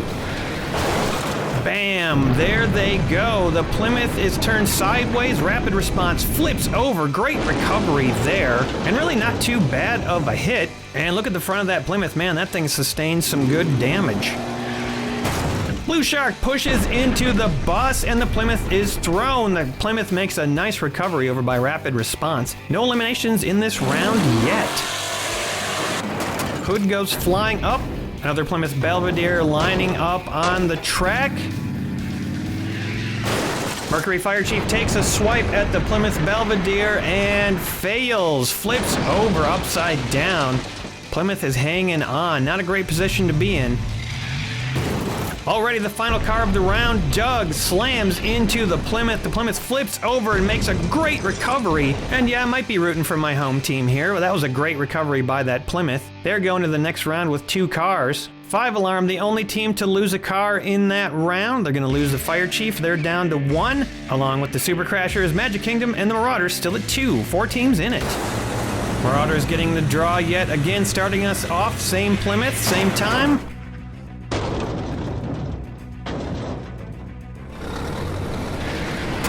And a massive hit from the bus, and this time the Plymouth cannot survive it. Wow, what a bruising hit. It tries to get over, but it can't. That was a nice takedown by the bus. Blue Shark, bam! Look at that, a bus takedown. The bus bounces into the safety rail. It was already going sideways, and that finishes the job. Blue Shark, you do not want to mess with that car. It is responsible for some serious takedowns. Rapid Response takes a shot at Blue Shark. You gotta be careful though, hitting that safety ramp, flipping over, going sideways. Big trouble here. Rapid Response needs to make a recovery or 5 Alarm are out. And the Belvedere gives the assist. Rapid Response bounces. What a recovery by that tall vehicle. And that's gonna keep 5 Alarm in the match. Doug tries again to take out the 62 Plymouth Belvedere, but look at the great recovery by that vehicle. It doesn't look like a vehicle that would be able to do that, but man, it is keeping the Marauders in this match. 2 eliminations in the round, and guess what, folks? We have all 4 teams still in this match. They are all down to 1 car each. We're heading into round 5. Any elimination at this point means that your team is probably out of the match. The pressure is on. Magic Kingdom got the roll, and Doug goes down first. That will play a huge part in this round, I suspect. Blue Shark hits the back of Doug, goes off of it like a ramp, and flips over unbelievable sideways. Now that is a tough car to actually get sideways. I don't even know how that's possible. Wow, look at that wobble, agonizing. If Blue Shark stays like that, well, you know what happens. Rapid Response does exactly the same thing. Goes off, goes sideways, lies right next to Blue Shark, almost knocks Blue Shark back over again. And that's 2 eliminations. This could easily go to points depending on what happens. The Plymouth Belvedere leaps and it knocks Blue Shark back upright again. Unbelievable. The second time that Belvedere has helped out another team, and unfortunately it goes upside down. And by the thinnest of margins, Super Crashers are going to the main event. Man, oh man, what a round. And we're gonna have to go to the points board to see if it's 5 Alarm or the Marauders who are gonna be moving on here. Magic Kingdom is moving on. Doug proving to be a pretty effective jouster. And there you have it, the Menominee Marauders squeak by with 17 points over the 5 Alarm 14-point score. It was close, but I'll take it. Congratulations to all 3 teams. I don't think the Menominee Marauders have much of a chance in the main event, but it sure was fun to watch them in action. I'll be curious to see how the bets panned out on this match. Again, if you want to bet on the matches, it's totally free, and you can actually win some pretty good prizes. To be taken seriously in the sport of Junkyard Joust, you have to make it to the main event and then to the finals if you really want to be a contender. Tonight we've got 5 teams, 2 of them new, all vying for the right to go to the main event. Let's take a closer look. Starting us off, it's 90s Nightfire, a team of 90s themed vehicles. Everything was very scribbly in the 90s, it seems like. The Bonsai Boys made a very not impressive splash back when they first appeared. They're back again to try to do better this time. We'll see. Nightmare Fuel is also back, sponsored by Chicken Rings Onion Wings. They didn't do so hot their first time around. They're looking to improve their reputation. If you're familiar with Acceleracers, you might recognize Racing Drones, a brand new team for this season. And finally, Shining Steel. They've struggled over the seasons to make anything out of their team, and they're going to give it another shot this season. Happy Easter, everybody. In honor of the holiday, we have a very special halftime show coming up. I think you can probably guess what's going to happen. The crew of the Enterprise has returned. The Klingons are all fixed up after their 2 spicy food truck experience. We've got some new food trucks for them to try out. And here we go. It's time to joust round 1, starting off with the BMW 850i for 90s Nightfire. This car is sponsored by Junkyard Joust patron Jedi, taking its place and bouncing back a little ways. Bonsai Boys choosing to send on the 57 Buick, sponsored by Dr. Gonzo. The Buick boots that BMW back up to the front of the track, and we've got a line forming. First up for the drones, RD08, sponsored by Mark the Music Lover. RD bounces back off the Buick and cannot break the line. The Chrysler 300C Hemi, sponsored by Sid from Cybertron, for the steal. The Hemi knocks the RD off the track. RD makes a nice flip over to a recovery. That car looks pretty promising. Nightmare Fuel choosing to go down with the Undercutter Hot Wheels 500, sponsored by the Miskatonic Automotive Club. The Undercutter gets some good action right there, shoots that Hemi up into the air. That thing probably made it all the way up to a 6. That's what I was thinking. And then the Hemi, which seems like it should recover in this situation, flops over sideways and cannot get back to its upright position. It's going to be out at the end of the round if it's still like that. 90s Nightfire sending down the Mustang Mach 3, sponsored by Chorgoth the Infinite Horror. Baby Cookie tumbles out of the Mustang, but the Mustang stays on the track, gives a good shot on the Buick, but the Buick rolls over. Nice job there, recovering. And Cookie looks like she's taking a little nap over on the grass. Not a dirt nap, mind you, just a grass nap. Rambler Wagon, sponsored by Chicken Rings Onion Wings, for the Bonsai Boys. The Rambler Wagon slots the cars into place on the track. We got a line formed up. Best thing about a line that's forming up, it's always gonna get busted. RD02 for the drone, sponsored by Hendrika's Heavy Hauling. RD02 bounces right off the back of the Rambler Wagon and flips over upside down. A while back, Sicken started calling that a belly flop, and that is an appropriate name for it. Not good for the RD team. An Undercutter for the Shining Steel Formula 5000, sponsored by Farty Marty. Formula does manage to get under the Rambler briefly, but can't stay there and backs up a little bit. Gonna get another chance with the next car coming down. It's the 69-gram 85 Chevy Astro van for Nightmare Fuel, sponsored by Jason's Bits Boys. And yeah, that did the trick. The Astro pushes Formula underneath 2 cars, goes all the way up to that Mach 3. Look at the Rambler sitting on top of the Chevy Astro van, and then finally it tumbles, and the Rambler could be in trouble here.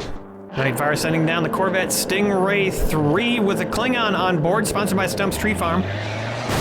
The Klingon goes hurtling out of the car, flies all the way up to the crates, knocks that Rambler upside down. Sorry, Farty Marty, the gods of randomness were not with you today. In case you don't know what I'm talking about, our sponsors are randomly decided. Fate decides which cars they get unless they're at the highest of levels on Patreon. Now we've got a Klingon taking a grass nap. Next up, we've got the 1929 Ford Crew Cab, sponsored by Chicken Rings Onion Wings. Crew Cab spanks the Corvette off the track, instant takedown, twists it out of place, and somehow gets underneath the Chevy Astrovan. Astrovan looked like a vehicle would be tough to get under, but somehow this thing has done it. Here comes RD04, sponsored by Chome. RD04 hits the line, and it looks like the cab on that 1929 Ford, it busts off or something? I don't know what's going on there, but that thing is loose. Could come off, and the Chevy Astrovan lives for the moment. Doesn't seem like the cab of that truck should be detachable. Ferrari 360 Moderna, sponsored by Emo Dingo. The Ferrari, a nice solid hit, and the cab of that truck goes flopping off and over. And if this vehicle survives the round, it's not going to get to put that cab back on again. No eliminations, though, on that hit, except for the cab. Here comes the Kit concept car, sponsored by Sloss Automotive Sachet and Buffet.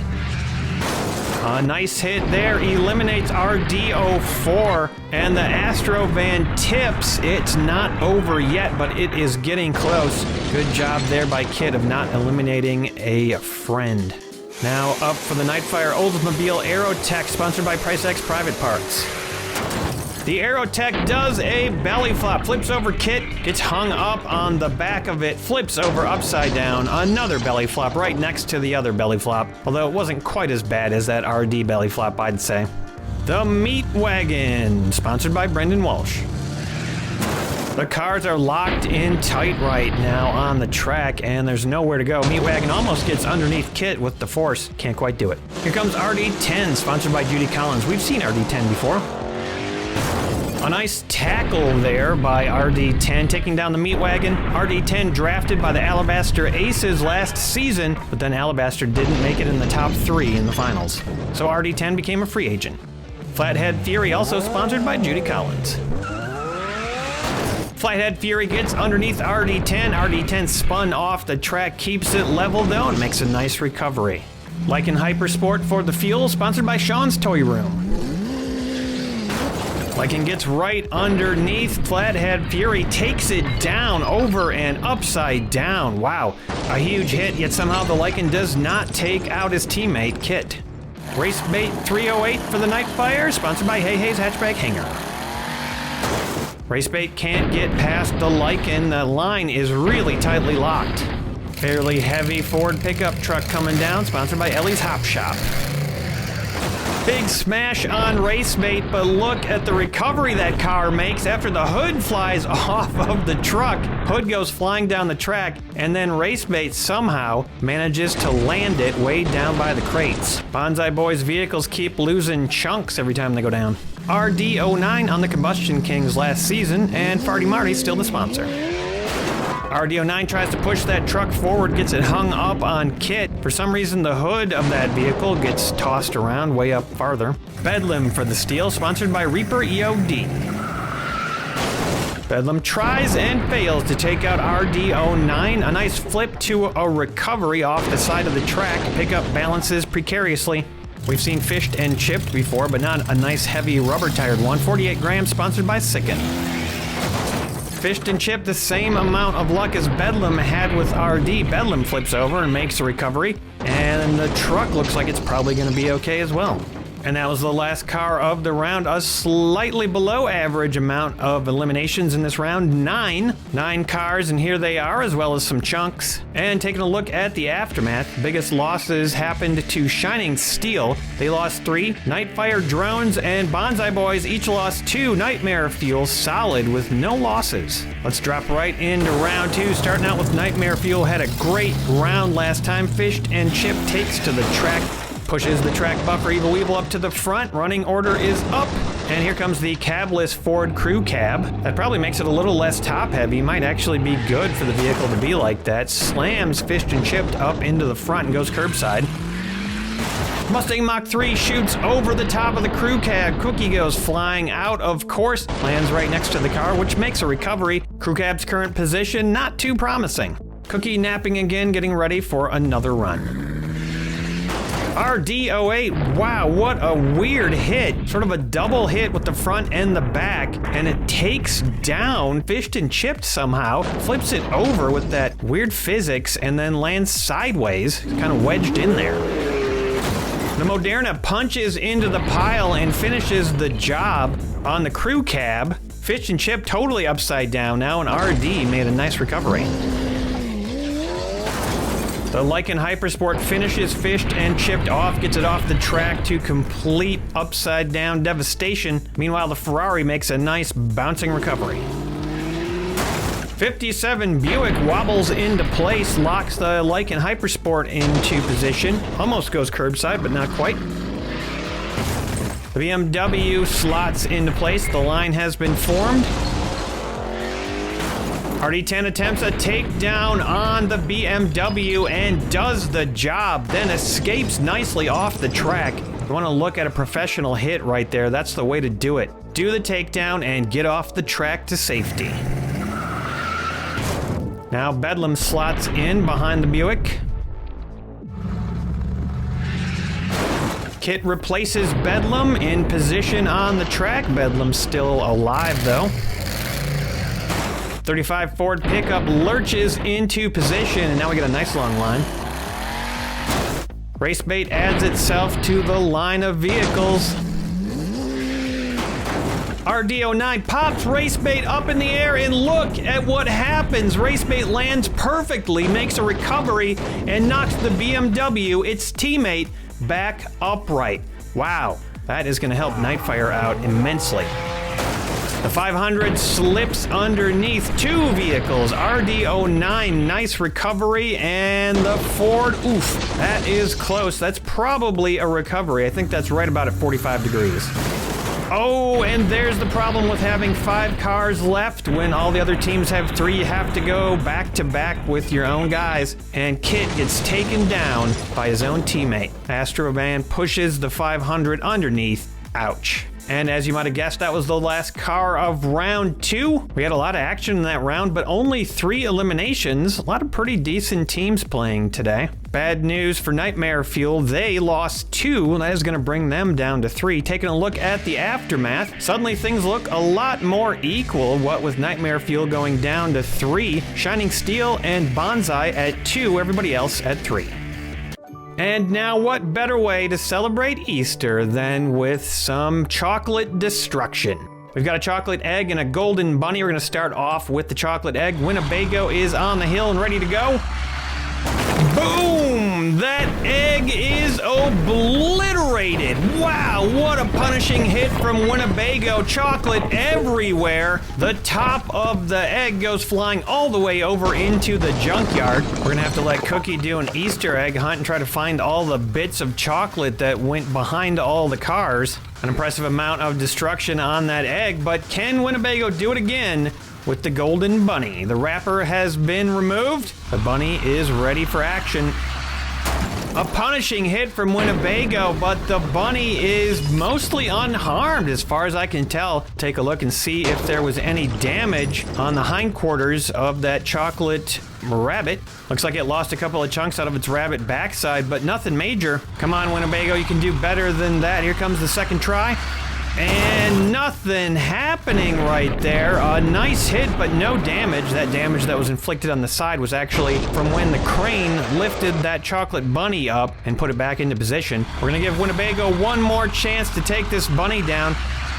And there we go, a little bit more damage on that one. In all transparency, we did remove a little bit of the bunny, weaken it up there for Winnebago. A nice clobber there. Not as good as the egg, but to be fair, that was a pretty big bunny.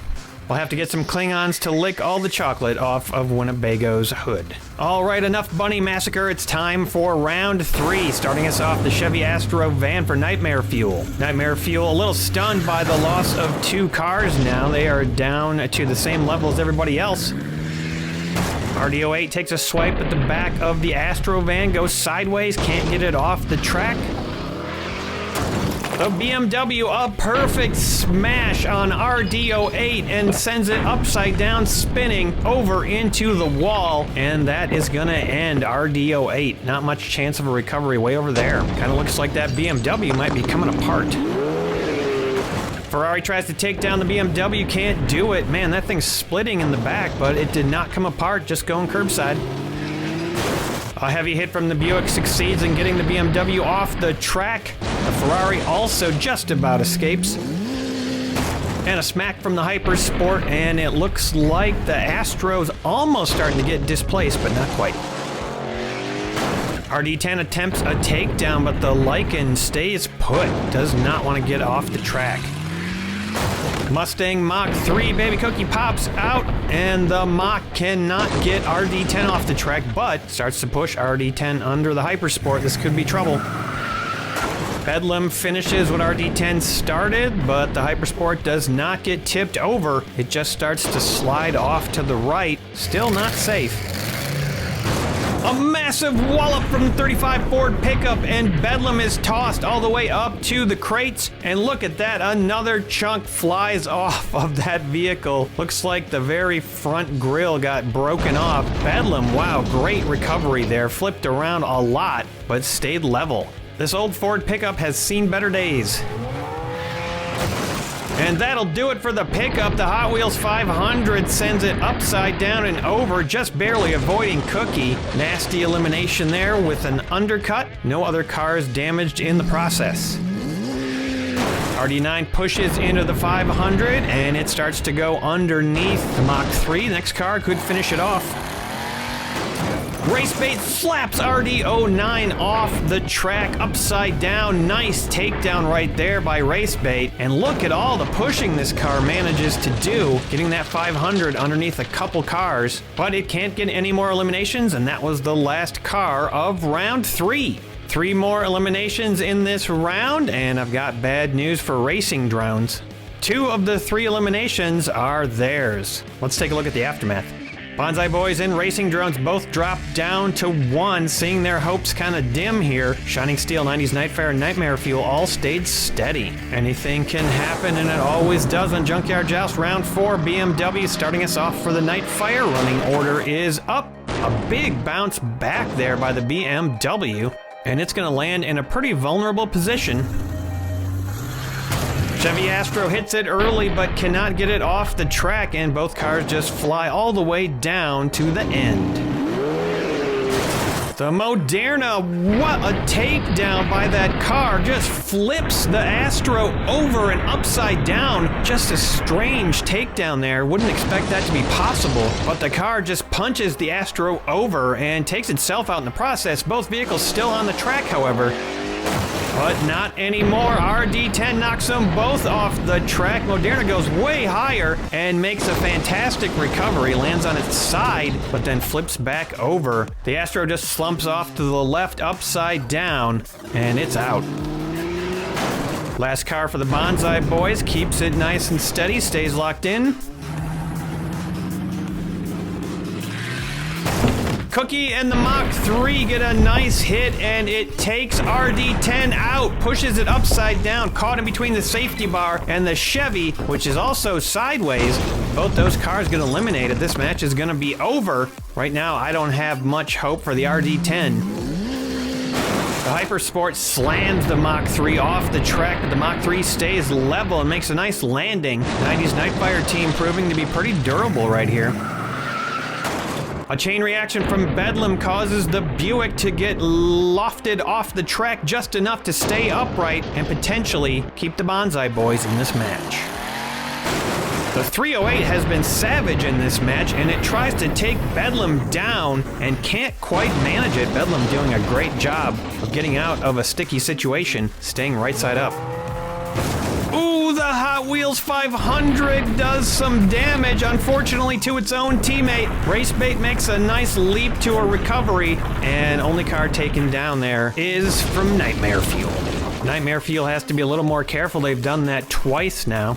The end of round 4 is going to see the exodus of the Racing Drones team. They made a valiant effort, but the competition was pretty fierce. 3 losses on the round. Aftermath shows that we are down to 4 teams. 90s Nightfire currently in the lead with 3 left. Shining Steel 2, Bonsai, and Nightmare Fuel each have 1. Nightmare Fuel having gone from 5 down to 1 pretty quickly. Here we go, round 5, Mustang Mach 3 with Baby Cookie on board, at least for a second or two, until she tumbles. Whoa, she tumbled all the way down the track, got squished between Evil Weevil and the car, and just shot off into who knows where. Oh, there she is. She came right back. Didn't get lost in the swamp this time. That's good. Last time that happened, we didn't see Cookie for quite some time until she was finally discovered in a swamp. Hot Wheels 500 tries to pop the Ferrari off the track and upside down, but can't make it happen. The Ferrari makes a nice landing, keeping Shining Steel's hopes alive. Guaranteed for another round. The Buick wipes both cars off the face of the track and flips the Mach 3 over and out. 500 makes a pretty nice stable recovery and keeps Nightmare Fuel in this match. Looks like Cookie's trying to figure out how to get over that wall and back in the junkyard. BMW takes a crack at the Buick and can't get it off the track. It goes curbside.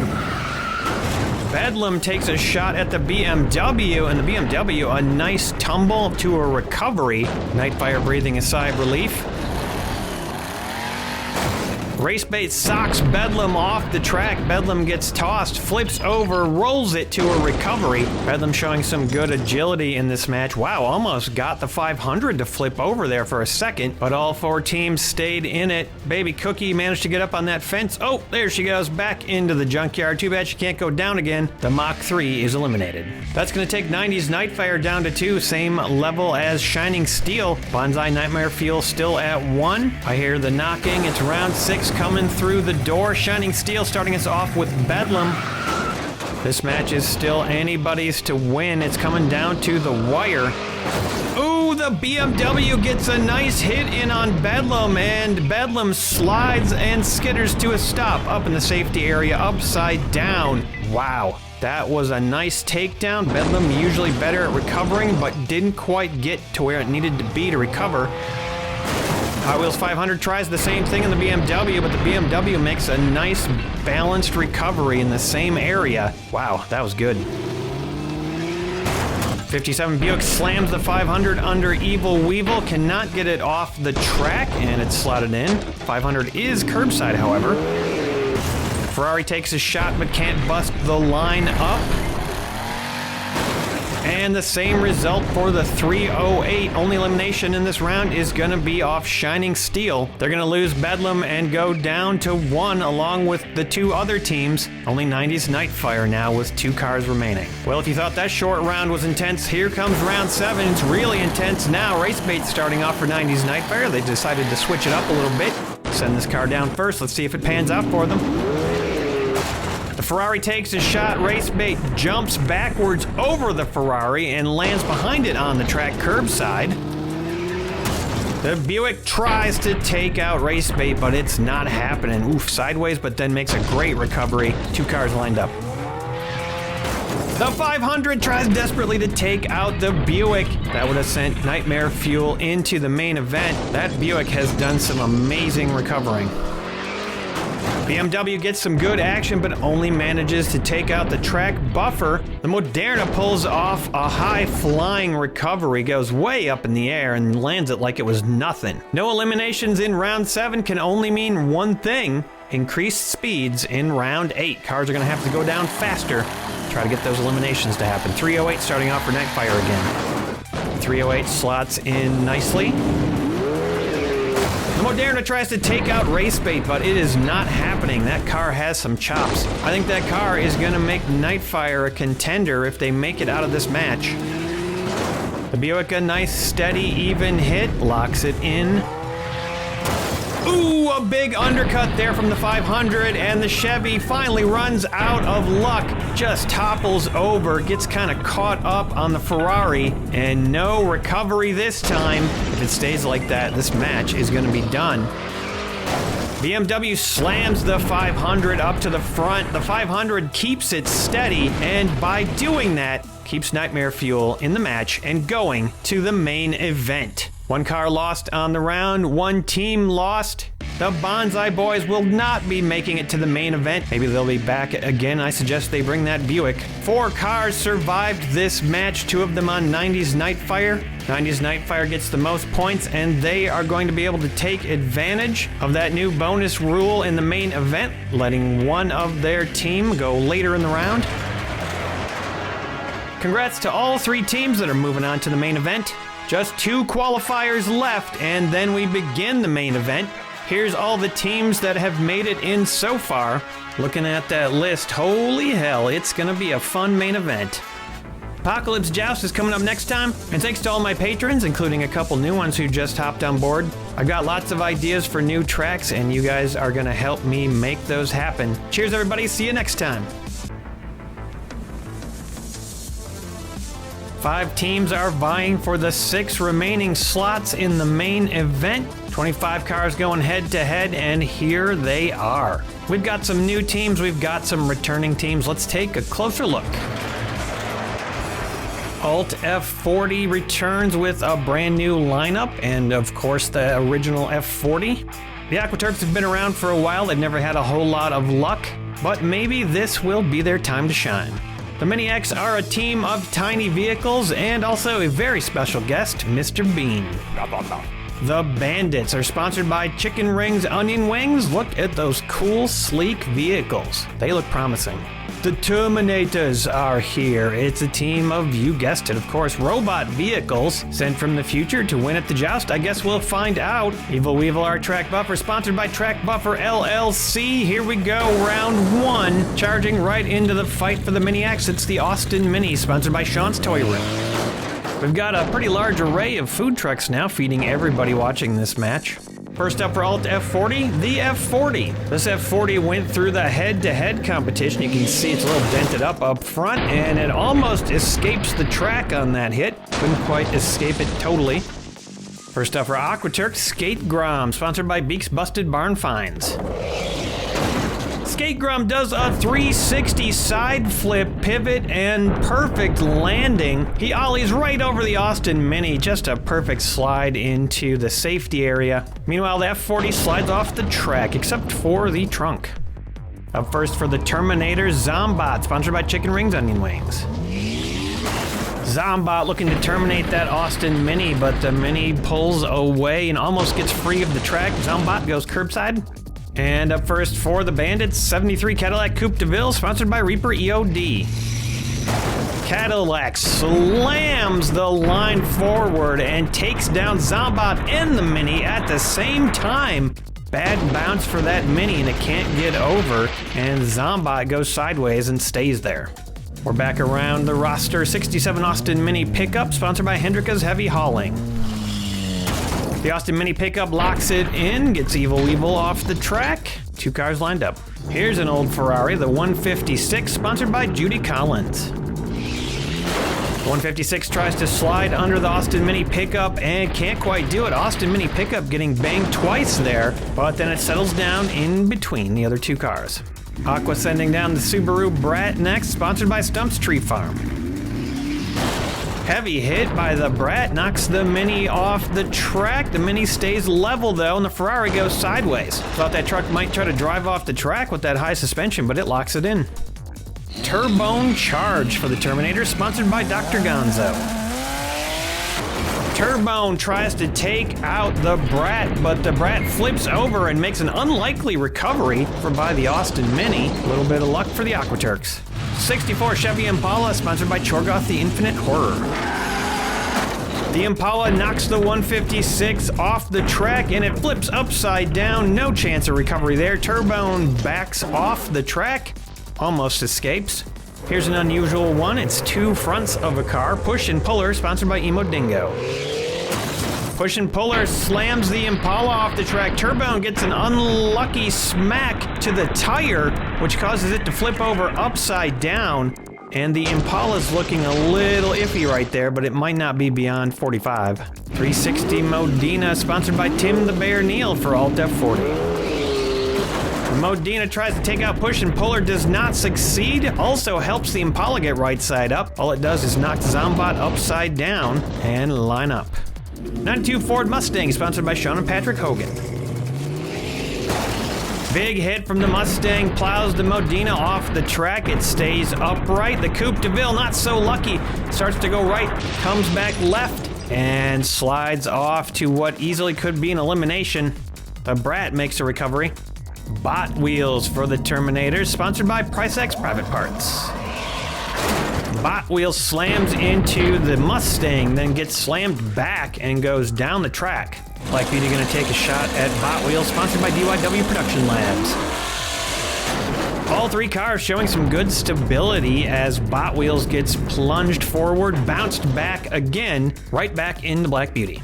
The 81 Toyota Starlet for the Mini X, sponsored by Jason's Bits Boys.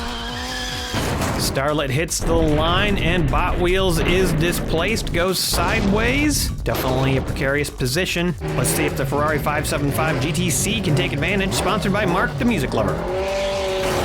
Bot Wheels gets borked off the track and does not tip over. Nice steady recovery. No eliminations on that hit. The Starlet is in trouble. 70 Toyota Celica for the Aquaturk, sponsored by Hey Hey's Hatchback Hangar. The Celica knocks the Starlet loose off the track. Starlet makes a handy recovery. Safe.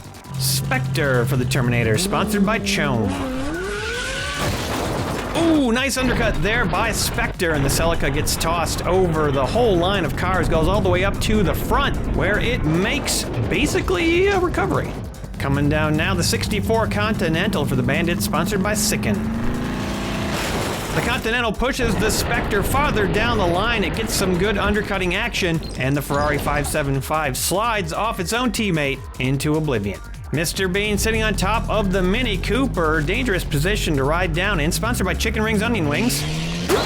Mr. Bean gets flung out of his chair and flies all the way up to the crates, flips around all over the place. He bounces off the other Mini, hits the wall, bounces again, and lands on his head. Wow, what a stunt.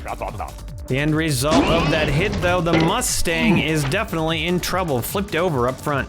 The Ferrari 355, sponsored by TJG. 355 takes down Mr. Bean's Mini. It looks like Mr. Bean won't have to endure another crash like the previous one, because that Mini is done. 98 Honda Prelude, sponsored by Farty Marty. Prelude slams into the line, just pushes the Mustang a little bit more. Can't get it upright though, and that will be that. Turbot now, sponsored by Sauce Automotive Sachet and Buffet. Turbot hits the line and brakes a little bit, goes curbside, spinning tires, but there's nowhere to go. Final car of the round, the 72 Mercedes-Benz, sponsored by the Miskatonic Automotive Club. The Benz slaps Turbot off the track, does not eliminate it. No eliminations on that hit. 9 eliminations in round 1. Pretty even all round, just about 2 lost for every team except for Aquaturks. And there is Mr. Bean. I think he's trying to get into his car. Maybe the door's jammed shut. 2 eliminations for every single team except for Aquaturks, who only lost the Mustang.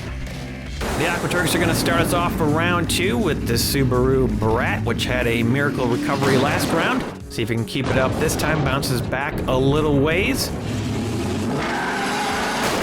And the Chevy Impala takes a swipe, but just manages to lock it in on the track. We got a line forming. Bot Wheels breaks things up, pushes the Impala into the Brat, and the Brat flips over upside down and done. Bot Wheels tries to get off the track, but gets hung up. Dangerous position. And there you go, it was a dangerous position, and the Austin Mini pickup took full advantage of it. Bot Wheels is over and out, right by the vehicle it just took out. Nice hit by the pickup. Alt F40 sends down the Modena, it slots in behind the pickup.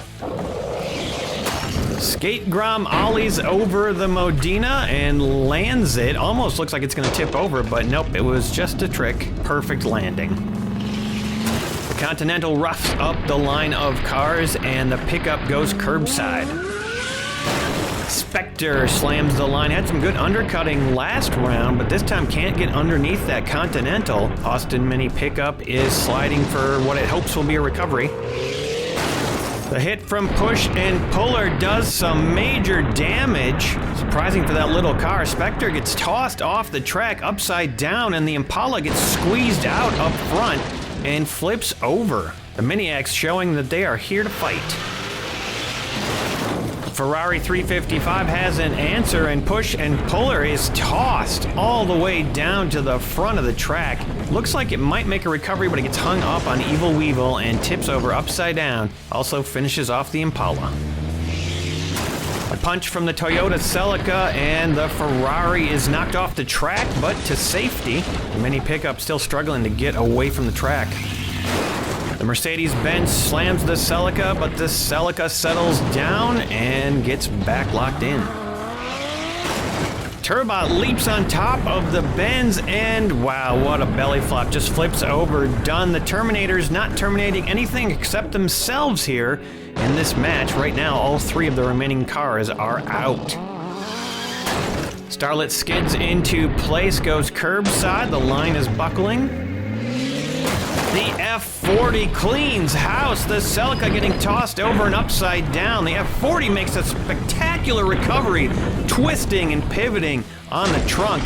And the Starlet is hurled into the fence and spins around upside down and done.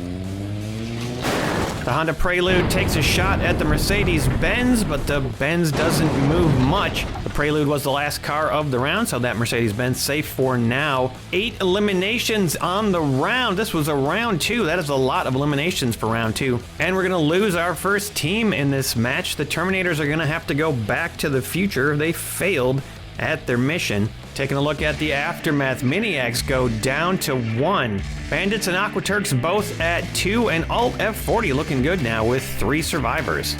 Sounds like there's a conversation going on over by the food trucks. It's so funny. I used to be famous, goddammit. Millions of views.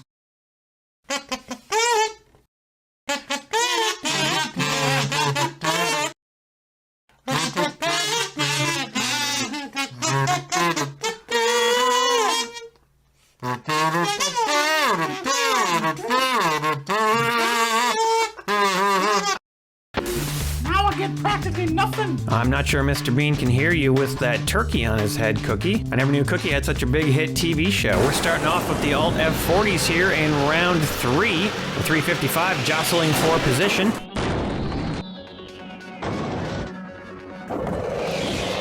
Ooh, I don't know what trick Skate-Grom was attempting right there, but it did not work. Looked like it maybe was a rail slide, and I don't know what it was going to go into, but Skate-Grom takes a spill, and that thing could be out. The Bandits send down the Continental. The Bandits have been doing okay with these heavy vehicles that are nice and square. They stay locked into the track generally pretty well. The Austin Mini pickup, last survivor for the Mini-X, gotta stay alive. Ooh, after an amazing takedown in the last round, the F40 does it again, takes out the Austin Mini pickup, and may have just ended this match. Also takes itself out, unfortunately, but it might get the job done and keep their team moving on to the main event. Solid hit from the Prelude, loosens up the other Ferrari on the field. The Mercedes-Benz slots in nice and safe. And the Modena takes out its own teammate way up at the front of the line, squeezes it out upside down, but Alt F40 is gonna make it to the main event. That was the last car of the round. We've got our 3 teams that are moving on. 4 eliminations in the round. The Mini-X have been eliminated. Mr. Bean and the Mini-X gonna have to go back to the drawing board. Taking a look at the aftermath, the Alt F40's actually lost 2 down to 1. Aqua Turks at 1, Bandits at 2. The Bandits come out of this with the most points. They are gonna get the bonus advantage in the main event. These 3 teams are moving on. There's just 3 slots left in the main event. Here's all the teams that are moving on in the full score review. All the teams that got first place in their qualifier are going to get that strategic advantage option in the main event. I'll explain more about that later when we get to the main event. In the meantime, get ready for another Apocalypse match. In the middle of May, we've got a very special event coming up called the Wreckfest. It's a demolition derby, special-made cars, in concert with Diecast Dude Racing. It's going to be a lot of fun. Thanks for watching, everybody. Become a patron, support this show. Thanks. See you next time. It's time for the final qualifier of Season 6. 5 teams compete. 2 of them will not be going to the main event. Hi, everybody. I'm Aaron Yonda. Welcome to the Junkyard Joust. Let's take a closer look at these 5 teams. The Crimson Crashers have been known to push the limits of just what is possible in Junkyard Joust, and they're doing it again with this 278-gram bus. The Hot Racers are back with a low-to-the-ground team. These cars look like they could be hard to get off the track. Maisto cars are ones we don't see much in Junkyard Joust, but here is a whole team of Maisto cars called Maisto Magic. And they've been around since the beginning. Mr. Maroon, a team of all maroon cars, and one of them has a trailer. The Turtles are back with the original Turtle Shell plus 4 new vehicles, sponsored by Chicken Rings Onion Wings. A lot of people watching this qualifier, and look, even Raphael showed up to check out Turtle Power. Well, I don't know about you, but I'm very interested to see how this match plays out. Round 1, here we go. The Crashers starting off with the 57 Cadillac Eldorado Brew'em, sponsored by Reaper EOD. The randomized running order is up. The teams get to decide when they send down specific cars. Turtle Power deciding to start off with Leonardo, sponsored by Sloss Automotive Sachet and Buffet. Leonardo slams into the Brew'em, pushes it up to the front. Brew'em stays steady and locked in. We got a line forming. The Hot Racers sending down LB Super Silhouette Nissan Silvia, sponsored by DYW Production Labs. There's a surprising number of Nissans in this match on 2 different teams. The Super Silhouette just about gets Leonardo off the track, the van not staying locked in, despite its weight. Puff Adder up first for Maisto Magic, sponsored by Regal Radio. Puff Adder poofs the van off the track, and we've got our first elimination in this match. Tough break for the Turtles. The face on Michelangelo on this vehicle they brought along, appropriate for this moment. Super Silhouette makes a nice recovery. Mr. Maroon heading down with the BMW 733, sponsored by the Miskatonic Automotive Club. Puff Adder goes flying, but makes a spectacular recovery. And look at this. This trailer actually has a little bit of a ramp on it. We'll see if that pans out for Mr. Maroon. Rider-On up now for the Crashers, sponsored by Judy Collins. Rider-On doesn't really hit the jump on that trailer, kinda does, but then knocks it off the track completely and drives off to safety. A nice hit right there. Michelangelo up now for Turtle Power, sponsored by Bentley's Brakes and Bumpers. Michelangelo boots that BMW just about all the way off the track. The trailer probably helped it from flipping over. Gotta be a lot of pressure on that trailer hitch. We saw an El Camino's trailer hitch snap off earlier in the season. Lancia Stratos Group 5 for the Hot Racers, sponsored by Chicken Rings Onion Wings. The Stratos makes quick work of Michelangelo. Michelangelo goes down and over. And the other Michelangelo shocked, absolutely shocked that this has just happened. 2 Turtle Power vehicles right next to each other out. Octoblitzer from Maisto Magic, sponsored by Sid from Cybertron. Octoblitzer bounces off the Stratos, gets off the track. Great strategy for staying alive. The Nissan Titan for Mr. Maroon, sponsored by Sean's Toy Room. Titan slams into the line of cars, tries to get that Stratos off the track, partially succeeds. The Brew'em starting to get displaced up front. The infamous Hammered Coupe for the Crashers, sponsored by Judy Collins. A surprisingly lackluster hit there from Hammered Coupe, barely gets underneath the Titan. We've come to expect devastation from this car, but it's not over yet. A car shaped like Raphael's head going down next, sponsored by Farty Marty. Raphael hits the back of Hammered Coupe, pushes a little bit farther under the Titan, but it's a nice safe hit. Titan gets off to safety. And here's a mouthful, the LB ER34 Super Silhouette Nissan Skyline, sponsored by Mark the Music Lover. 65-gram car, and Raphael pays the price. Goes flipping all the way up to the front, lands in the safety area. Can't quite make it right side up, but does hit a height of 7 on the way there. Shocking indeed, Michelangelo. And that is going to be another elimination for Turtle Power. Wow, they are in deep trouble right now. No other eliminations on that big hit. Point Man next for the Magic, sponsored by Chicken Rings, Onion Rings. Point Man bumps its way into position on the track. The Titan almost gets tossed, but manages to stay steady. Up next for Mr. Maroon, the Nissan Skyline GTR, sponsored by Hendrika's Heavy Hauling. The Skyline GTR tussles with Point Man, and Point Man turned around, but not upside down or sideways. And here comes the big one, double-decker bus, 278 grams, sponsored by Chome. Boom! The energy transfers down the line. Evil Weevil gets shunted off the track. Point Man goes sideways. The line buckles but does not break. Not quite as big of a hit as I expected from a 278 gram vehicle, but as you can see, it's kind of wedged in the track pretty tightly. That's definitely helping with its stability. Party Wagon for Turtle Power, sponsored by Stump's Tree Farm. The heavy back of that double-decker bus basically created a new wall, and Party Wagon just smacks into it and bounces way back down the track. Nissan Maxima Drift Car for the Hot Racers, sponsored by Emo Dingo. The drift car pushes the wagon into the back of the bus again. Party Wagon manages to stay locked in, and a new line forms behind that bus. Mech Schnell, sponsored by Sean and Patrick Hogan. Mech Schnell cannot do anything. This line is pretty tight, and it's going back pretty far now. Here comes another drift wagon, the Volvo 240, sponsored by Sicken. 240 drift wagon pops out the other drift wagon. Maxima does not turn over. It's close to sideways, but I don't think that is sideways. The one and only Solaire for the Crashers, sponsored by Brendan Walsh.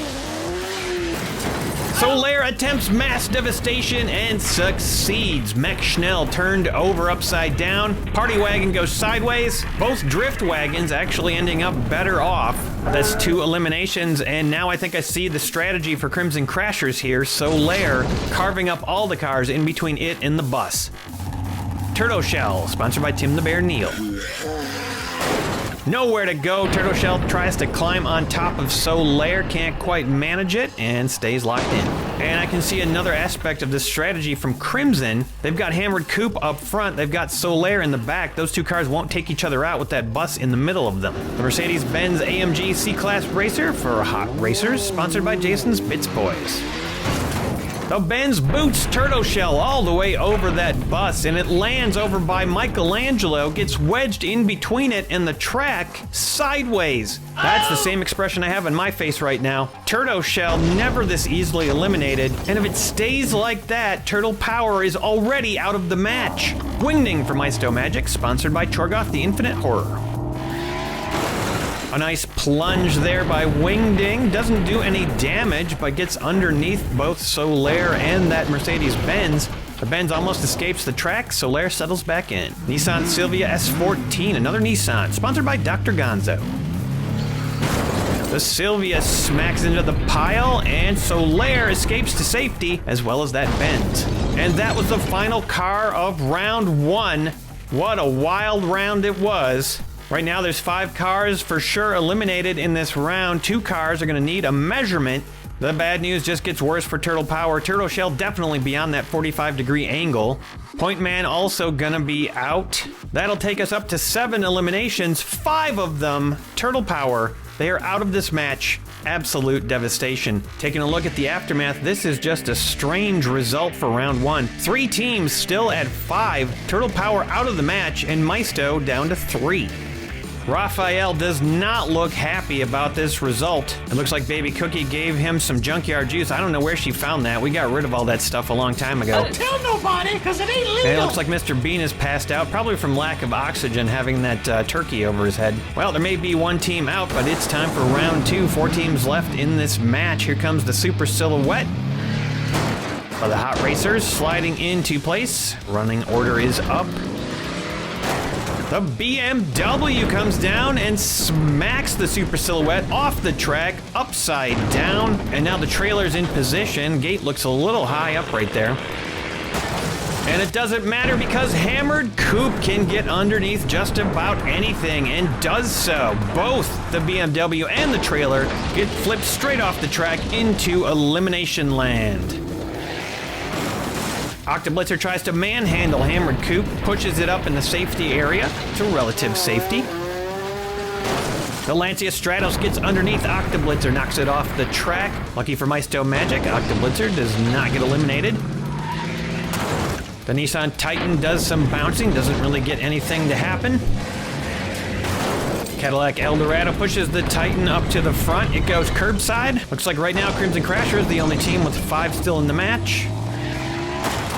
And of course, right when I say that, Wingding comes down, takes out the Cadillac, and brings Crimson back down to earth. Looks like all the teams that had 5 left all have 4 now. The Nissan Skyline knocks the Lancia out of position. Lancia stays upright. The Skyline GTR displaces Wingding off the track, which means we've currently got 3 Nissans in a row. A heavy hit from Rideron, and it causes Wingding to topple over sideways. Lancia Stratos escapes, and the line on the track remains. Puff Adder, not heavy enough to cause much damage, but stays locked in for the moment. The Nissan Maxima drift car spins Puff Adder up into the air. Puff Adder catapulting all over the place and landing it. Great recovery by that car. Meanwhile, the Maxima goes curbside. It's Drift Wagon versus Drift Wagon. Man, they've got a rivalry going on here. Neither of these cars able to take each other out. Fun to watch them try, though. And the double-decker bus, a little bit of friendly fire right there. Takes out the Drift Wagon for Mr. Maroon, but also takes out Rideron. Crimson Crasher has had to know that this was an inevitability with that big bus. Mercedes-Benz slams the bus forward, actually gets it to move a little bit, which is pretty impressive, and then goes curbside. The Nissan Silvia knocks the Mercedes-Benz off the track. It lands on the Drift Wagon and skids to a halt upright. The Assassin tries to take out the Silvia, and it goes toppling all over the place, lands on top of the bus for a second, flips over again and again, and lands in what looks to be very close to 45 degrees. I think we're gonna have to take a measurement on that. There's gonna be 6 eliminations in this round. Could be 7 depending on the measurement. Looks like the Silvia is not beyond 45 degrees, probably right at 45 degrees. Taking a look at the aftermath, Crimson and Mr. Maroon both go down to 3 from 5. Hot Racers only lose 1, go down to 4, and Maisto now down to 2. And as expected, Raphael could not handle that Junkyard Joust, topples over, passed out, and once again, shocked Michelangelo is shocked. We're blasting our way into round 3, starting off with the Stratos for the Hot Racers. Hot Racers still with 4 left, a pretty impressive showing so far in this match. Hammered Coupe tries to take him down to 3, but can't do it. Look at that acrobatic move from the Stratos, jumping back and going over, landing perfectly behind Hammered Coupe. The Titan takes a shot at the Stratos. Again, the Stratos spinning and keeping its balance. Very smooth recovery by that car. Octoblitzer slams the Titan. Evil Weevil removed from the track. A devastating hit from the Super Silhouette Skyline. The Nissan Titan gets flipped over upside down. Octoblitzer, an impressive escape, keeping Maisto in this match. That's going to be another loss for Maroon. The double-decker bus, a surprisingly gentle hit, still with all that weight, manages to do some damage to its own teammate. Hammered Coupe getting thrown up in the safety area. That's pretty much all on Hammered Coupe. That should have been an easy recovery. The Skyline GTR, nowhere to go. The bus is a wall. I'd almost say there was some damage on that hit, but the hood of that car has always looked kind of loose. Lots of paint flying all over the place, though. Puff Adder hits the Skyline, flips off the track to safety. That's the kind of dismount you want to see. Guarantees your team's going to the next round. The Maxima drift car hits the Skyline. Skyline will not budge. And once the drift car settles down, it's locked in. Solaire with an assassination attempt, and the drift car is removed from the track, cannot make the recovery. The Skyline has a little bit better luck, almost gets off the track, keeps it level. That drift car is done. The Silvia, pretty inoffensive little hit right there, doesn't do any damage. Mr. Maroon being a little too cautious here. When you got a chance to take out Solaire, you gotta go for it. The Mercedes-Benz pushes the Sylvia up on top of Solaire, and that is the final car of round 3. 3 eliminations on the round. Crimson losing Hammered Coupe, also one for Maroon and one for Hot Racers, and that is going to even up the field significantly. 2 cars for every one of the remaining teams except for Hot Racers, who still have 3. Bashing the door down into round 4, Hot Racers starting us off again with the Stratos. With a couple of good survivals in that last round, Maisto Magic managing to bring everyone else down to their level. As Octoblitzer pounds into the Stratos but cannot get the elimination. The Skyline GTR tries to take down Octoblitzer, but that thing is smooth. Just a quick pivot and an escape. Maisto again gonna make it to the next round. The bus busts up the line on the track, but it does turn both cars to the side, making them a little bit vulnerable. Super Silhouette Skyline takes a shot at that bus, cannot do anything to it. That begs the question, can that thing even get removed from the track? Was this Crimson's plan all along with that thing? Puff Adder tries to bump and escape, but fails at the maneuver and gets snagged on the edge of the track. Very vulnerable position right there. And the Nissan Silvia takes full advantage, flips Puff Adder upside down, knocking it out. Super Silhouette gets tossed off the track, but does not get tipped. And Solaire brings the annihilation. The Silvia this time getting taken down, and a bit of a bad bounce for the Super Silhouette. It goes sideways. Solaire bringing the damage in this match. Final car of the round, the Mercedes-Benz cannot do anything with Solaire and the bus, obviously. These teams are gradually getting whittled down. 3 more eliminations, but all 4 teams still in it. This time, Crimson does not lose a car. All 3 other teams lose 1. That means Hot Racers and Crimson Crashers are both at 2. Maisto and Maroon both at 1. It's getting down to the wire. Round 5, here we go. Starting off with the Mercedes-Benz AMG. The Mercedes throws Evil Weevil to the side and takes its place down at the end. Crimson starting off with the bus this time, setting it up for Solaire, I assume. Mercedes stays locked in. Nice job there.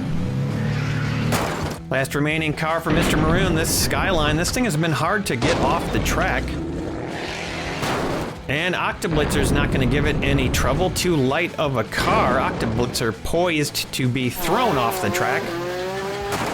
And that's exactly what happens when the Lancia plows into it, knocking it over the top of the bus. But look at that recovery. What a great job by Octoblitzer landing that. That could have been bad. Yet again, keeping Maisto alive.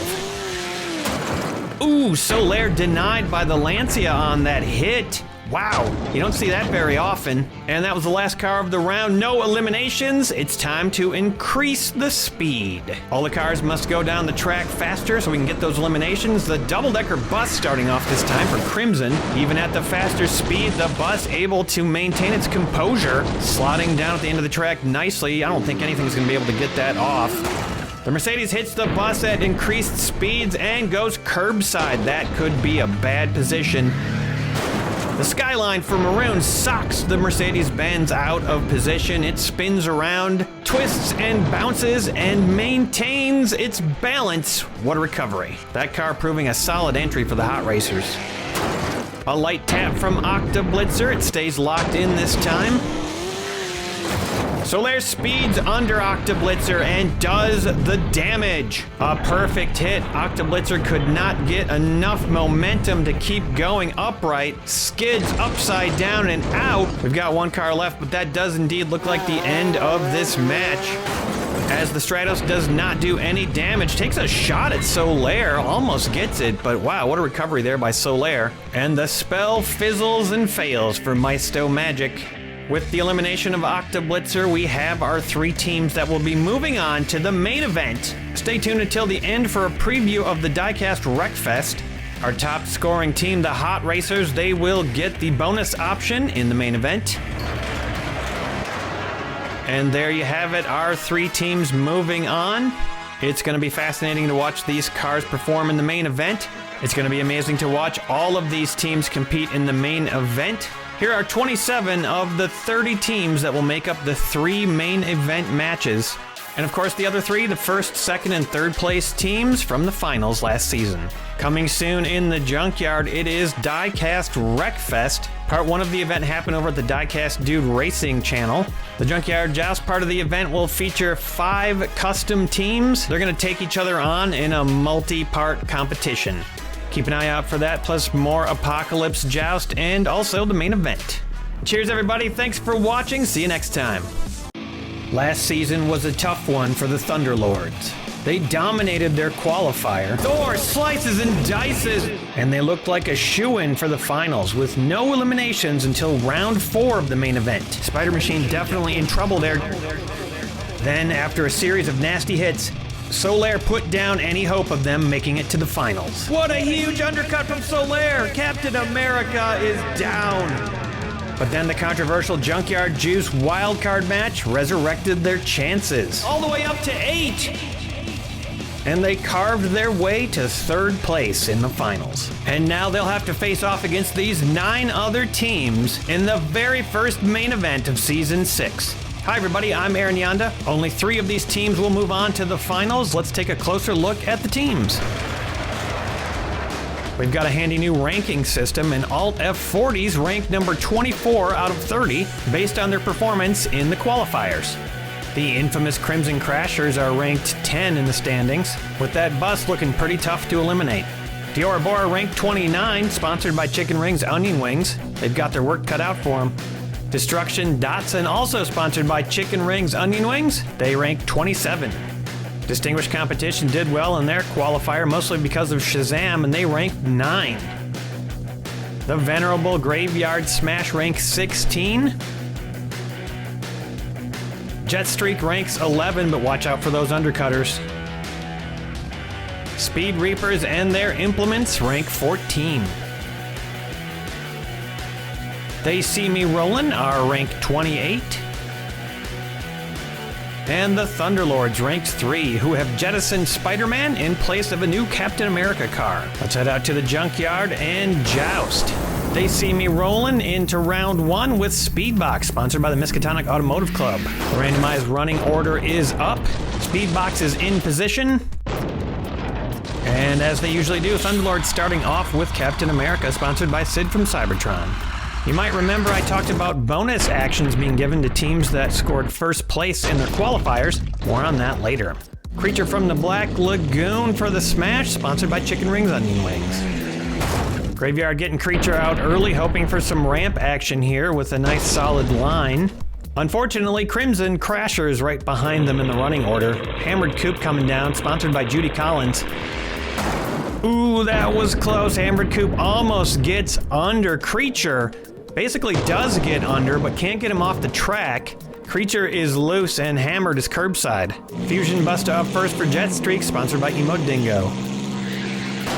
Oh no, not a good start for Graveyard Smash. The first elimination in this match. Creature from the Black Lagoon flipped upside down like an insect that cannot right itself. Hammered Coop makes a nice escape, but that is a huge loss for Graveyard Smash. Alt F40 starting off with the Ferrari 575 GTC, sponsored by Mark the Music Lover. Ooh, the Ferrari gets a nice hit on Fusion Busta, but Fusion Busta makes a nice recovery, gets a good bounce off Captain America, and survives. Diora Bora starting off with Diora 3, sponsored by the Miskatonic Automotive Club. A solid hit and a little wrestling, but Diora 3 cannot get under that Ferrari, and the line is set. Here comes a car that's low to the ground. Fairlady 2000 for Destruction Datsun, sponsored by Chicken Rings. Fairlady takes advantage of that lowness and gets underneath Diora. Diora starts to get underneath the Ferrari. We've got a chain of undercutting going on. Superman's first up for DC, sponsored by Stump's Tree Farm. Superman forces the undercut and a recovery by Diora. The Ferrari is in trouble. Might be beyond 45 degrees. We'll see if it stays like that. Nice landing by the Diora. Racer X for the Speed Reapers, sponsored by Farty Marty. Oh, and another big player goes down. Destruction Datsun's Fairlady gets underneath Captain America. That's going to be a huge loss for the Thunderlords. The mighty are falling here in this first main event. Super Blitzen's up now for They See Me Rollin', sponsored by JK Siege. super blitz and gets under Racer X, but Racer X makes a nice flip over to a recovery. It was close, but a great recovery, and Speedbox slides off to almost safety. The rest of the Thunderlords are gonna have to step up to the plate here. Dr. Strange, sponsored by Ellis Wurtenberger. Dr. Strange gets a nice hit, knocks Super Blitzen off the track. Speedbox goes off to safety. They see me rolling, looking good right now. Next up for the smash, the Mummy, sponsored by Miskatonic Automotive Club. The Mummy slams into Dr. Strange and bounces backwards. We've never seen the Mummy do that in its long history on the Joust. That is highly unusual. What is happening to Graveyard Smash? Cadillac Eldorado for the Crashers, sponsored by Reaper EOD. The Eldorado sends the Mummy hurtling all over the place, but it cannot make a recovery, and now that Ferrari is sideways, Dr. Strange makes a magical escape. El Rey Special for Jet Streak, sponsored by Mark the Music Lover. The El Rey Special streaks underneath the Cadillac so fast that the Cadillac doesn't even get flipped over, and now Superman is in trouble, and the Mummy looks to be completely finished off. Up now the Ferrari 156, sponsored by Judy Collins. The Ferrari noses into the pile, and there goes Superman over and out. The Cadillac still balanced precariously, and the El Rey ready to strike that Datsun. Another Diora coming down now, sponsored by Stump's Tree Farm. A spectacular leap off the back of the Ferrari, and the Diora goes all the way up to the front, makes it to level 5 on the way there, but is not able to pull off a recovery, and that's going to be an elimination. It sure looked pretty, though. 71 Fair Lady Z, sponsored by Judy Collins. The Fair Lady slams into the Cadillac, pushes the Ferrari past it. That Eldorado doing a remarkable job of staying upright here and keeping its balance. The most valuable player on DC's team, Shazam, sponsored by Chorgoth the Infinite Horror. A nice undercut by Shazam, and the Datsun is taken out. The Cadillac Eldorado barely escapes, and Shazam backs away, ready for another hit. Musha Motors for the Reapers, sponsored by Chome. Musha tries to take out Shazam, cannot do it. Datsun almost attempts a recovery. Shazam sliding off the track, and Musha is curbside. Skydome for They See Me Rollin', sponsored by Miskatonic Automotive Club. A lot of sponsorships by Miskatonic this time around. Skydome clobbers Musha, but look at that spinning recovery. 2 complete revolutions to a landing. Man, you just don't see much better recoveries than that. Skydome curbside. Thor now for the Thunderlords, sponsored by Judy Collins. Thor takes a shot at Skydome, but look at this. Skydome, a nice leap over to the crates. Hits a 5 on the way there, just like the car it lands on, the Diora, but Skydome makes it right side up. And the El Rey, not able to tackle that Datsun, gets pushed off the track. A heavy hitter for the Smash, Wolfman, sponsored by Chicken Rings. Wolfman slams Thor upright. Thor getting stuck on that Datsun, which is proving a very difficult car to move. And this could be another loss in the first round for third-ranked Thunderlords. Here comes the big one, double-decker bus, 278 grams for the Crashers, sponsored by Chome. Thor decisively booted off the track into elimination land. The line is tight. Wolfman does not budge. The Datsun does not move. And now that bus is locked in. The Tyrrell P34, sponsored by Sicken, is up now for Jet Streak. Is it low enough to get under the bus? It is unbelievable. Nothing was able to touch that bus in the qualifier, but the Tyrrell is so low, it pops right underneath. Will it topple because of this? This is bad news for the Crimson Crashers. F40 now, sponsored by Sid from Cybertron. And the F40 pushes the Tyrrell underneath even farther. The bus refuses to tip. If that Tyrrell gets any farther, it's going to become tougher for this bus to stay in position. Diora 2 Custom now, sponsored by G Zeus. A solid smack, and it begins. The toppling of the double-decker is in process. Can it hold on? Man, that Tyrrell is devastating. 75 Datsun Sunny Truck, sponsored by Chome. The Datsun Sunny truck finishes the deal and the bus topples. There's no way it's coming back from that. It's done. Disastrous loss there for Crimson Crashers. Will it disrupt their whole strategy? Hawkman now for DC, sponsored by Dr. Gonzo. Hawkman takes out the Datsun Sunny truck. The Diora escapes, and Hawkman lines up behind the F40. And now the Tyrrell is behind Wolfman. Can it get under Wolfman and really cause a problem for Graveyard Smash? Snake Oiler for the Reaper, sponsored by Reaper EOD, appropriately enough. Wolfman doesn't budge, so Hawkman gets taken up and out, and whoa, Snake Oiler just flips right over, takes itself out. Raijin Express, sponsored by Chicken Rings for They See Me Rolling. The Raijin hits the wall, the F40 doesn't budge, the line is solid, Raijin stays locked in.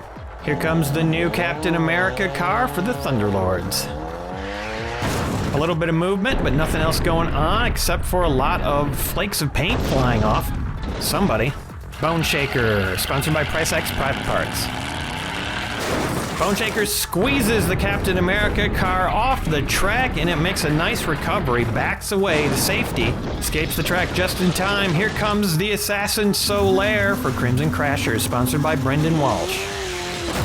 Solaire tries to assassinate Bone Shaker, but Bone Shaker does a pretty good job of landing it, hits a 6 on the way there. Then Solaire can't get underneath Raijin Express and almost goes off the track. It is in trouble in that position for sure.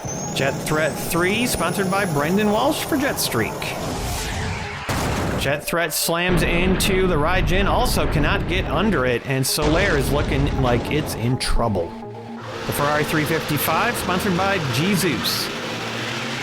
The Ferrari forces Jet Threat underneath the Raijin Express, but then starts to go off the track towards Solaire. It is definitely not looking good for Solaire. Crimson Crashers are on the ropes.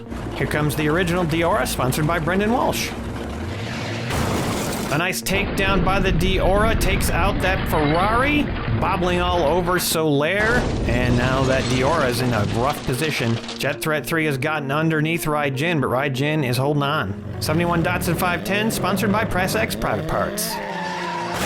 The Datsun mixes it up, and the Diora gets flipped over, pushed off by Raijin, who manages to keep it steady, and Bone Shaker gets pushed upright on that hit. Does not look good for it now. Green Lantern for DC, sponsored by Sid from Cybertron. Green Lantern doesn't get much action, pushes the line a little bit, jostles, but no eliminations. Teiho Togakan, sponsored by Mark the Music Lover.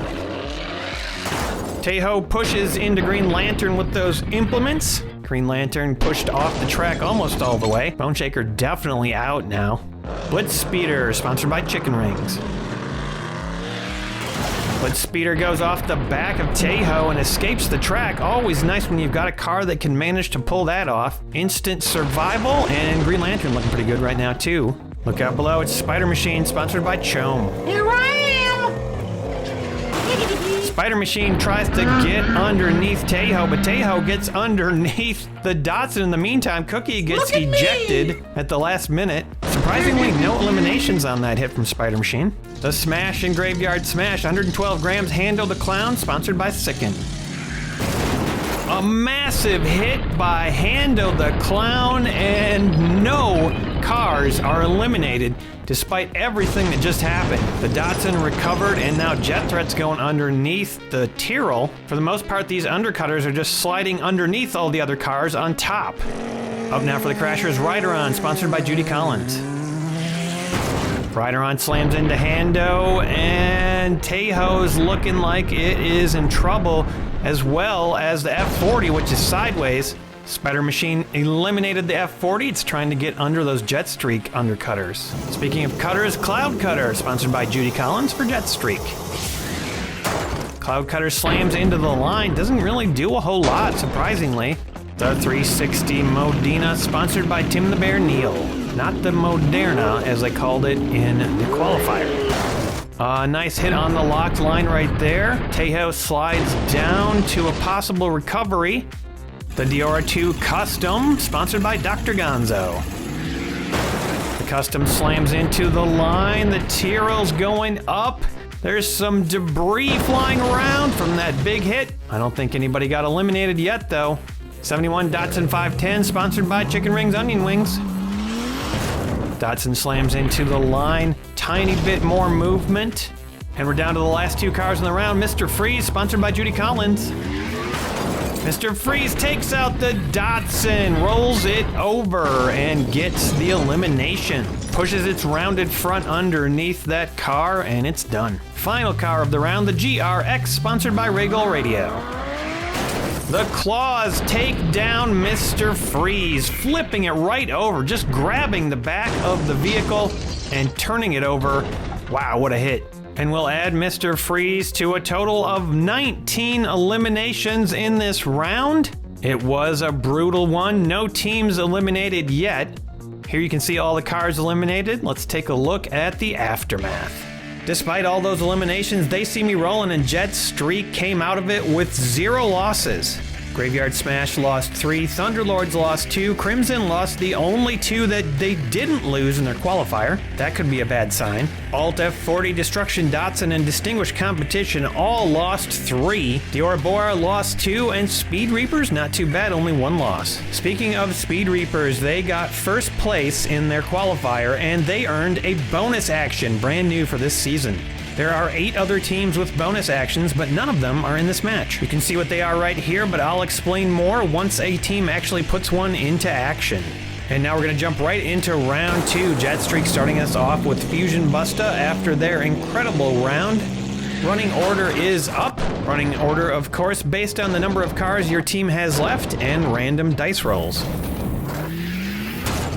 Speedbox tries to get under Fusion Busta, but Fusion Busta stays locked in. Racer X pushes Speedbox forward, and now Fusion Busta is curbside.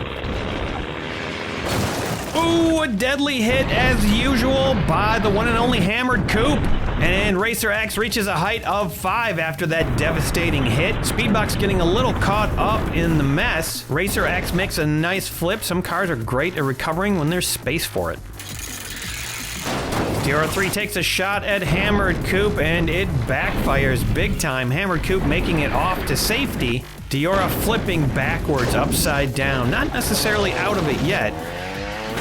Captain America does Diora 3 a favor, flipping it back upright and then going upside down itself. Just sliding right off Evil Weevil and going straight upside down on Hammered Coupe. Bit of a rookie mistake there, and Thunderlords might be regretting their choice. There are no cars left on the track. Fairlady bounces off the safety bar. Look at the steady control that car has as it backs down. No holds barred style. Green Lantern cleans things up on the track, and both cars are slotted in. Wolfman plows Green Lantern off the track. Green Lantern flips and cannot make a recovery. Not great agility there for that car, and it ends up upside down. Ooh, an interesting hit there from the Ferrari in the back of Wolfman. Almost gets Wolfman to topple off the track. Must have been the way the impact was all focused on just one spot. El Rey Special cannot get under the Ferrari. Big surprise there. Wolfman again gets bashed about a little bit, but stays locked in. Raijin carves El Rey Special up, knocks it off the track upside down. A nice takedown right there by Raijin. 28 ranked They See Me Rollin', blowing minds tonight. Ooh, somehow Musha Motors starts to get under Raijin, and that is definitely bad news. Similar to the double decker, if it topples over sideways, it's gonna have problems. Rider on strike, 62-gram hit, and 2 cars are tossed. Raijin makes it all the way up to level 5 before it lands straight on its head. Musha eliminated. Devastating hit there. Crimson doing their best to stay in this match. The Diora 2 custom, an ineffectual little bump right there, stays locked in. The line is 5 strong. Gotta go. Nothing better to break up a line than Spider Machine. Spider Machine gets underneath the Diora. What just happened with Baby Cookie? I think she fell out way back down the track and then tried to like run along with the car or something. Looks like she jumped out. Maybe she was worried she'd get smushed or something. No damage on that hit, but the track is a little bit of a mess. The Datsun takes full advantage of it and rocks the line. Rideron tipped over upside down. Bop's Cookie on the way, and the Diora tips over. Shazam starts Spider Machine going under the Ferrari. Diora is definitely out. Hando the Clown cleans off the track. 4 cars removed. The Datsun reaching a height of 6 just barely right before it goes and actually makes a recovery. It's the only car that did it though, and that is... Triple takedown. Spider Machine, Shazam, and the Ferrari taken down, and the Thunderlords are in deep, deep trouble with the loss of Spider Machine now. DC also in trouble. There's still a chance Shazam could make a recovery here, I'd say. Don't you lecture me.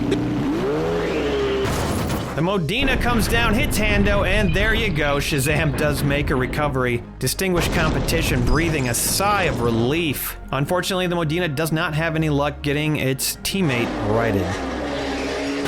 Another undercut, this one from the Tyrrell, and the Modena makes a nice bounce to a recovery. Hando is in trouble now, fresh off of that triple takedown, and the Tyrrell could easily tip it over. And that is exactly what happens, and unbelievable, that was a triple takedown. Hando, the Modena, and Shazam are all tipped over. Shazam re-eliminated, and I'll let the voice confirm. Triple takedown. Oh yeah. Tejo gets under Super Blitzen. Super Blitzen stays alive. Tyrrell is under Wolfman here. Graveyard Smash have got to be sweating. Cadillac Eldorado slides all the way forward off the track, knocks Super Blitzen off, and escapes to safety. That's going to keep Crimson in this match. Oh no, an 80-gram hit from the Diora 2 Custom, and Wolfman is tossed off the track, upside down completely and over. The Tyrrell even getting under that seemingly impenetrable Datsun. And I've got some bad news, folks. As of right now, Graveyard Smash are out of the match unless they make a miracle recovery. Doctor Strange making a nice hit. Doctor Strange needs to stay alive for Thunderlords right now. Jet Threat 3 has other ideas. Doctor Strange tossed sideways. And if it stays like that, Thunderlords would be out. That would be a huge upset. Blitz Speeder gets underneath Jet Threat 3. Diora Custom stays alive. And that Datsun has slid down to what will probably end up being safe. The GRX takes the claws to Blitz Speeder and Jet Threat, physically grabbing the cars and pushing them up and over, and both of those cars could be done if they don't come back right side up. Doctor Strange, however, makes a recovery on that hit. Thunderlords are still in the match. Cloud Cutter comes through in a clutch moment, takes down GRX, and rescues Jet Threat 3 and Blitz Speeder. Little bit of revenge right there.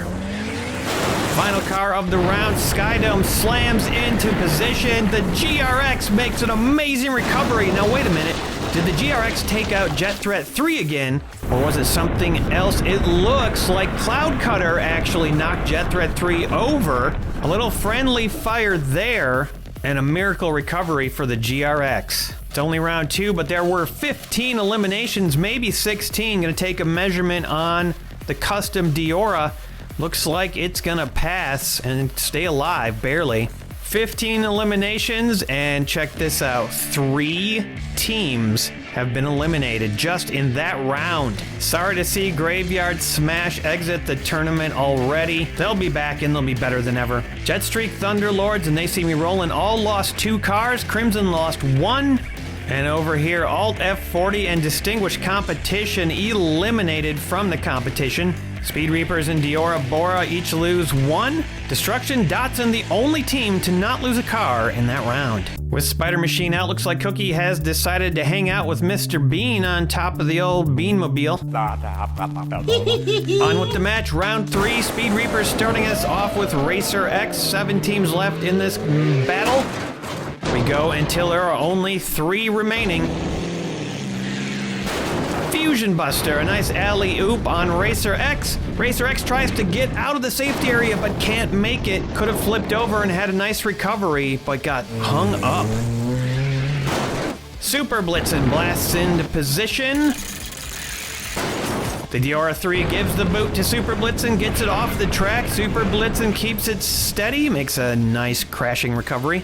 Oh, and it looks like Baby Cookie has fallen off Mr. Bean's chair. I don't know if she fell asleep or what. Maybe she had too much Junkyard Juice. Whatever the case, looks like she's gonna take a little nap.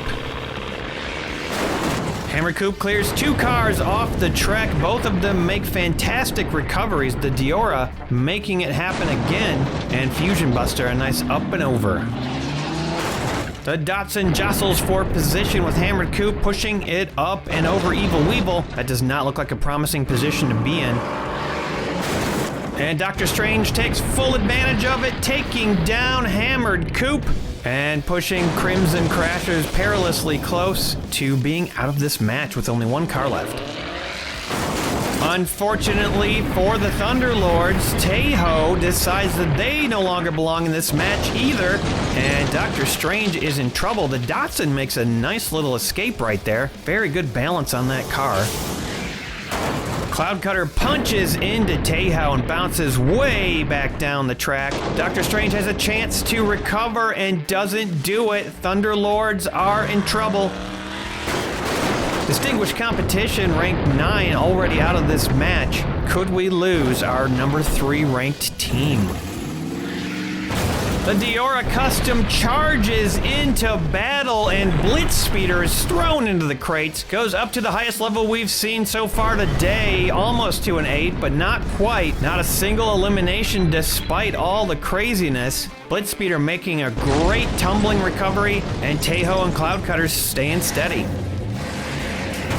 The Cadillac Eldorado slams into the fray. Cloud Cutter manages to get off the track, and Taeho's just about free as well. Not as many eliminations in this round. We're getting down to the best of the best here. GRX tries the claws on the Datsun 510, but the Datsun's not having it. Tries to get off the track, can't quite make it.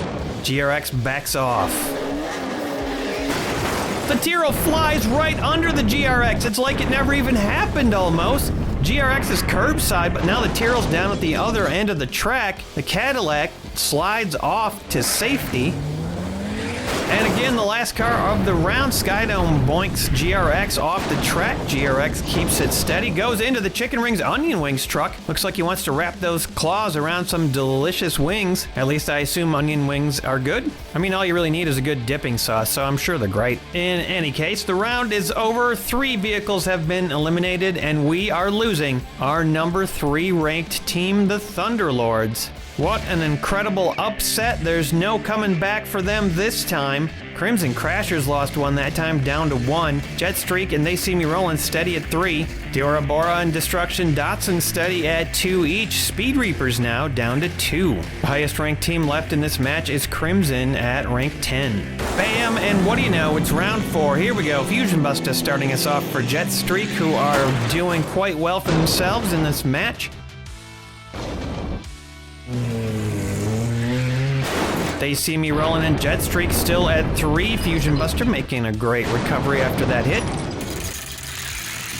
Diora 3 smacks Blitzen Speeder off the track. Blitzen Speeder proving again to be very durable, making a nice recovery, proving to be a valuable asset for They See Me Rolling. Taeho tries a takedown on the Diora. It's not having it, and it makes a recovery. Looks like there's some detritus or something getting tossed around up there in the track. Probably a bumper or something from one of those Datsuns. They like to destroy themselves. The Fair Lady punches Taeho off the track. That car proving very resilient. Its implement probably helping to maintain some balance.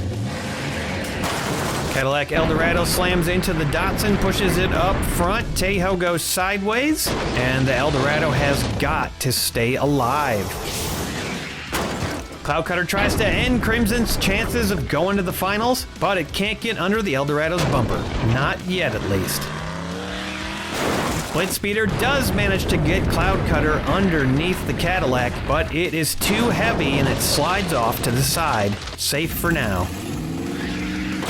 An 80-gram blast from Diora sends Blitz Speeder way into the sky, all the way up to an 8. Surely that's the highest we've seen today. And guess what? Trouble for the Cadillac. It almost flips over to a recovery, but can't quite pull it off. Crimson Crashers might be out of this match. Look at the recovery, though, by Blitz Speeder. Wow. GRX? Okay. Sometimes there's a hit in Junkyard Joust where you just kind of scratch your head and say, I have no idea how that just happened. That was definitely one of those hits. Crimson Crashers is not out of the match. GRX did them a huge favor by inexplicably jumping off the back of Diora and knocking them upright. Crimson breathing a sigh of relief. That was incredibly lucky. Here comes the Tyrrell wreaking havoc like it has been doing every single time. The Datsun gets tossed up, almost turns over right side up, but can't manage it, and now Diora could be in trouble.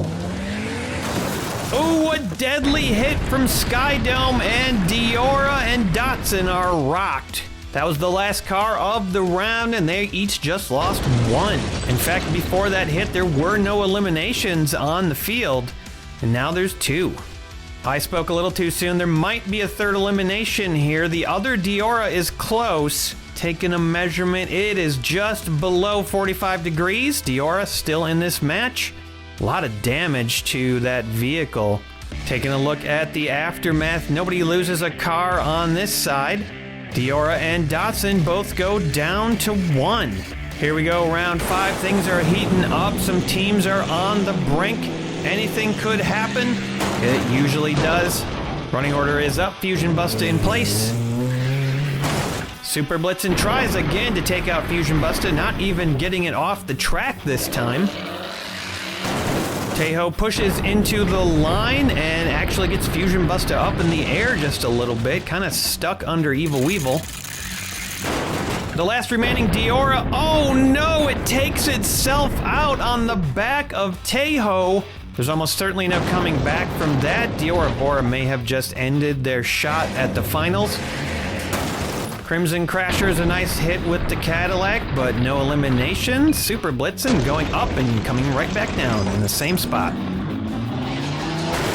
The ever steady Fair Lady goes down, gets underneath the Cadillac, pushing it along.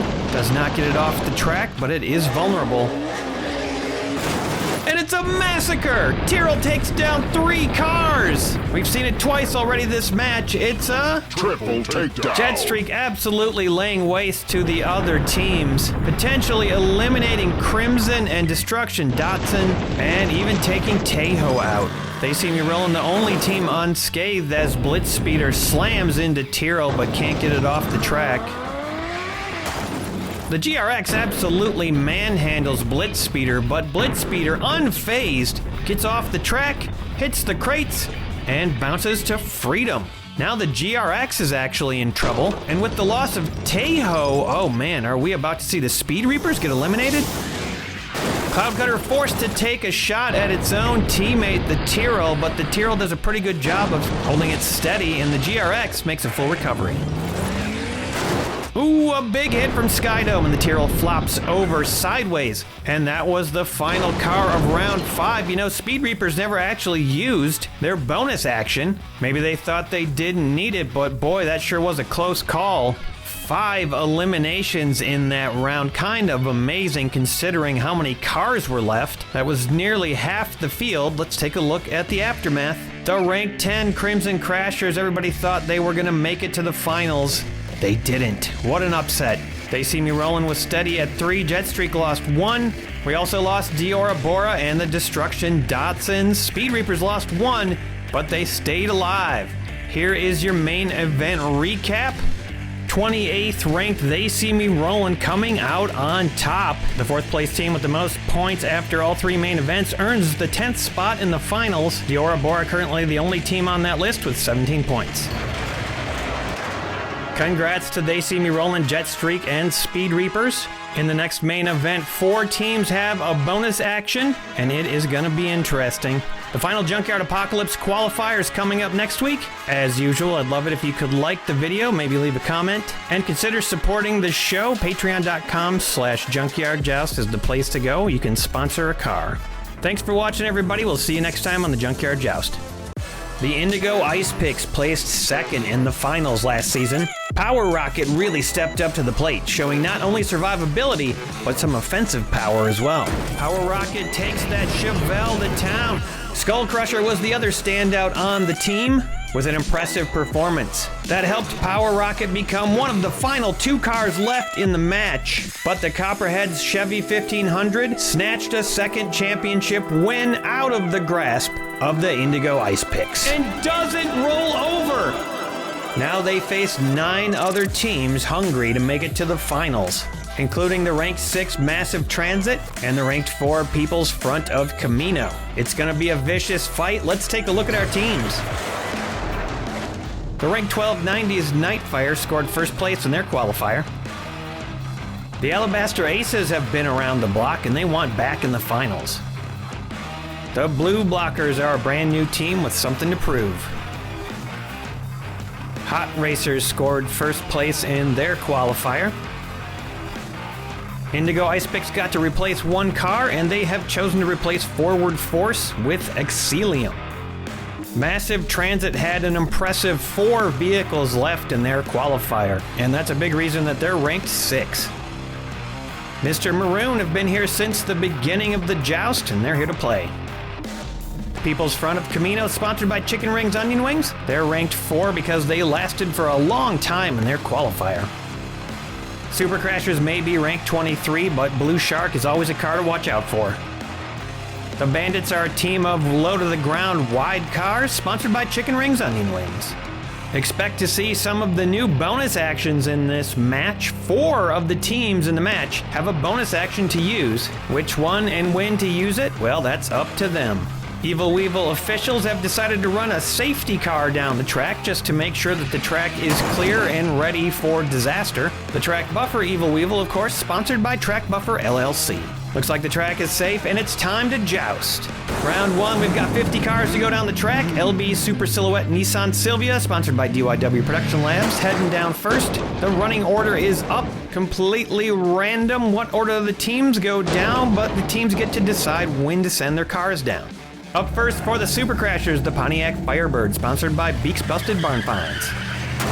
Pontiac Firebird gets that line started up front. Blue Blockers starting off with the DiMaschini Veloce, sponsored by Sicken.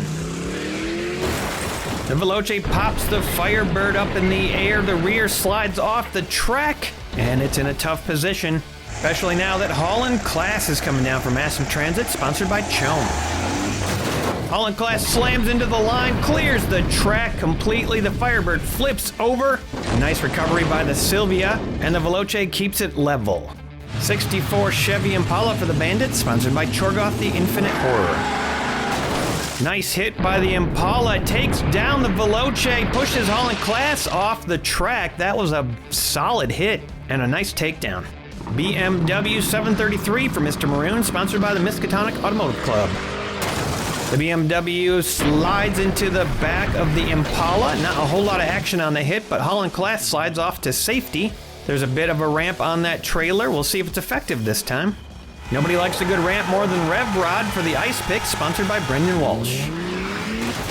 Rev Rod flies off the ramp, flips over a couple of times, bounces on top of the cars, makes it to a 6, and then flops around a little bit. Rev Rod excels when it is flying through the air. Fantastic recovery. 59 El Camino for the People's Front, sponsored by Chicken Rings Onion Wings. The El Camino takes that jump and has just as good of luck as the Rev Rod, flipping around and landing it, attaining a height of 6 on the way as well, and then somehow flipping over and making a recovery. Impressive. The Camino was so heavy though, the trailer gate is flipped up now, no more ramp. Cookie's riding down in the Mustang Mach 3 for 90s Nightfire, sponsored by Chorgoth. Cookie goes spinning out of the Mustang knocks that trailer off the BMW. BMW's still alive though. Cookie appears to be alive as well, maybe napping at this point. Good hit by the Mustang. Alabaster sending down Dune Crusher, sponsored by Willful Fiber Art. Dune Crusher, ooh, a tough hit right there in the back of the Mustang. Mustang goes sideways, Dune Crusher is upside down, but it might just be playing possum. Lancia Stratos Group 5, sponsored by Chicken Rings Onion Wings for the hot racers. The Lancia knocks Dune Crusher way off to the side, over to the tires, and the Dune Crusher makes a great recovery, as is tradition for that vehicle. The Dodge Charger Mark III for Super Crashers, sponsored by Hey Hey's Hatchback Hanger. Dodge takes down the Mustang Mach 3, a force transferred through the Lancia, and that car is upside down. Lancia is still steady. 90 Acura NSX, sponsored by Beaks Busted Barn Finds. The Acura takes down the Dodge and the Lancia Stratos. Wow, what a hit, a double takedown, impressive job there. Just about cleared the track, that's not even that big of a car. Speaking of track clearing, it's the Ford C800, sponsored by Regal Radio. 99 Gram Punch knocks the Acura off the track and it flips over upside down. The Ford only managing to get that car off. The Impala somehow managing to stay on the track despite all these hits. 73 Cadillac Coupe DeVille, sponsored by Reaper EOD. Big knock to the back of the Ford from the Coupe DeVille, but it keeps on the track and steady. No eliminations on that hit. Next up, the Nissan Titan, sponsored by Sean's Toy Room. The Cadillac launches the Coupe DeVille into the back of the Ford and it gets hung up. Titan tries to escape the track, can't quite get out of there. Sonic for the Indigo Ice Pick, sponsored by Farty Marty. Sonic knocks the Titan off sideways, but then the Coupe DeVille comes back and saves it as it slides off the track to relative safety. 71 El Camino, sponsored by Chicken Rings Onion Wings. The El Camino slams Sonic underneath the Ford. Bit of a light back on that truck, and it could be in trouble here. Mr. Bean's gonna ride down in the Corvette Stingray 3 for Nightfire, sponsored by Stump's Tree Farm. The Corvette pushes into the line. Sonic continues to go underneath. The Ford is turning over. Sonic even managing to get underneath the Impala up front. Mr. Bean went for a little tumble. I'm sure he'll recover shortly. Another Corvette for Alabaster Aces, this time sponsored by Jedi. Corvette on Corvette action as the Nightfire Corvette is forced up on the top of the line, and we've got a real traffic jam forming down there. A lot of cars tussling for position. Nissan Maxima Drift Car, sponsored by Emo Dingo. Some more jostling, but nobody really in danger yet. The Nightfire Corvette is mostly safe, it looks like. Chevy Pro Stalker, sponsored by DYW Production Labs. The Stalker shovels the drift car off the track and the car flips over upside down, eliminated. Nice takedown there by the Stalker. Aero Lift now for Blue Blockers, sponsored by Emo Dingo. 91 Gram Slam, and it looks like it was enough to finally get that Ford C800 over sideways. It might not stay like that, but if it does, it looks like it's gonna be out. Taking a quick scan of the field, we're about halfway through the lineup. Got a bunch of eliminations, it looks like. Here comes Speed Blaster, won the finals for Massive Transit a couple seasons ago, sponsored by Chicken Rings Onion Wings. Speed Blaster removes the flatbed from Aerolift, completely knocking it free. A big hit, but Aerolift was protected by the impact by the flatbed at least, and it looks like we got a Camino going over up top. Black Beauty for the Bandits, sponsored by DYW Production Labs. Black Beauty rams Speed Blaster, a little settling down towards the front, but nothing major. Volvo 240 Drift Wagon, sponsored by Sicken. Solid whack by the Drift Wagon, and the Camino recovers. It almost certainly looked like that Camino was doomed, and yet somehow it recovers after that hit. The line is getting solid. Skull Crusher for the Ice Pick, sponsored by Ellis Wurtenberger. Skull Crusher hits the solid line, and there's nowhere to go, and it goes curbside. 65 El Camino SS, sponsored by G-Zeus. The El Camino snapped Skull Crusher off the track, but with a quick flip, Skull Crusher back in action. Nice recovery there. Oldsmobile Aerotech, sponsored by PriceX Private Parts. The Aerotech glides underneath the 65 El Camino. Camino goes up, falls back, makes a nice recovery, almost off the track completely. Forklift driven by a Klingon for the Aces, sponsored by Hendrika's Heavy Hauling. Forklift knocks the Aerotech skyward. The Aerotech flips around, cannot make a recovery. Not enough agility. Forklift is curbside though. The LBER34 Super Silhouette Nissan Skyline, sponsored by Mark the Music Lover. The Skyline boots Forklift onto the back of Speed Blaster, and it is sideways. Forklift had a vicious qualifier where it did a lot of damage, this time though manhandled by that Skyline. Cement Truck for the Crashers, sponsored by Chicken Rings Onion Wings. Cement Truck hits a very solid line, and the Drift Wagon buckles just enough for the Skyline to start getting under it. Volkswagen IDR, sponsored by Sloss Automotive Sachet and Buffet. The IDR does some serious damage here, knocks the Drift Wagon off, knocks Forklift off. Forklift does not make a recovery, and the Cement Truck also gets eliminated on that hit, a double takedown. This ought to shake the line up a little bit. 107-gram Aeroblast, sponsored by Sid from Cybertron. Aeroblast blows through the line of cars and takes itself out on the way, somehow getting the IDR up to a height of 6 before it comes down, upside down, cannot make a recovery. Wow, a devastating hit. The IDR never stood a chance, but now Aeroblaster also eliminated. 72 Mercedes-Benz, sponsored by the Miskatonic Automotive Club. The Mercedes-Benz pushes Skyline forward, knocks Black Beauty, its teammate, off the track to safety, and manages to stay locked in. Nissan Silvia S14, sponsored by Dr. Gonzo. The line on the track has firmed up yet again, and the Silvia locks it down. The rookie Exilium up for the ice picks now, sponsored by Pick Your Sticker. Come on down to Pick Your Sticker and pick yourself a sticker, mister. Exilium nowhere to go and slots in behind the Silvia. Man, this line is tight. Something could really mess this up though. Perhaps the 67 El Camino will provide the 106 grams of damage needed. Sponsored by Chicken Rings Onion Wings. The El Camino pops Exilium off the track, and wow, the rookie blows it upside down. Not even a chance of recovery there. Wow, not looking like a great pick for the ice picks. The BMW 850i, sponsored by Jedi. The BMW takes a shot at the trailer on that Camino, but that thing is locked in there nice and tight. Shadow Jet will certainly loosen things up, sponsored by Bentley's Brakes and Bumpers. Shadow Jet gets underneath the BMW, knocks it just about fully off the track. BMW, though, keeps it steady. The Mercedes-Benz is up for the Hot Racers. However, the Hot Racers have decided to call an end of the line and send the Mercedes-Benz to the end of the line. The Hot Racers not liking what they're seeing on the track, and they have decided to invoke their one bonus action, which will allow that Mercedes-Benz to go dead last in this round. So now Blue Shark is up for Super Crashers, sponsored by Judy Collins. Oh man, it looks like Hot Racers might have made a good choice. Blue Shark takes a rough bounce off the back of Shadow Jet. Shadow Jet getting underneath that trailer, but now Blue Shark is out. Looks like that gamble probably paid off. Honda Civic Custom, sponsored by Hendrika's Heavy Hauling. The Honda Civic pushes Shadow Jet under the Camino, and the Camino topples over upside down. Not enough force to make it all the way around, and that is an elimination of a vehicle that Camino relied upon in their qualifier. Things are about to get shook up. 151-gram Trash Basher, sponsored by Sicken.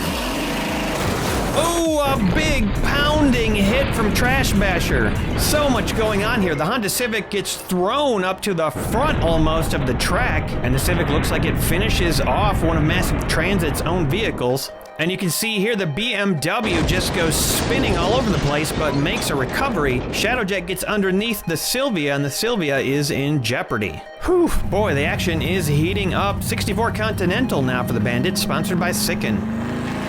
Continental pushes into Trash Basher. There's really not anywhere to go, and that big thing on the side of Trash Basher starts to push the cars that are upside down around. Nissan Skyline for Maroon, sponsored by Hendrika's Heavy Hauling. The Skyline slams into the line. There's just nowhere to go. This line is going way back. And here comes Power Rocket, sponsored also by Hendrika's Heavy Hauling. Power Rocket cannot get under that Skyline and bounces back to the bottom of the hill. Things start to get tricky when the cars get backed up this far. Oh wow, here comes a long vehicle for the Camino, 65 El Camino, sponsored by Miskatonic. The Camino and trailer managed to knock Power Rocket off the track, but Power Rocket makes a very adept recovery. Indigo Ice Picks thanking their lucky stars it didn't get hung up in any weird way. Racebait 308, sponsored by Hey Hey's Hatchback Hanger. Racebait gets underneath the Camino's trailer, directly underneath that heavy trailer, and now that Camino is balanced in a weird way. Ford RS 200, sponsored by Emo Dingo. The Ford knocks Racebait underneath the Camino completely. The Camino flips over upside down. Another vehicle eliminated for the number 4 ranked El Caminos. Their 2 best vehicles eliminated. And it does look a bit safer for the Mercedes-Benz to come down here, sponsored by Jason's Bits Boys. The Benz sinks into the line, does not get any eliminations. Racebait does a nice job of recovering, and the Skyline stays alive, and that is gonna end round 1. Boy, it sure got climactic there at the end, but what a mess. 19 eliminations all told. Almost no teams making it out of this round unscathed. Let's take a look at the aftermath. The big story here, the Bandits, the only team to not lose a single car in that round.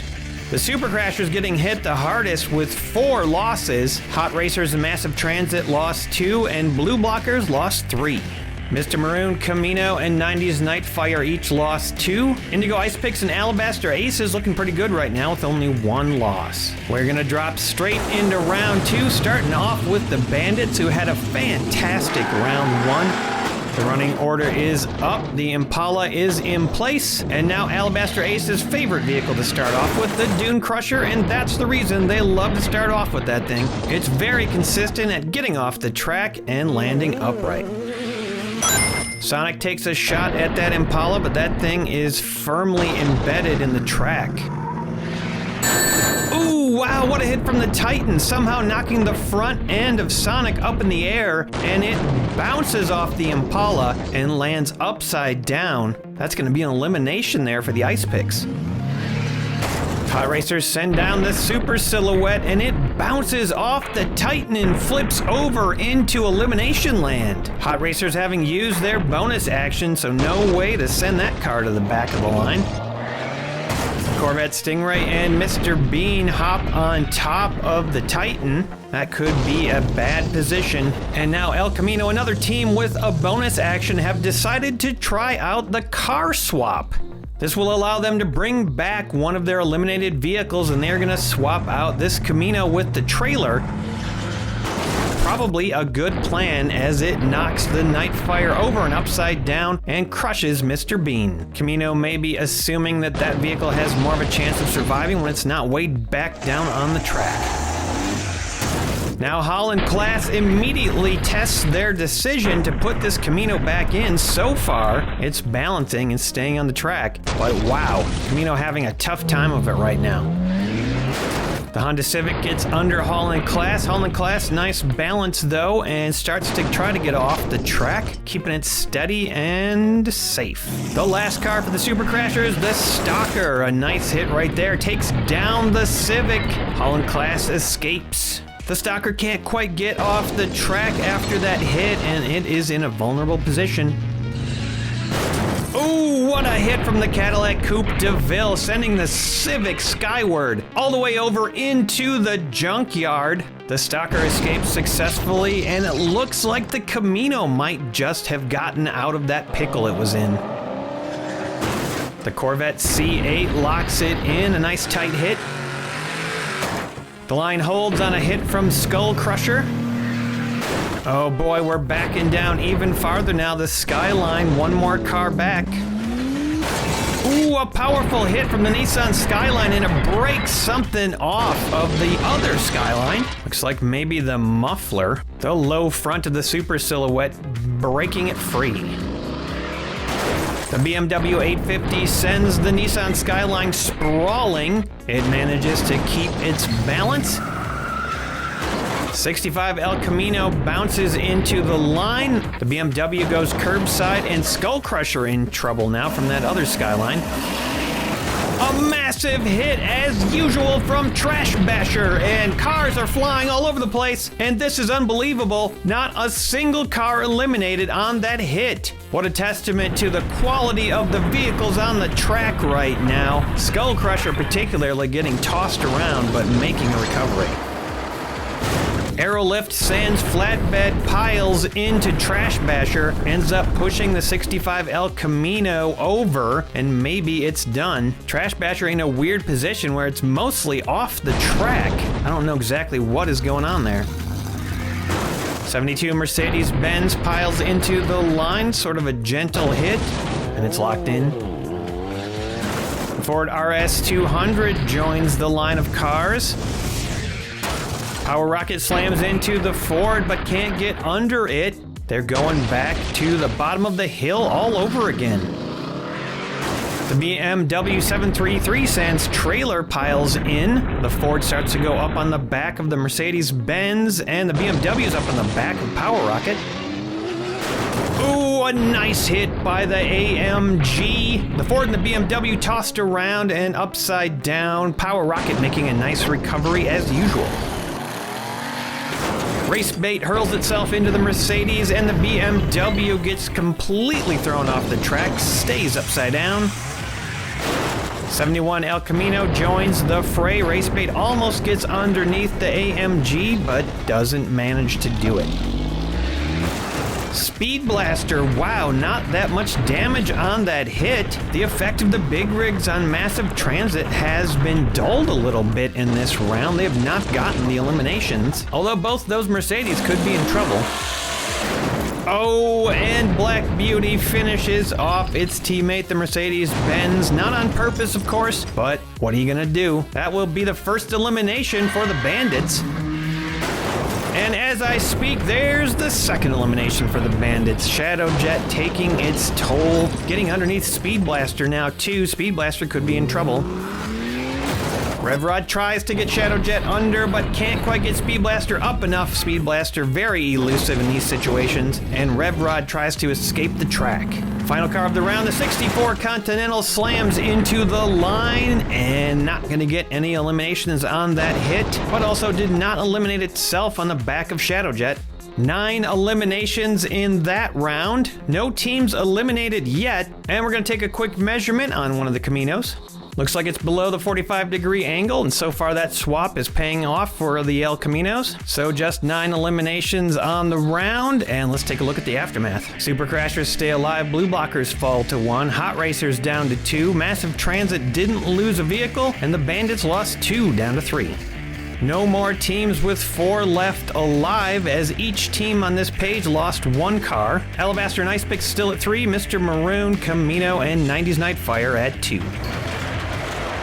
All 10 teams still have a chance to make it to the finals. 3 of them will be going, 7 won't. Tune in next time on Junkyard Joust to find out who it's gonna be. And then 2 weeks from now, the Apocalypse Wildcard match. Thank you to all my patrons for supporting this show. I couldn't do it without you. And thanks for watching, everybody. We'll see you next time on The Joust. Welcome back to Junkyard Joust. I'm Aaron Yonda. This is part 2 of the second main event. Right now, all 10 teams are still in the match, although Super Crashers and Blue Blockers are barely hanging on with 1 car. We've got 4 teams with 3 cars remaining. Any of these teams could still win this. Once we're down to 3 teams remaining, the match is over. Hot Racers and the People's Front of El Camino have both used their bonus actions. An end of the line for Hot Racers and a car swap for Camino, and it worked out for both of them. Massive Transit and 90s Nightfire still have their bonus actions in their pockets. We're diving right into round 3 with the 64 Continental for the Bandits, sponsored by Sicken. The Bandits had an incredible first round, surviving with all 5 cars, but now they fell back down to earth and just have 3. Dune Crusher up for the Alabaster Aces, sponsored by Wolf of Fiber Art. Dune Crusher hits, tries to escape the track, and unusual for this vehicle, it flips over and does not recover. It's a strategy that works until it doesn't, and it didn't. That'll be a big loss for Alabaster. Skull Crusher now, sponsored by Ellis Wurtenberger.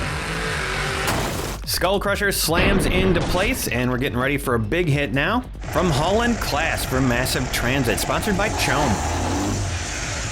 No damage there from Holland Class. Skull Crusher makes a nice escape off the track, and the Continental stays on the track. It's been doing a great job of just keeping it locked in this whole match. The LB ER34 Super Silhouette Nissan Skyline, sponsored by Mark the Music Lover.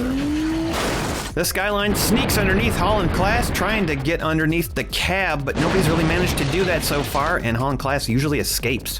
BMW 850i, sponsored by Jelle. The BMW pushes the Skyline underneath Holland Class all the way up, but Holland Class too much agility to get tipped over on that hit. The Nissan Titan for Mr. Maroon, sponsored by Sean's Toy Room. The Titan overturns the BMW, and the BMW gets flipped off the track, does not make a recovery. That's going to take 90s Nightfire down to one car. They're going to have to start thinking about what they're going to do with their bonus action to stay in this match. Here comes the vehicle that Camino swapped out, the 67 El Camino, sponsored by Chicken Rings Onion Wings. El Camino slides into the Titan, which was sideways on the track, and continues to be sideways. Could make a recovery, though. Aerolift up now, sponsored by Emo Dingo. Solid hit there by Aerolift, splits the line, and the Titan tries to recover, can't make it. The Skyline does a great job of flipping over and landing that recovery. The last remaining car for the Super Crashers, Chevy Pro Stalker, sponsored by DYW Production Labs. Chevy Pro Stalker tries to get under Aerolift, almost does it, can't quite manage it. Aerolift not having that protection anymore of the flatbed. 64 Chevy Impala now, sponsored by Chorgoth the Infinite Horror for the Bandits. The Impala pops the Chevy Pro Stalker off the track. The Chevy lands on top of Dune Crusher in a very awkward position. And if it stays like that, I got bad news for the Super Crashers. The Corvette C8R for the Aces, sponsored by Jedi. The Corvette sneaks underneath the Impala and basically finishes off the Chevy Pro Stalker, and now the Impala is also in trouble. Rev Rod for the Ice Pick, sponsored by Brendan Walsh. Rev Rod pushes the Corvette farther under that Impala, and it does an amazing job of staying on top of the other two cars, not sliding off yet. Wow, this is looking precarious. Ooh, what a time for Trash Basher, 151 grams to be coming down the track, sponsored by Sicken. Trash Basher lays waste to the line of cars, and look at that recovery by the Impala. The Corvette somehow staying on the track. Rev Rod hits Skull Crusher and does not make a recovery. Aerolift also in trouble. The blue blockers might be done. The Mercedes-Benz AMG C-Class Racer for the Hot Racers, sponsored by Jason's Bits Boys. The Mercedes cannot get under the Trash Basher. Trash Basher wobbles but stays steady. Line of cars forming. 7 cars remain to come down in this round, and 90s Nightfire wisely using end of the line. Their only remaining car going to the back of the line where it won't have to sustain any hits. Probably a good idea in this moment. Mr. Maroon's going to be sending down Nissan Skyline GTR, sponsored by Hendrika's Heavy Hauling. Ooh, the Skyline GTR somehow gets underneath the Benz, and they're both in a tough position right now. Can the 71 El Camino take advantage of the mess? Sponsored by Chicken Rings. El Camino slams into both cars, and look at the recovery by the Benz. What a great flip. That car has been doing exceedingly well, and Mr. Maroon needs that Skyline to stay alive because they lost the Titan. Here comes a pretty big hit. 73 Cadillac Coupe de Ville, sponsored by Reaper EOD. Cadillac slams into the line, gets underneath the Camino, and the Camino keeps it steady. Mr. Maroon safe for the moment. Here comes Danger Shadow Jet 2, sponsored by Bentley's Brakes and Bumpers. Shadow Jet gets underneath the Coupe de Ville, but it's too large, and it flops off to the side. Still not out of danger yet. The Camino is off the track, but maybe still in danger. Power Rocket, sponsored by Hendrika's Heavy Hauling for the Ice Picks. Ooh, look at that bounce off the back of Shadow Jet. Always dangerous to hit the back of that thing, and Power Rocket cannot get over Trash Basher and goes back upside down. Probably would have been a recovery if not for the back of that vehicle. Power Rocket and Treble Speed Blaster for the Transit, sponsored by Chicken Rings. Speed Blaster plows into the pile, pushes Shadow Jet all the way under Trash Basher, takes out its own teammate. Power Rocket is pinned underneath Trash Basher and probably done. Trash Basher might not quite be out, but it's tough to say right now. Final car of the round by choice, Ferrari 328 GTB, sponsored by Hey Hey's Hatchback Hanger for the Nightfire. And the Ferrari has just enough force to topple Trash Basher very slowly, but it goes over. And it's done. That's a big loss right there for Massive Transit. The Ice Picks losing a couple cars here. They are in deep trouble. And we are going to lose 8 cars in this round. 2 teams have been finished off. Let's take a look at the aftermath. The 23rd ranked Super Crashers and the 20th ranked Blue Blockers are done. Massive Transit down to 2. Hot Racers steady at 2. And the Bandits now at 3 still. Mr. Maroon, the Indigo Ice Picks, and 90s Nightfire all down to 1 car apiece. Camino did not lose a car, and Alabaster Aces lost 1 down to 2. A lot of people watching this match, including Mr. Bean, sitting on the side of the shuttlecraft. That can't be very comfortable. All right, Governor. Cookie's got the comfy chair, apparently. Round 4, here we go. 64 Continental starting us off again for the Bandits. Only Massive Transit has a bonus action right now. If for any reason they don't use their bonus action in this match, they can save it for the finals, if they're lucky enough to make it to the finals. That's 2 cars slotted in. Holland Class coming down next. Holland Class gives the boot to Evil Weevil. Track buffer now off the track, and we've got 3 cars lined up. El Camino, a gentle little tap on Holland Class, and now we're really starting to back it up. Shadowjet 2 tries to get underneath the trailer of the Camino and almost succeeds. I have a feeling he's going to get another chance. Ooh, the Ferrari does not go off the back of Shadowjet, instead goes under Shadowjet. The trailer proving to be an effective shield against Shadowjet, and now it is curbside. Oh, a twist of fate there as the Skyline knocks the Ferrari upside down, sliding down the trailer, and Shadowjet makes an awesome recovery. Hard to believe it, but Skull Crusher is the last remaining car for the Indigo Ice Picks right now as it lines up into place. Ferrari not wanting to get off the track. The Cadillac Coupe de Ville pushes through, and Skull Crusher gets tossed off the track, stays alive, saves the Ice Picks. Look at the recovery by the Ferrari. Just flips right over like, I'm not going out. The Benz hits a solid line, only the back of Holland Class now going up on top of the Camino. Speed Blaster tries to shake things up and does it a little bit. No eliminations on that hit. Forces the Cadillac off the track, and the Benz is on its way. 71 El Camino completes the task, and the line is reformed. The Alabaster Aces Corvette attempts a takedown on the Camino, but it is not having it. Tries to get off the track, can't quite make it off, and now Speed Blaster is getting pushed up a little bit. A Chevy Impala helps the Camino escape the track. No eliminations there. And that was the final car of the round. 14 cars and not a single elimination. This is a competition, my friends. We're going to have to increase the speeds, and there are 14 cars left. I don't think this has ever happened before in Junkyard Joust history. The Bandits deciding to start out with the Impala this time. And it slots into place. The randomized running order is up. Corvette takes a shot at the Impala. Impala's not moving, though its hood does go up. Big smash by Holland Class, and the Corvette is flipped over and out. That's going to be a loss for Alabaster. Holland Class almost escapes the track.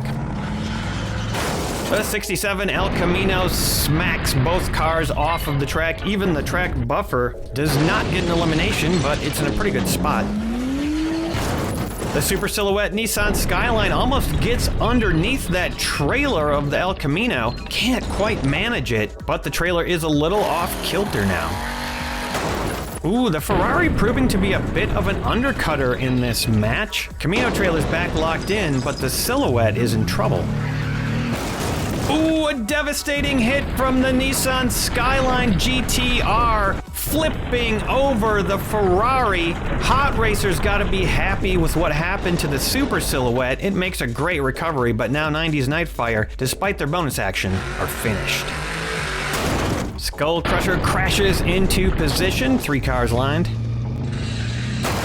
Oh, wow, the Cadillac Coupe de Ville knocks Skull Crusher for a loop, and it just can't make the recovery. And we might have just seen the end of Indigo Ice Picks' run at the championship. Our second place team from last season, they are done, folks. Shadowjet gets underneath the Cadillac, but the Cadillac is too big for it to stuff off the track. Speed Blaster wants to help, and wow, the Cadillac just went flying. That is a big car. Speed Blaster handling it and taking it down, upside down, over in the corner. And now Shadowjet's sneaking underneath the Camino. Speaking of Camino, here's a hit from the other Camino, and it knocks Speed Blaster off to safety. Does not take out its own teammate. People's front of Camino breathing a sigh of relief. Mercedes-Benz with a devastating hit, and Shadowjet finishes off in concert with the Benz. The Camino with trailer. El Camino devastated by that hit. They still have one Camino left, and that's the second time that thing's been eliminated in this match. Ooh, that hit by the Continental knocked Shadowjet off the track, squeezes it out, and Shadowjet, wow, that might be beyond 45 degrees. The Alabaster Aces gotta be shaking in their boots right now. If that thing's beyond 45 degrees, they're out of this match. But then again, this was a devastating round. There are a lot of teams out right now. Taking a measurement on Shadowjet, wow, it is right on the line, and Shadowjet's gonna stay alive. 6 cars eliminated in the round, and 3 teams are going away. Everything the same over here, except the Bandits now are down to 2. Mr. Maroon Skyline did not survive the round. They are done, 19th ranked. 2nd ranked Indigo Ice Picks are out. Camino down to 1, and the 12th ranked 90s Nightfire are also eliminated. Round 6, here we go. The Hot Racers have been at 2 cars now for 3 rounds, and they like it there, starting off with the Silhouette as it slots into place. Running order is up. Holland Class takes a shot at the Super Silhouette Skyline. Evil Weevil gets tossed off the track. The Skyline is curbside. The Chevy Impala slapped Holland Class into position, and now we've got 3 cars locked in and lined up. Shadowjet forces the hood shut on the Impala, and it gets pushed underneath Holland Class. The hood was actually preventing it from going under, but no more. So a 71 El Camino goes up on top of Shadowjet and creates an improbable bundle of cars on the track. And this will definitely not end well for most of these cars, I predict. The Mercedes-Benz crashes into the pile, and wow, somehow I was wrong. All the cars managing to stay upright here. Holland Class fully off the track. Just in time for Speed Blaster to come down the track and try to take out the Mercedes-Benz. It almost looks like it's trying desperately to escape the position it's in, and yeah, that's close to 45 degrees right there. Wouldn't want to be in that position right now. Over on the other side of the track, the Camino is upside down. This could be it for the people's front of Camino. Final car of the round, the 64 Continental slams into the pile and might have just saved Mercedes-Benz. Definitely looks like it's around the 45-degree angle. We're obviously going to be taking a measurement on that. And yeah, we're going to say goodbye to the people's front of El Camino. Looking at the measurement, it appears that the Mercedes-Benz is below the 45-degree angle, and it will move on to round 7. The 4th-ranked Caminos thought those trailers could help them get through to the finals, but it did not work out. And we are down to just 4 teams in this match. Round 7, here we go. The Bandits will start us off again with the Continental. 2 cars left. Every team has 2 cars left except for the Alabaster Aces. They are the underdogs right now, but Shadowjet is not a car to be underestimated. Holland Class slams into the Continental. The back end goes up and curbside. The Super Silhouette Skyline carves underneath. Holland Class tosses it off the track, but Holland Class keeps it level. Shadowjet attempts an undercut on the Super Silhouette, but the Skyline's not having it, and it sinks back down. The Impala of Bandits gets underneath Shadowjet, and wow, what a perfect combination of taps. Takes Shadowjet down instead of going off the back of that car, which can be very deadly. Somehow manages a takedown, and with that hit, the Bandits may have just landed themselves in the finals. Ooh, it is not over yet though, and Speed Blaster just devastates the Impala. Smashes it into the Skyline so hard that the front bumper is just torn in half. And the car flips over upside down. This isn't over yet. Mercedes-Benz piles into Speed Blaster. The cars are lined up again, but that was the final car of the round and of the match, as it turns out. 2 eliminations in that round. 1 for Alabaster and 1 for the Bandits. That takes us down to 3 teams, and the match is over. It may not be over for Alabaster yet. We'll take a look at the 4th place standings.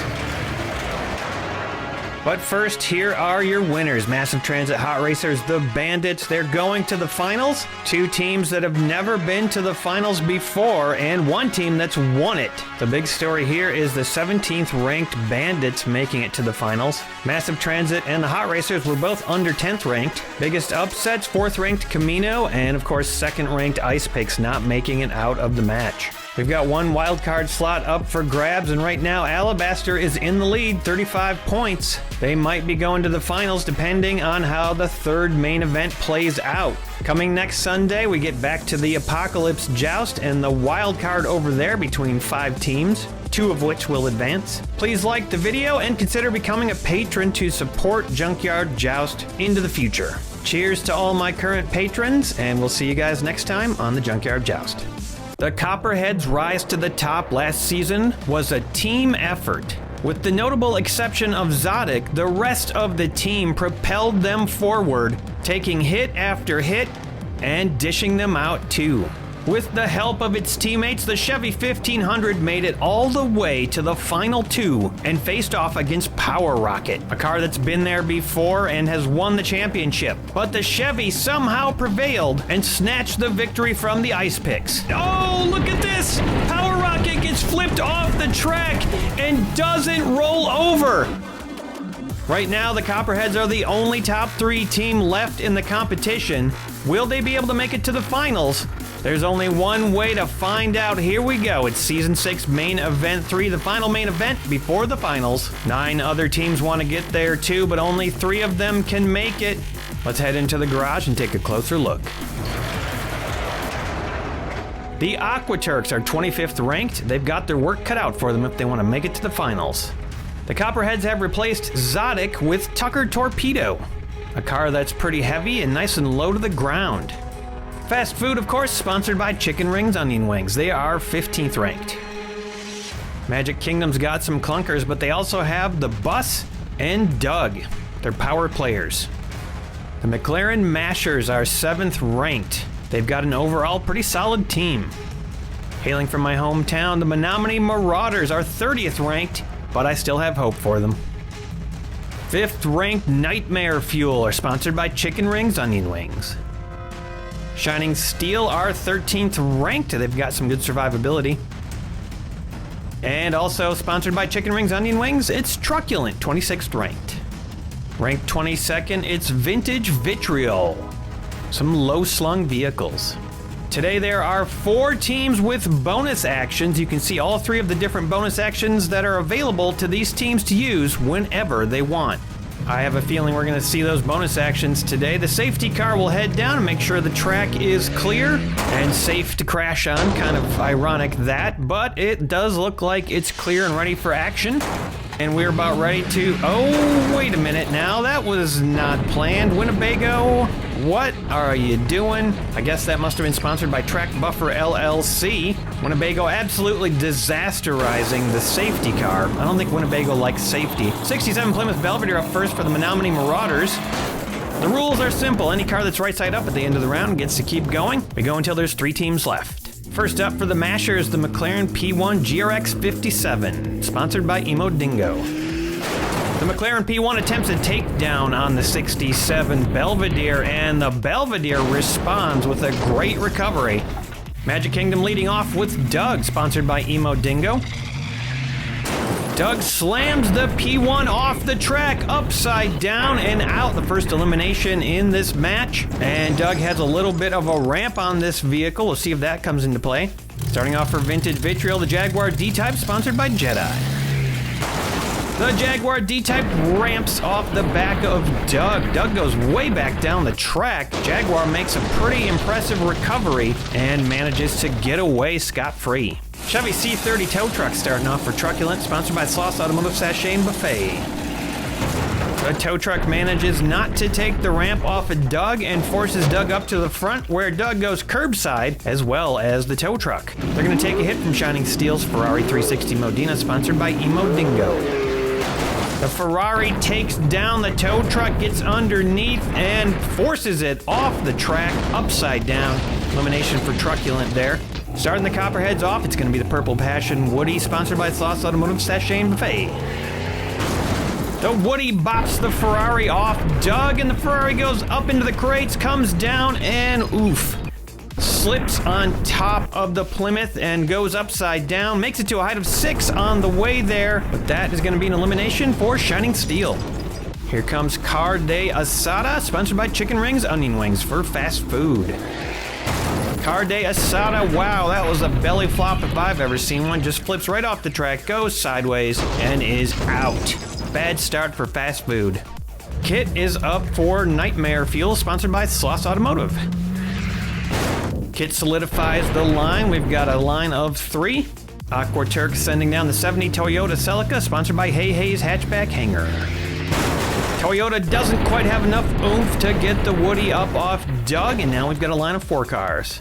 Back around the roster to the Marauders, 57 Plymouth Belvedere, sponsored by Regal Radio. The Plymouth hits the line, but it remains solid, not quite able to get the Woody off Doug. McLaren MCL 35M, sponsored by Farty Marty. A nice undercut there, gets the Plymouth almost off the track, can't quite flip it over though. Kit is in trouble, that Toyota's starting to slip under. A car that's guaranteed to not make it out of this round alive, 3D Livery, sponsored by Chone. And there it is, a nice hit though, actually does some damage, taking down the Plymouth and the Toyota Celica. Kit, the only one to survive that hit, so not a triple takedown, and now 3D Livery is stuck on the track in a weird way. Jay Leno tank car up for Vitriol, sponsored by Chorgoth the Infinite Horror. Ooh, a nice hit there by the tank car, and it takes out that undercutter from McLaren. Couldn't quite get underneath the Woody, and now it's paying the price. 78 Dodge Lil Red Express, sponsored by Emo Dingo. The 71 grams of that Dodge finally able to get the Woody up on the back of Doug, but not able to get it off completely, and the Woody manages to keep its balance. Flathead Fury for the Steel, sponsored by Judy Collins. Flathead Fury tries to get underneath that Dodge and does it just a little bit before it backs off. Dodge is curbside, and the Woody is sideways going towards upside down. This could be bad for the Copperheads. Speaking of the Copperheads, here's the rookie Tucker Torpedo, sponsored by Judy Collins. Tucker Torpedo slams into the line. Flathead Fury is forced almost off the track. Nothing else happening on that hit. Buns of Steel, sponsored by Jedi. Buns of Steel flips over the back of the Tucker Torpedo. That thing's nice and low, and there's no room for Buns of Steel to make a recovery. It is stuck on 3D Livery. Fished and Chipped for the Fuel, sponsored by Sicken. Solid punch to the line right there, and the Dodge flips over sideways. Another elimination for Truculent. McLaren and Truculent with both of their first 2 vehicles out right now. The Subaru Brat, sponsored by Stump's Tree Farm. The Brat clambers onto the back of Fished and Chipped, and look at this. Buns of Steel is right side up again. Purple Passion Woody has gone over sideways and is done for sure. Had a chance at recovery, couldn't quite do it. 63 Plymouth Belvedere, sponsored by Chorgoth. The Belvedere lifts the Brat into the air, and that thing doesn't have much for stability. Flips over upside down, the second elimination for Aqua Turks. Buns of Steel and Flathead hanging on for the moment. McLaren Speedtail, sponsored by Judy Collins. The Speedtail shoots underneath the Belvedere. The Belvedere showing some good balance right there, almost makes an escape. Oogie Boogie for the Magic Kingdom, sponsored by Jedi. Oogie Boogie slams into the line, starts to push Fish and Chipped up on top of the Tucker Torpedo, which is up on top of Doug. Cookie's riding down in Catapult today, sponsored by Bentley's Brakes and Bumpers. You let me back on! Catapult slams into Oogie Boogie, makes it go curbside, and then turns sideways itself. Cookie gets thrown out. Not the best position to be in for Cookie. There's a good chance she's going to get crushed right there. I'm in a daze. The 84 GMC Sierra Classic 1500, sponsored by Stump's Tree Farm. The Sierra Classic plows into the pile. Oogie Boogie forced off and probably sideways. Catapult eliminated. Formula 5000 for the Steel, sponsored by Farty Marty. Formula 5000 with the undercut going underneath the Sierra Classic. We'll see if it can do anything with that. Custom Dragster going down for the Copperhead, sponsored by Brendan Walsh. A nice solid hit by the Dragster pushes the 5000 underneath the Classic, and it is definitely in trouble. Big Banana Car, sponsored by Chicken Rings Onion Wings. The Banana Car lofts the Dragster off the track, and this is why Copperheads like that car. It made a nice, handy recovery, went off to safety. Up front, it looks like the Tucker Torpedo might be in a little bit of trouble here. Nearly sideways. Quick shot of the pile. We're about halfway through the roster, and yeah, it looks like we got some good carnage going on in this round. Time for the 85 Chevy Astro van, sponsored by Jason's Bits Boys. The Astro van slams into the Big Banana Car, pushes it sideways, and now it's in trouble. Aqua Turk's going with the 92 Ford Mustang, sponsored by Sean and Patrick Hogan. Mustang slams into the Astro van. The Big Banana Car gets a second chance to survive, and now the GMC Sierra starting to go sideways. Here comes the 58 Plymouth Belvedere, sponsored by Sicken.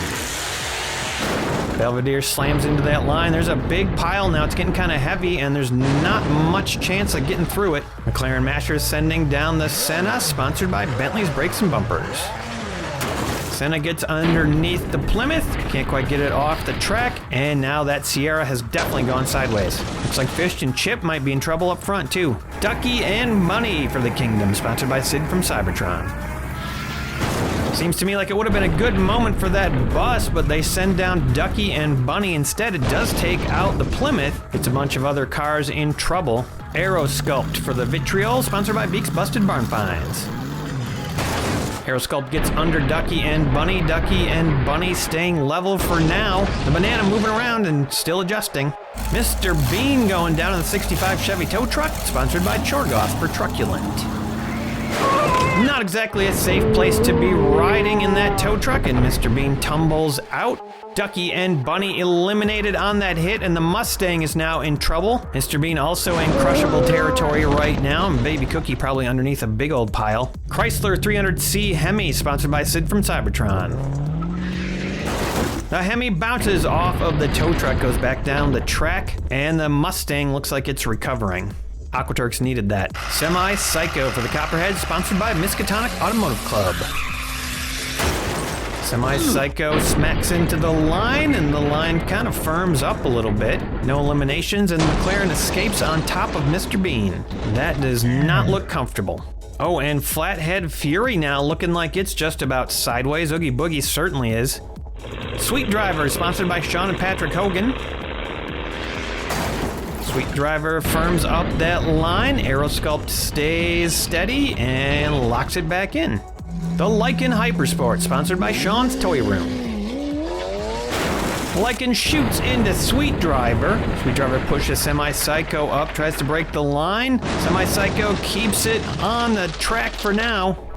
98 Honda Prelude for the Turks, sponsored by Farty Marty. A heavy hit and a lot of action on it, but no eliminations. Every car involved with that little ruckus manages to survive. Semi-Psycho making a nice tumble to a recovery. 62 Plymouth Belvedere for the Marauders, sponsored by Sicken. The 62 storms into the line of cars, almost goes sideways, pushes the Prelude underneath the Lycan, which is going underneath that tow truck. McLaren F1 GTR, sponsored by Jason's Bits Boys. The McLaren blazes into the line of cars and takes two of them down. The Honda Prelude taken out. Aquaturks needed that car, and the Plymouth Belvedere also taken down. And finally, here comes the big one, 179 MCI bus for the Kingdom, sponsored by Liz's Wizard Arts and Witchcraft. And as expected, absolute devastation caused by that bus. Wow, the tow truck, the back part broken off. A lot of action, almost too much to figure out what's going on there. It appears that we've got a Triple takedown. boom! The bus just lays waste to the pile of cars. The cars affected that tow truck, aerosculpt, and a McLaren flipped over and eliminated. Up front, it looks like that Tucker Torpedo might make it out of this. Turbulence for the vitriol, sponsored by Sauce Automotive. Turbulence bounces hard off the bus, basically like hitting a big green wall, and it goes way back down the track. 79 Ford F-150, sponsored by Pick Your Sticker. Come on down to Pick Your Sticker and pick yourself a sticker, mister. The F-150 pushes Turbulence into the bus. Turbulence comes back again, bounces off the F-150, and finally goes back up to the front. Bedlam for the Steel, sponsored by Reaper EOD. Bedlam slams into the F-150, pushes it up towards the bus, and takes its previous position. The Chevy 1500, sponsored by Emo Dingo. Chevy 1500 tries to knock out Bedlam, but Bedlam makes a great recovery, no elimination there, and the Chevy moves up. Donut Drifter, sponsored by Sean and Patrick Hogan. Donut Drifter tries to take out the Chevy. Of course, that's not gonna happen, and the Chevy backs off the track almost completely. F-150 starting to get under turbulence. Hot Wheels 500, sponsored by the Miskatonic Automotive Club. Solid undercut there, and 3 cars get cut under. None of them eliminated, although the F-150 and Turbulence are definitely in danger. And the last vehicle in this round, more of a skateboard, it's Skate Grom, sponsored by Beaks Busted Barn Finds. Skate Grom slams into the line, takes out the Ford F-150, and right now, I'm not sure Truculent has any vehicles left in this match. That was their ace in the hole. Will they join the not illustrious gang of teams that have lost all 5 in the first round? This was a massacre, 21 eliminations right now. We've got a couple measurements to take. Flathead Fury is beyond 45 degrees, and Out Oogie Boogie is below, just below 45, and stays in. And it is confirmed Truculent out of the match in the first round. A rough round for them, but considering how much damage was done to all the teams in this round, I am not surprised that that happened. But look at this. Nightmare Fuel did not lose a vehicle. Fast Food and Copperheads only lost 1. Aqua Turks and McLaren lost 3 each. The Marauders and Vintage Vitriol each lost 3. Magic Kingdom and Shining Steel each lost 2. Truculent eliminated from the match. Looks like there might be a lack of comfortable seating on the sidelines of the junkyard. That doesn't seem to have stopped Mr. Bean from finding a comfy spot. Nightmare Fuel finds themselves in a pretty comfy spot right now, leading the pack, starting off with the Kit Concept. The running order is up. Always nice to have 5 left as you head into round 2. Buns of Steel coming down next for Fast Food. They still got 4 left. Buns of Steel managing to stay on the track for now. The Tucker Torpedo slides into position behind Buns of Steel. We got 3 cars lined up. Magic Kingdom sends down Doug, and Doug bounces off Tucker Torpedo. No ramp set up this time. Doug screwed the pooch on that. Buns of Steel goes curbside. And with a nasty hit from the Chrysler 300, Doug goes over, spins, and stays upside down. That's a big loss for Magic Kingdom. Nice hit by the 300C.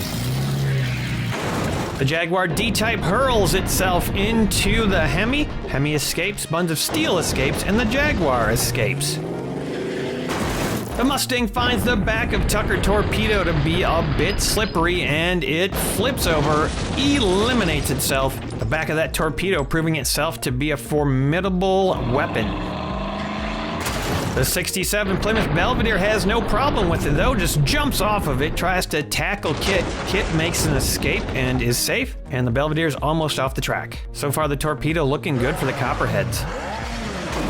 The McLaren Senna slams into Tucker Torpedo, and the Plymouth looks like it's done. But look at this. It comes right back, rocks into an upright position. Wow. And the Marauders get to stay in the match. Fished and chipped, all locked in. Big banana car prepares to get launched off the back of Fished and chipped. Custom dragster not exactly launching the banana off, but throwing it on top of Fished and chipped where it balances extremely precariously. A crushing hit from Oogie Boogie, and it takes out both of the loose cars on the track. Big Banana and Custom Dragster both eliminated on that hit. Wow, that was devastating. Formula 5000 tries to puncture the backside of Oogie Boogie, can't get under and goes curbside. And Turbulence makes Formula 5000 pay the price, flipping it off the track upside down and out, right next to its teammate. Skate Grom rolls into position behind Turbulence. A 63 Plymouth Belvedere helps Skate Grom get off the track. A nice hit, and Skate Grom lands it.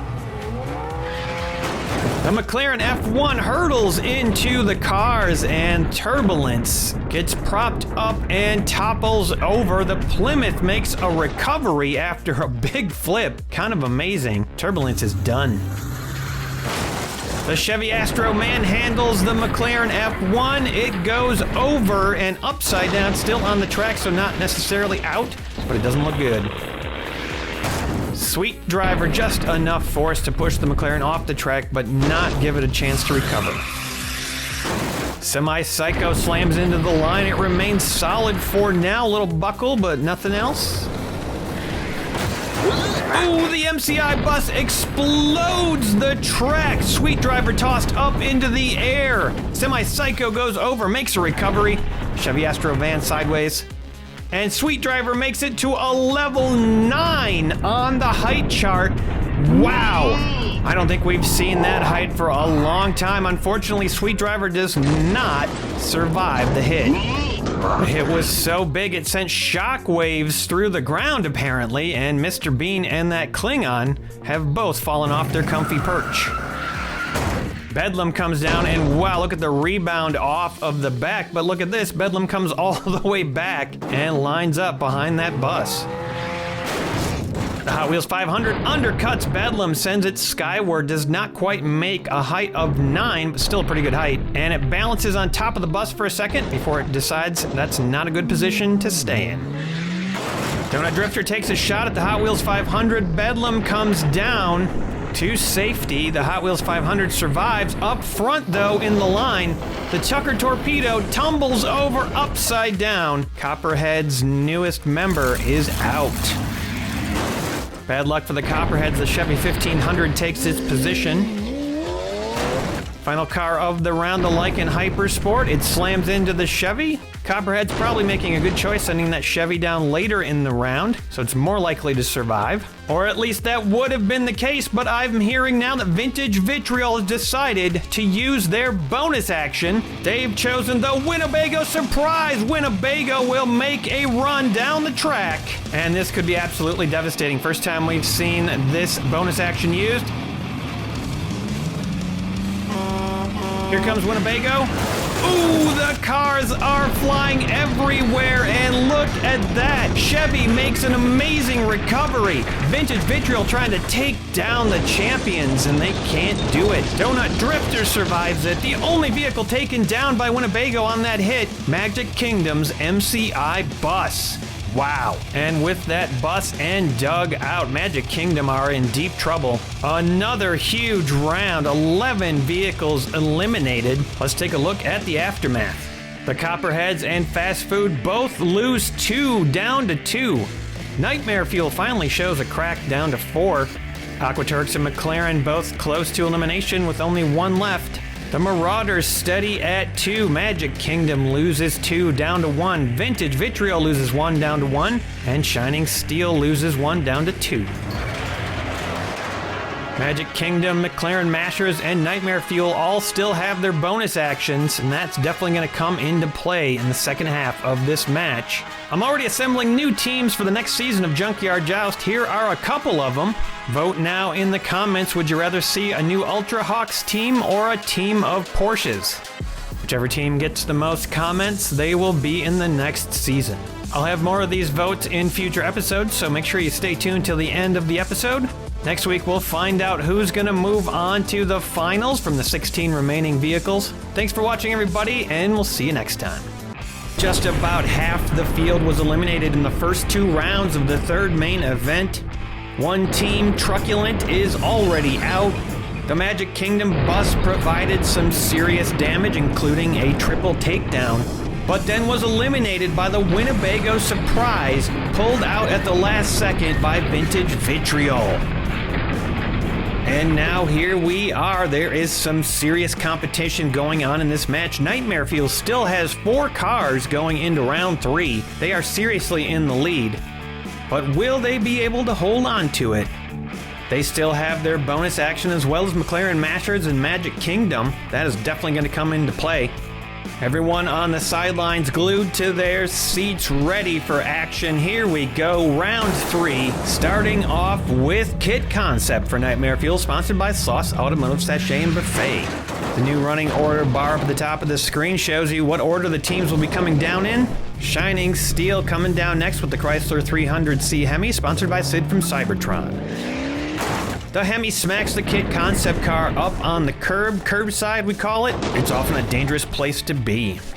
Last season's champs still going here. Semi-Psycho, sponsored by Miskatonic Automotive Club, smashes into the line and Kit Concept goes over sideways. Will it fall forward and right side up and still be in, or will it tip over upside down and for sure be done?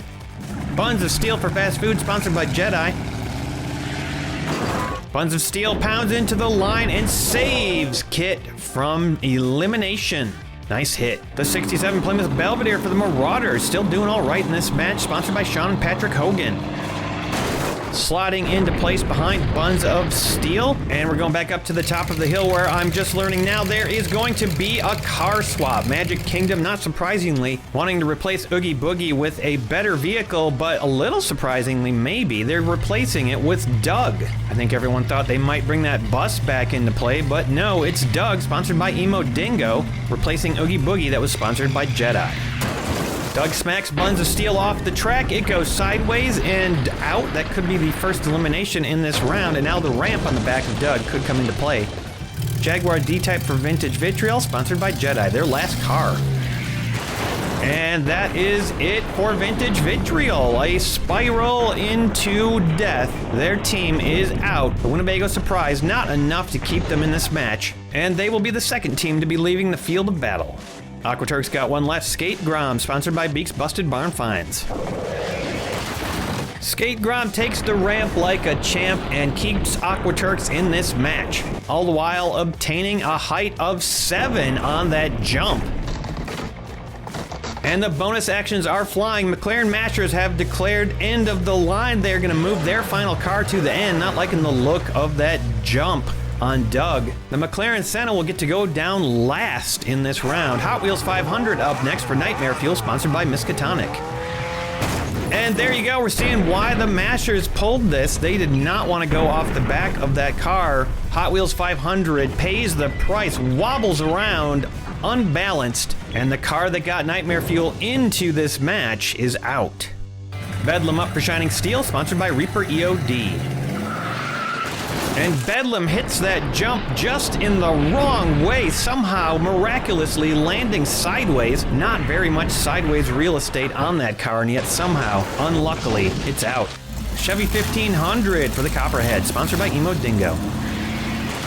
Chevy 1500 takes it perfectly. Look at the spinning, the land on top of its teammate, and the drive off to safety. Copperhead's looking good. Donut Drifter, sponsored by Sean and Patrick Hogan. Donut Drifter takes the ramp, a solid jump and a great recovery, plenty of space, lots of room, and the crate's almost causing some trouble there, but the recovery is intact. That'll keep Fast Food in the match. 63 Plymouth Belvedere up now, sponsored by Chorgoth. The Belvedere makes kind of a sloppy jump and yet somehow almost recovers it. It looks pretty much right at 45 degrees. It'll need a measurement if it stays like that. Nightmare Fuel got 2 cars to come down now. Lycan Hypersport is first, sponsored by Sean's Toy Room. Lycan slides off Doug and makes a pretty decent recovery, pretty safe. And next is Fished and Chipped, sponsored by Sicken. Fished and Chip gets stuck on top of Doug. It's a bad position to be in. It would have been fine if there wasn't another car coming down at the end of the round. It's the McLaren Senna, which went to the end of the line, sponsored by Bentley's Brakes and Bumpers. The Senna outright destroys Fished and Chip, tosses it off the track, goes upside down. It also doesn't take the jump, a brilliant use of the end of the line bonus action right there. McLaren survives for another round. Nightmare Fuel loses 2 cars in the round. That is going to be rough. They do, of course, still have their bonus action. 5 cars eliminated in that round. A measurement being taken on the Plymouth, and it looks good, just under 45 degrees, so it'll make it to round 4. Let's take a look at the aftermath. Copperhead steady at 2, Fast Food down to 1, Nightmare Fuel down to 2 from 4, Aquaturks and McLaren stay alive, the Marauders steady at 2, Magic Kingdom with their swap steady at 1, Vintage Vitriol out of the match, and Shining Steel down to 1.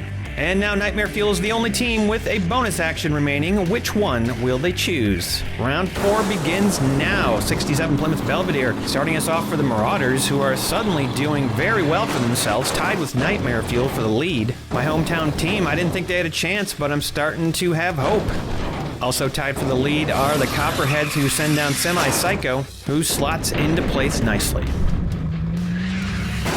Kit takes a shot at Semi-Psycho, but Semi-Psycho maintains a nice steady landing. The Plymouth Belvedere is curbside. Doug takes to the track and sets up that ramp. Nice recovery by the Belvedere. Magic Kingdom probably wouldn't be in this match right now if not for that bonus action.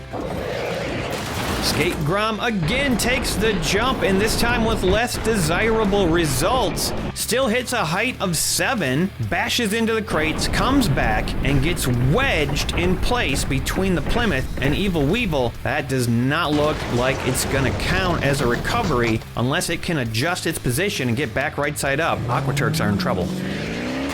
Shining Steel's last car, the Hemi, and it doesn't make a good bounce at the end there, just tips over off the track, goes sideways, the crates, preventing it from returning to right side up, and Shining Steel are probably out.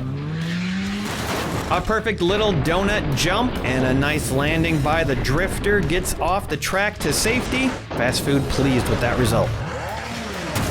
The McLaren has no choice but to take the jump this time. No more bonus action, and it still does a pretty good job of getting off the track, handling the jump, and it is going to be right side up for the moment. A bit of a belly flop by this Plymouth Belvedere. It smacks into Donut Drifter, lands upside down and out. The Marauders still have one in the match, though, so they're safe for the moment.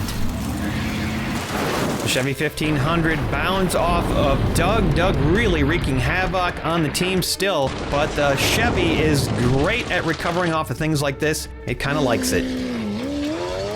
Final car of the round, the Lycan Hypersport hits the jump but doesn't go off of it, turns sideways, and because there's no other vehicles coming down, that car is going to be out. Nightmare Fuel have a decision to make. Do they want to use the one bonus action that could potentially right that car? Yes, they are. It's the Winnebago Surprise, and this is a gamble if I've ever seen one. Nightmare Fuel hoping they can right the Lycan with the Winnebago. They still have a car on the track. This feels a little ill-advised. Let's see if it pays off.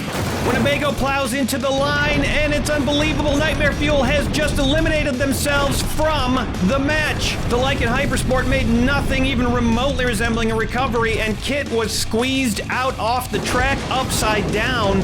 An unbelievably bad decision by Nightmare Fuel is going to remove them from the competition entirely. This mistake might just serve as a warning to other teams down the road. Be careful when you use those bonus actions. They can backfire.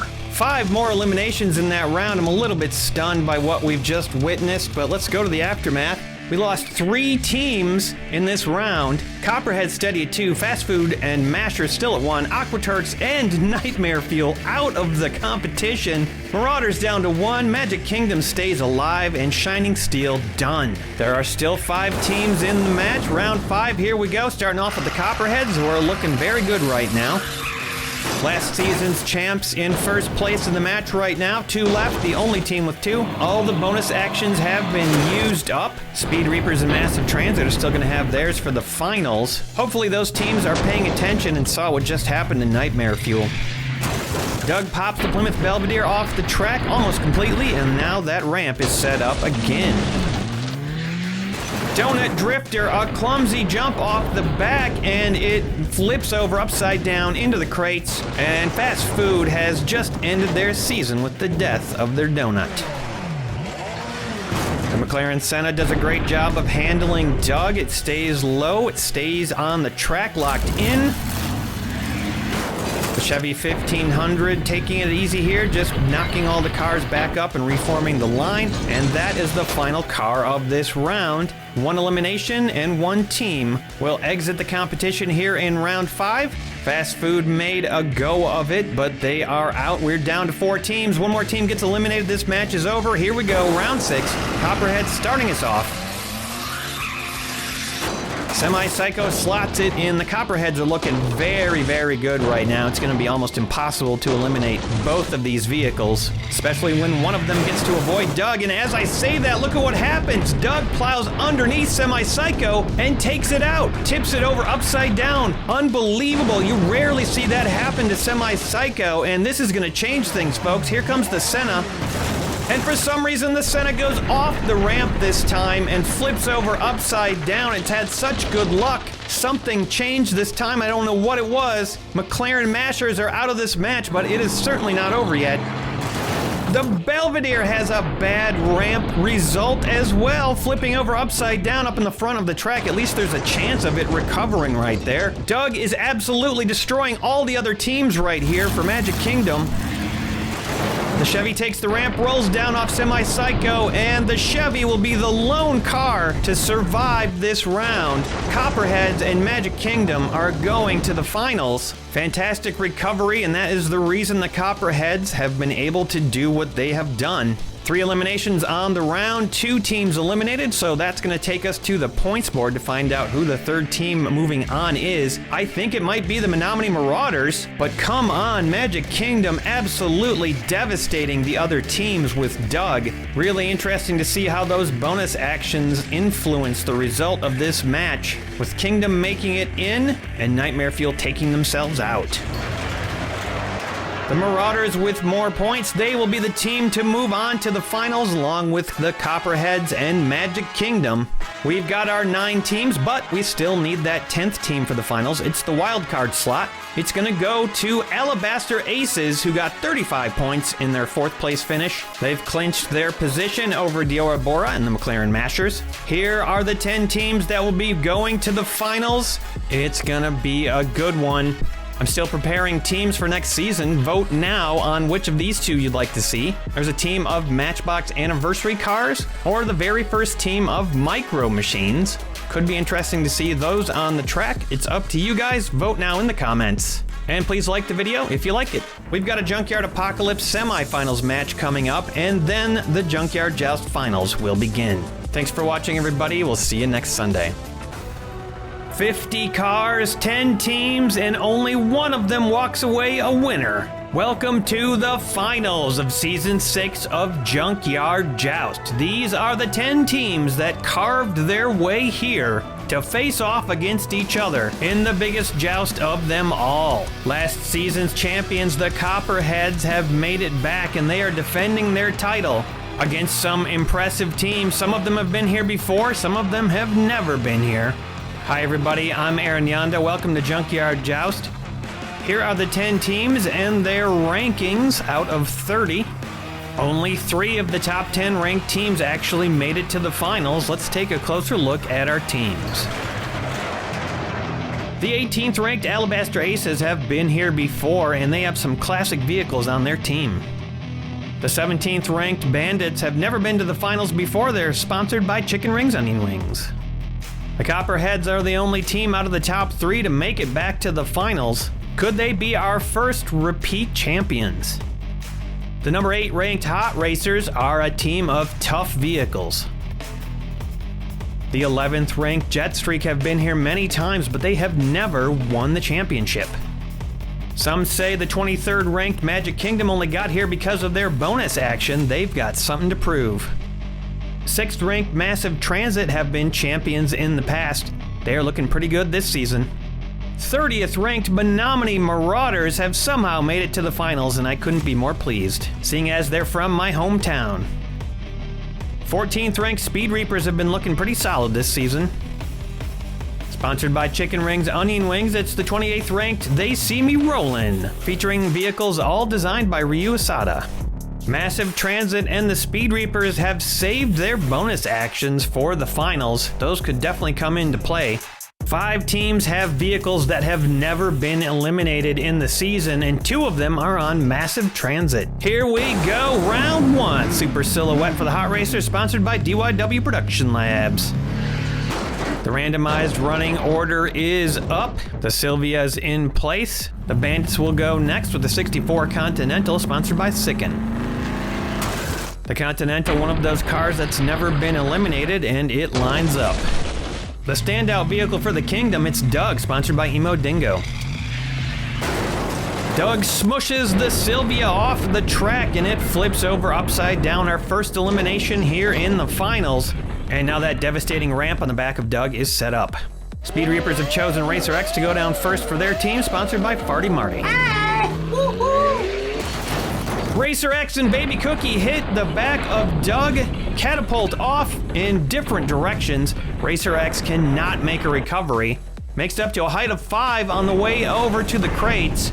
And I don't even know where Cookie landed. Probably over by the fence. That was exciting. She should be pretty safe right there. But Doug has claimed its first victim. First up for Alabaster Dune Crusher, sponsored by Wolf of Fiber Art.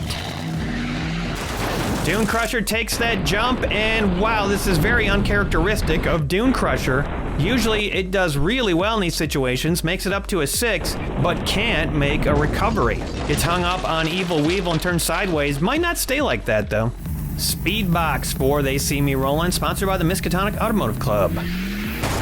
Speedbox hits that jump and does a better job of recovering than the other vehicles have right now. Flips from its roof right side up. The Custom Dragster can handle a jump generally, sponsored by Brendan Walsh for the Copperheads.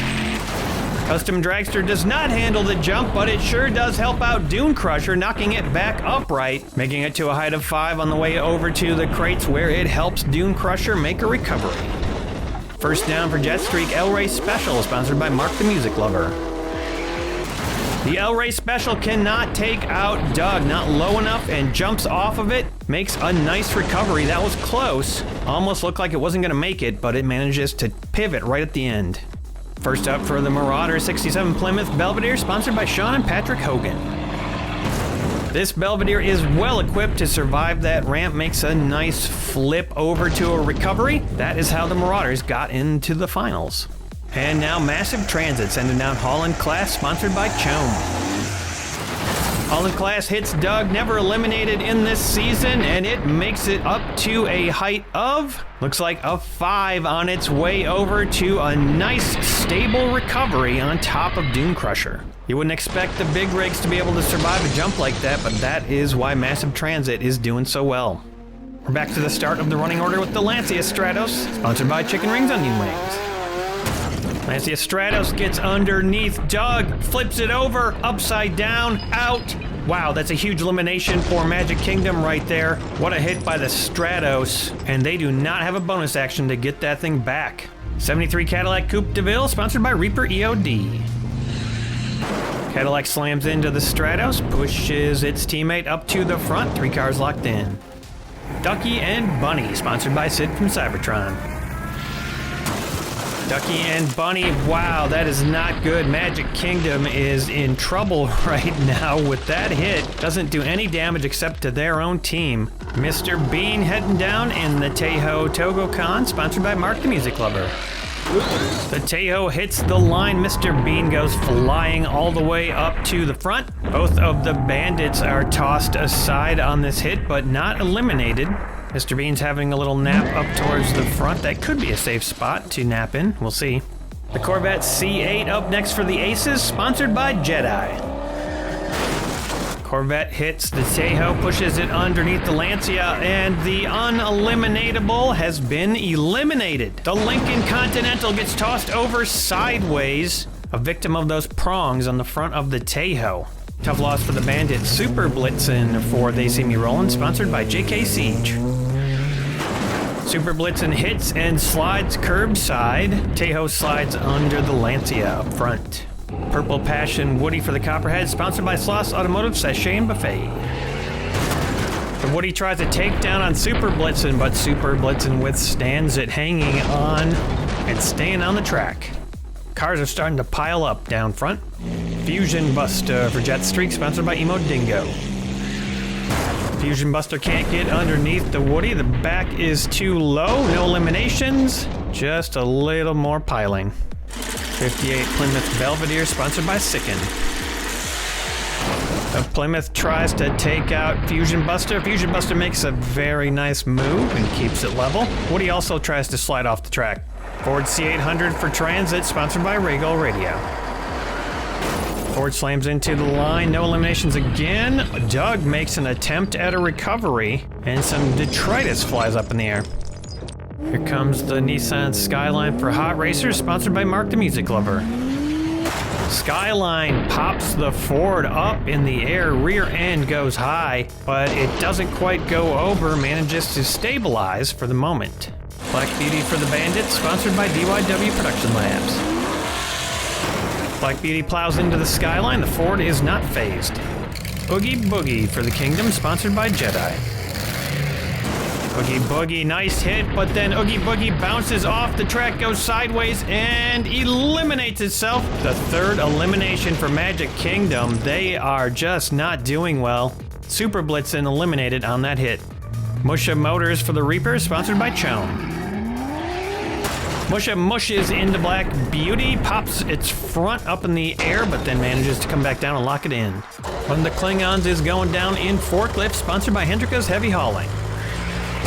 Forklift tries to take out Musha. Musha makes a nice landing and just drives off the track to relative safety. Some dangerous situations for some of these cars up towards the front.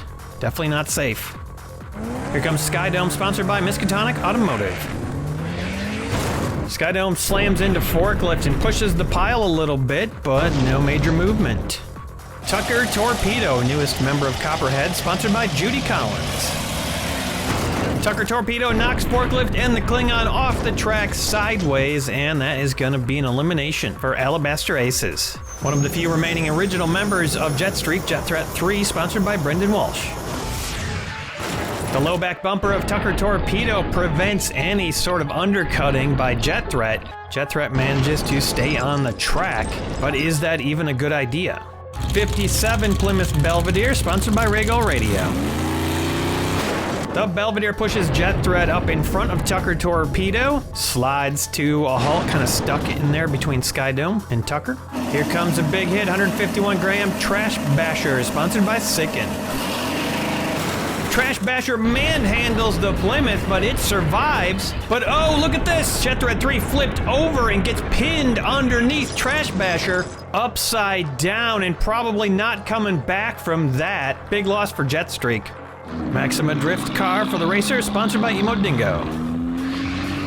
Trash Basher gets jostled a little bit, but nothing else happened in there. 64 Chevy Impala, sponsored by Chorgoth the Infinite Horror. Hard hit by the Impala, and so hard, in fact, causes the front bumper to break off. I believe we've seen that bumper break off before, and the repairs just couldn't keep it on there. It's gone again. Another Klingon riding down in 3D livery, sponsored by Chome. And you pretty much knew that was gonna happen. This thing has never been able to survive a run down the track. Very misguided choice by Magic Kingdom. They are down to just the bus. GRX for the Reaper, sponsored by Regal Radio. GRX rebounds off of the Impala, those claws knocking it backwards, but it stays on the track. No eliminations though. Trash Basher is getting perilously close. The infamous Shadow Jet 2 for the Aces, sponsored by Bentley's Brakes and Bumpers. carves right under the GRX and then goes for the Impala. The GRX making an amazing landing and just taking it like it was nothing. A little hop up in the air and lands almost in the same spot. The Raijin Express, sponsored by Chicken Rings. The Raijin knocks GRX off the track. GRX goes flying down the side of the field, flipping over, then driving into the fence. And the Raijin Express topples sideways and out of this competition. Semi-Psycho for the Copperhead, sponsored by Miskatonic. The rear end of Shadowjet has been an obstacle for many vehicles over the years, and it continues to be. Semi-Psycho, tough vehicle to eliminate. It is currently sideways. Here comes the meanest looking undercutter around. It's the Terrorizer, the Tyrrell, sponsored by Sicken. The Tyrrell finishes off the Impala, knocks Shadowjet almost sideways, knocks Semi-Psycho more sideways, and Trash Basher is struggling to escape. 62 Plymouth Belvedere, sponsored by Sicken. Belvedere gets a nice hit on the Tyrrell trying to get farther down the track and do more damage. Aero Blast for Massive Transit, sponsored by Sid from Cybertron.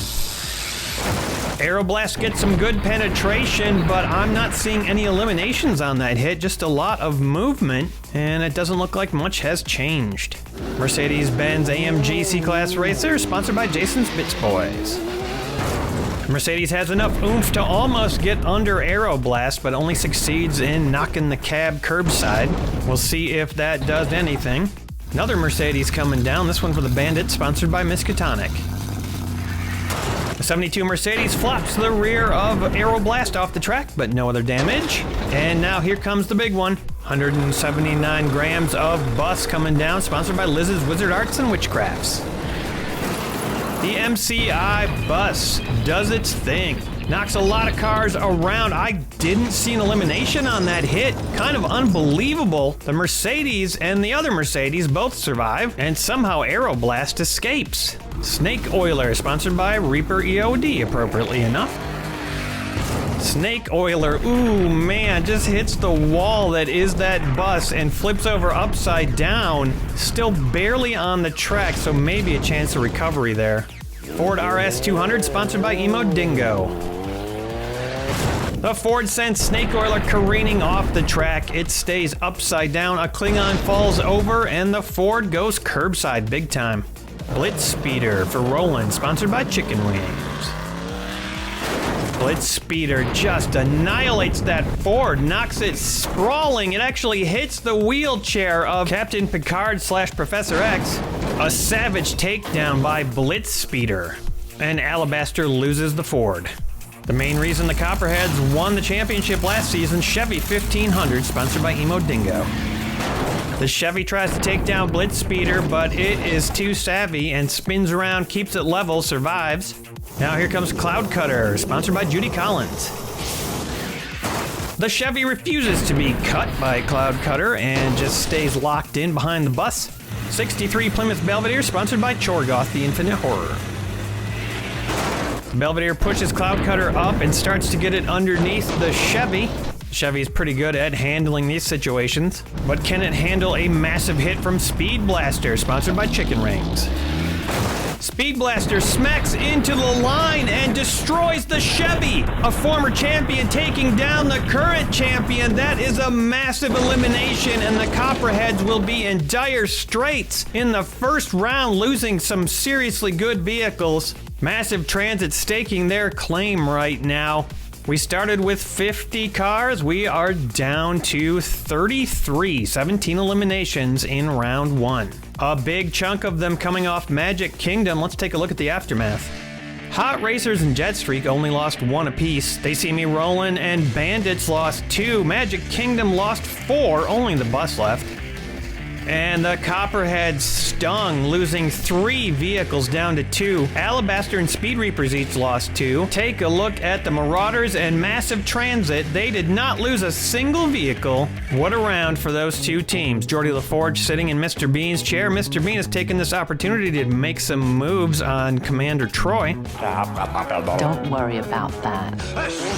Cookie and the Klingons are hanging out over on the Chicken Rings Onion Wings food truck. A always a popular spot. Well, I started sparking a lemonade with the vodka. Here we go, round 2. We're starting off with the Menominee Marauders. A surprise 0 elimination first round for this team. All those huge hits, and yet somehow this team came out unscathed. Also unscathed, Massive Transit. Holland class starting off as usual. Fusion Busted takes a shot at Holland class, but it shows one of the reasons that it's hard to eliminate.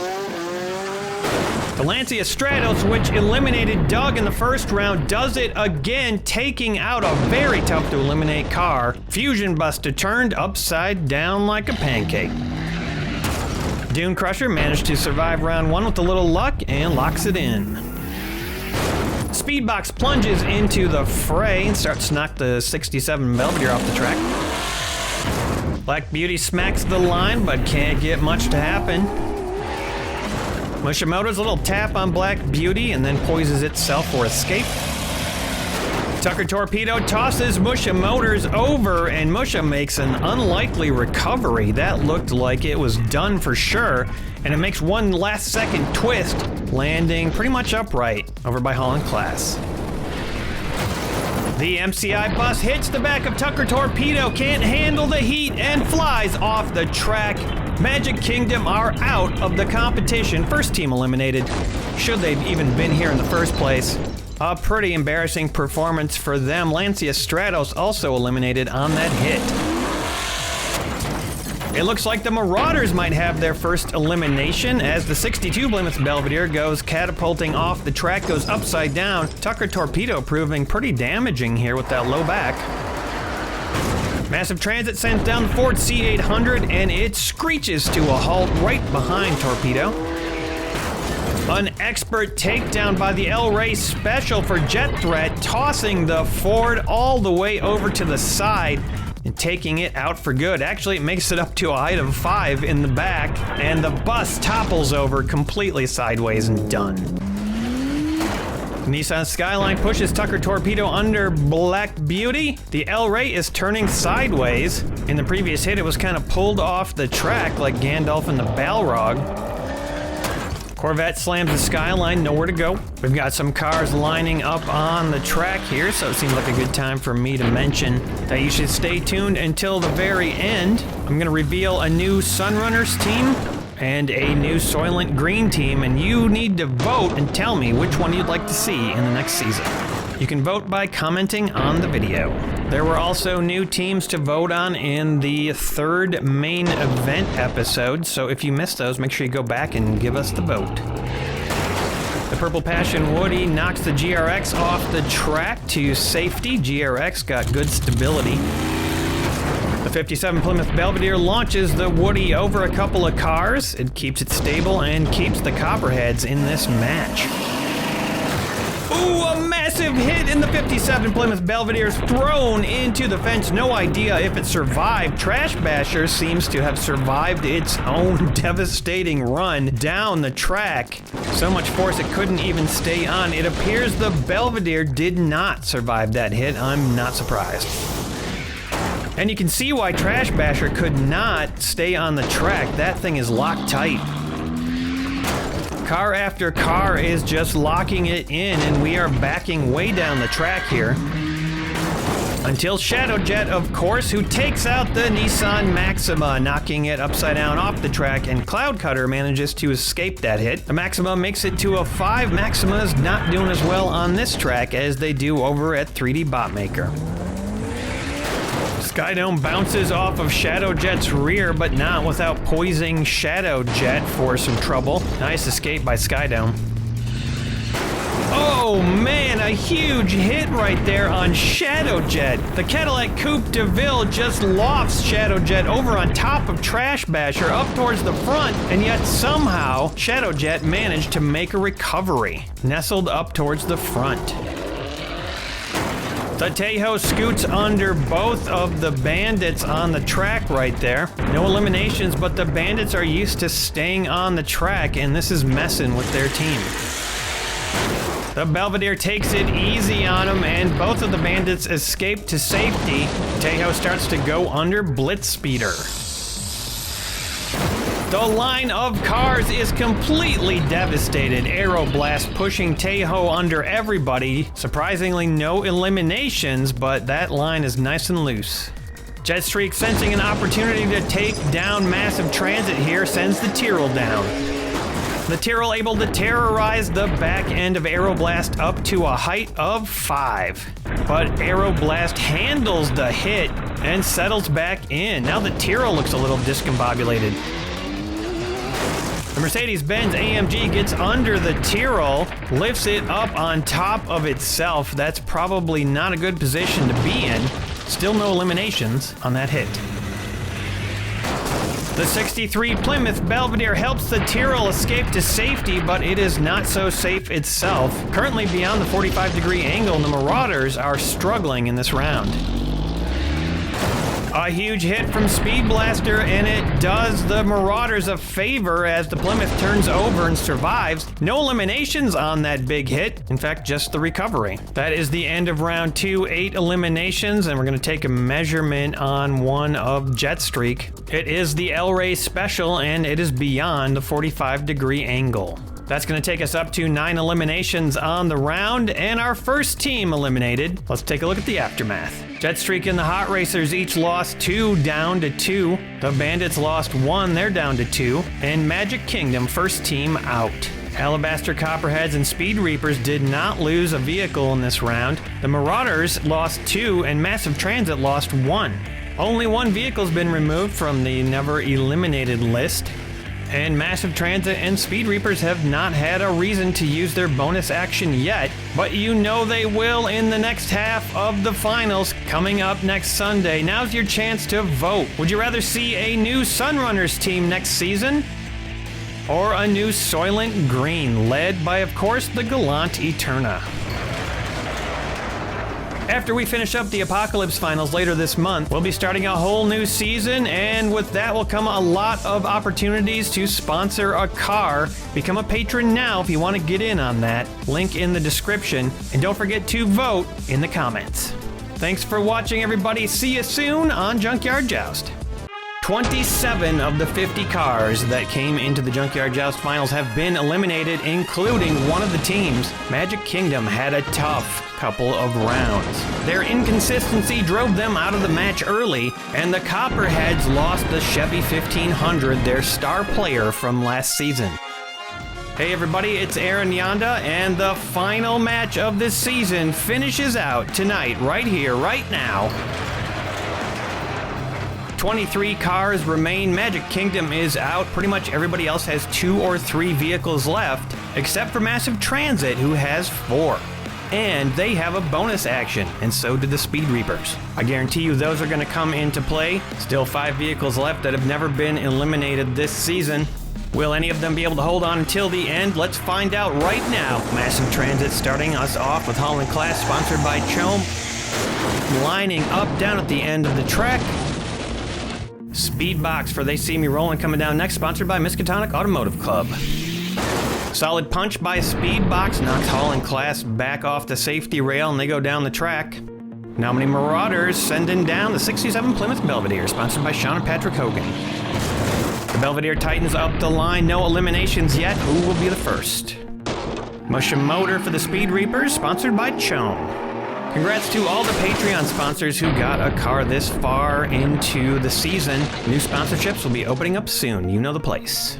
Dune Crusher for the Aces, sponsored by Wolfel Fiber Art. Dune Crusher basically tackles Musha Motors, knocking Musha off the track, and both of them escape. That's the thing you want to do, get off the track to safety. The newbie for Copperheads, Tucker Torpedo, sponsored by Judy Collins. Tucker lines up the back of this car as a bit of a menace. Let's see how Cloud Cutter handles it for Jetstreak, sponsored by Judy Collins. Cloud Cutter keeps it level, stays locked in on the track. 73 Cadillac Coupe de Ville for the Bandit, sponsored by Reaper EOD. Coupe de Ville pops Cloud Cutter off the track. No eliminations yet in this round. This is fierce. The LB ER34 Super Silhouette Nissan Skyline for the Hot Racers, sponsored by Mark the Music Lover. Holland Class finally gets the boot up in the front, and we are back around the roster. It's Trash Basher, sponsored by Sicken. 151 grams of fury sends the silhouette flying off the track to an impressive recovery, and Holland Class is pretty close to sideways. Could be some friendly fire. Blitz Speeder, sponsored by Chicken Rings Onion Wings.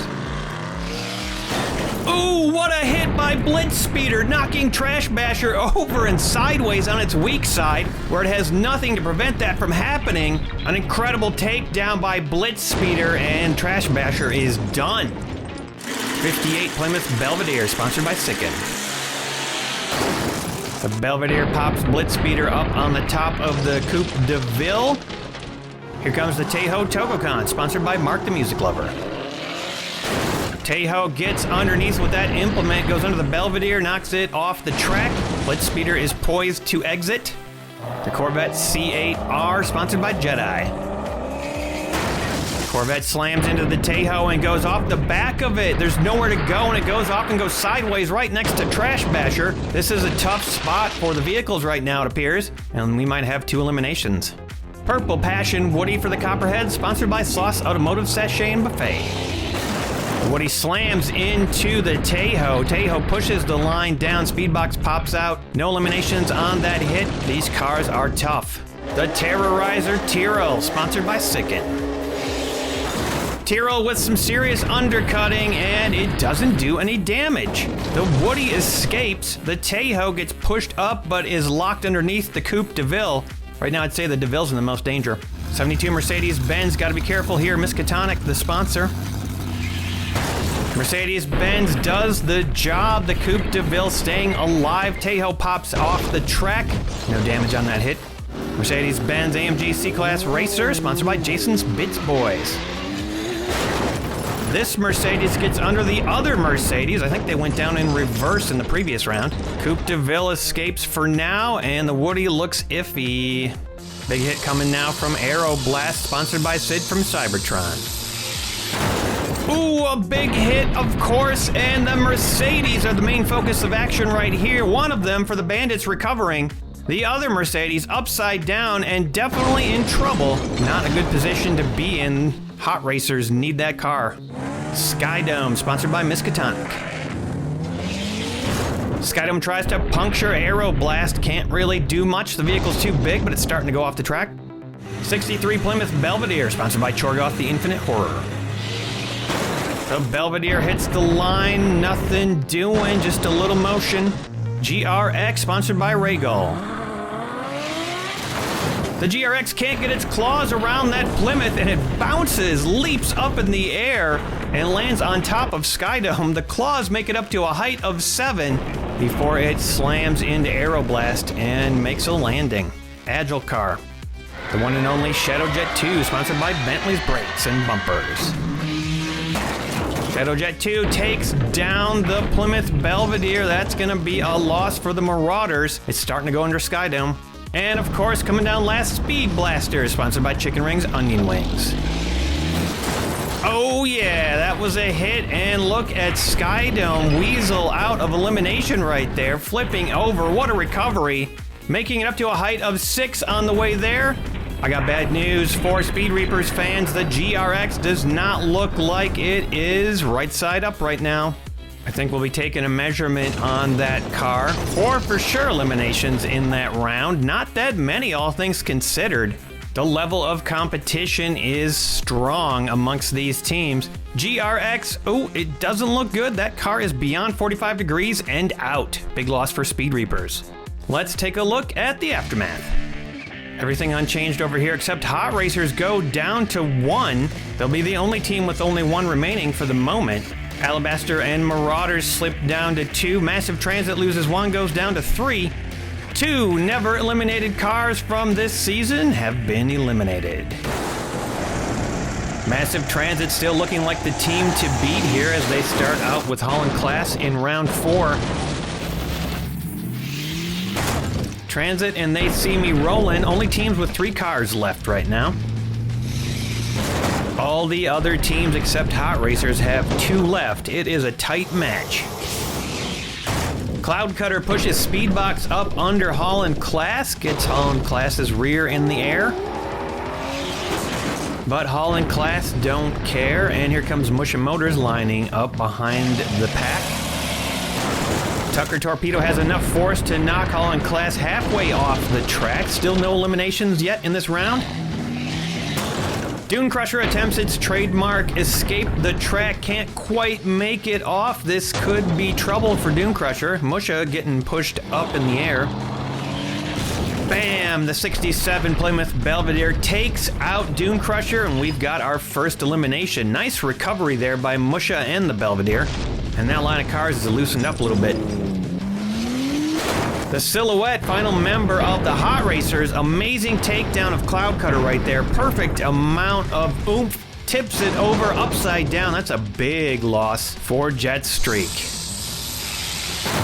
A massive plunge by Aeroblast that ends in tragedy as Aeroblast can't get right side up, the track in the way. Impressive stability by the Skyline, keeping Hot Racers in the match. And Tucker Torpedo, what is happening there? A perilous landing spot chosen by Tucker Torpedo, but for the moment right side up and safe on top of Hall and Class.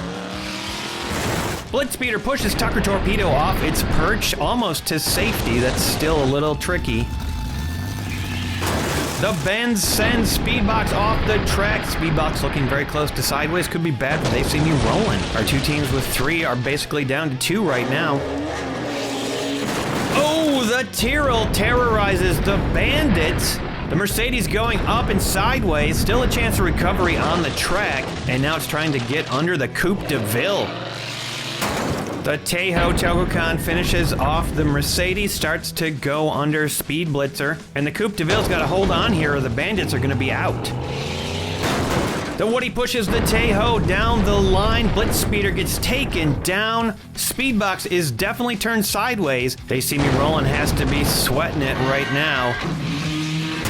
Shadow Jet 2 cannot get under the Woody, and look at that, Blitzspeeder making a magnificent recovery on top of Aeroblast. The 58 Belvedere tries to handle Shadow Jet, does a pretty good job pushing it under the Woody and not going over itself. Curbside though.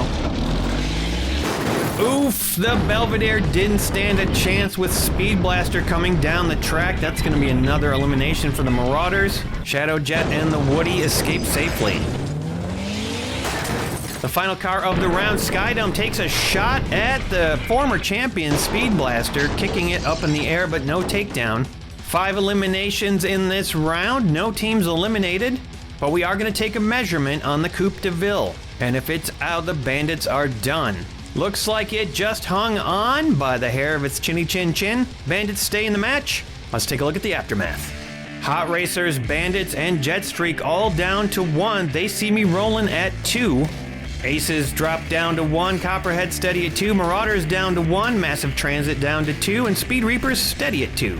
Cloud Cutter's perfect record is spoiled. Only Massive Transit now with 2 vehicles, there are 2 remaining, that have perfect records. Speeding into round 5 with the Reapers, they've got 2 left. Musha Motors starting us off. 3 teams are at 2, the rest have 1. Musha goes curbside, oh boy. Curbside or not, I don't know if Musha was going to survive this hit. All in Class just slaughters Musha, throws it at the crates, and it does not make a recovery. Wow. Tucker Torpedo tries to sneak under Hall and Class, gets it to spin around a little bit, but wow, does that thing have balance. It is in a tough position right now, though. I feel like the right hit could knock it right over. Blitzspeeder provides it with just the right amount of power, knocking Hall and Class sideways. It does not want to stay like that, though. Anything hits it, I bet it's recovering.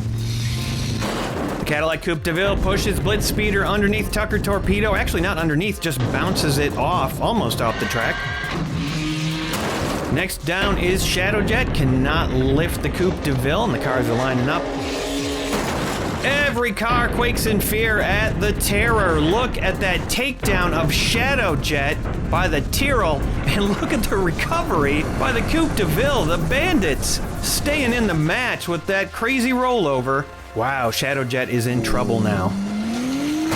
Oh no, a double takedown by the Skyline for Hot Racers. Shadow Jet thrown off the track sideways. Blitzspeeder is sideways, but we've seen this car recover before, and Shadow Jet could recover with the right hit here. 67 Plymouth Belvedere playing it safe, locking it in, keeping the Marauders in the match. The Tahoe up next, but the Speed Reapers don't like what they see on the track. With the elimination of Musha, they're going to the end of the line, trying to keep Tahoe safe. That's going to use up their bonus action.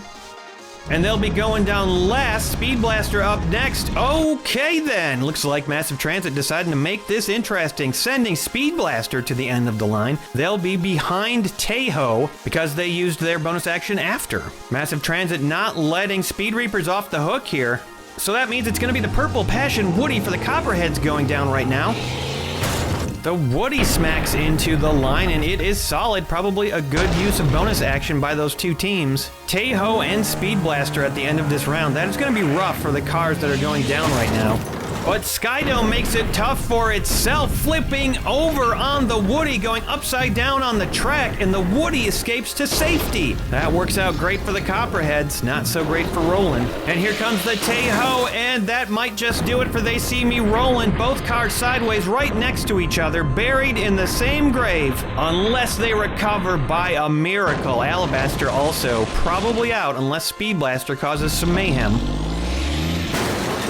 Ooh, what a hit right there. That is a dream-ending smash. Hot Racers and Menominee Marauders are both eliminated just on that hit. Any chance they had of winning the finals is now ended. That was the biggest round of this competition so far. 4 teams have been eliminated, 2 of them just by Speed Blaster. Talk about a powerful use of the bonus action. 7 cars decisively eliminated. Let's take a look at the aftermath. Hot Racers and They See Me Rollin' are out. The Bandits and Jetstreak still in it. The Bandits after that amazing recovery. Alabaster Aces and their run for glory here. Menominee Marauders out. Copperheads now the only team with 2 cars. Massive Transit and Speed Reapers down to 1. That's it for the bonus actions, and there's just 1 vehicle, Speed Blaster, left with the perfect record. Points-wise, They See Me Rollin' made it to 6th place. The Menominee Marauders made it to 7th. I never would have expected that. Alabaster Aces only made it to 8th this season. Hot Racers placed 9th. Round 6, here we go. Suddenly the Copperheads prospects are looking up. Tucker Torpedo starting us off. After the elimination of the Chevy, I thought the Copperheads were basically out of this competition, but it ain't over till it's over. The Terrorizer takes a shot at the Torpedo, ends up perpendicular on the track, suspended over it. It's not a great position, but it's still alive. The Tahoe tries to take the Copperheads down to 1, but that Torpedo is stable. The Bandits take a shot with the Coupe de Ville. Again, the Torpedo recovering. Wow, look at that pivot to an amazing recovery. The Tucker Torpedo, the rookie on the Copperheads, is really stepping it up for this team. And right now, the Tyrrell is in a little bit of trouble. And maybe the Coupe de Ville. Oh, the Coupe de Ville is big, but Speed Blaster is bigger, and the Coupe de Ville thrown off the track upside down and out of this competition. That'll end the Black Bandits' run, but they did all right. And with that final hit by the Woody, that is going to end this round. Just the 1 elimination in round 6. The Bandits may be out, but they can be proud of the fact that they made it all the way to 5th this season. We are down to 4 teams. The Copperheads, the only team with 2 left. Round 7, here we go. Last season's champions, the Copperheads, suddenly looking good. These 2 team members stepped it up after the loss of the Chevy.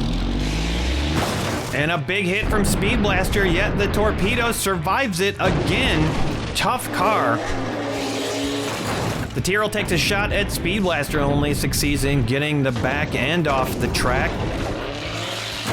Tahoe pushes the Tyrrell under Speed Blaster. Speed Blaster in trouble right here. Double undercutting going on. Purple Passion Woody plows into the pile and takes down the Tyrrell. That was the final car of the round, so no chance of recovery for the Tyrrell. Jetstreak are out of here. And did we just lose Massive Transit? That looks really close. We're going to have to take some careful measurements on Speed Blaster. 45-degree angle from the front. That is really close. It looks right side up. Another measurement in the back confirms it. Speed Blaster lives. The Tyrrell does not. Jetstreak, frustrated. They often make it into the top 5, and they've done it again, but not first. They are out. They get 4th. Round 8, here we go again. Tucker Torpedo starting us off. Things are getting intense. I mean, they were intense, and now they are really intense. 3 teams left. Our top 3 have been decided. Who will get number 1? Speed Blaster, frustrated with trying to take down the Tucker, cannot manage to get it off the track. The Tejo boops Speed Blaster's rear off the track, and now it's poised to get under that cab. We saw how close it was last round for Speed Blaster. Can it survive this hit?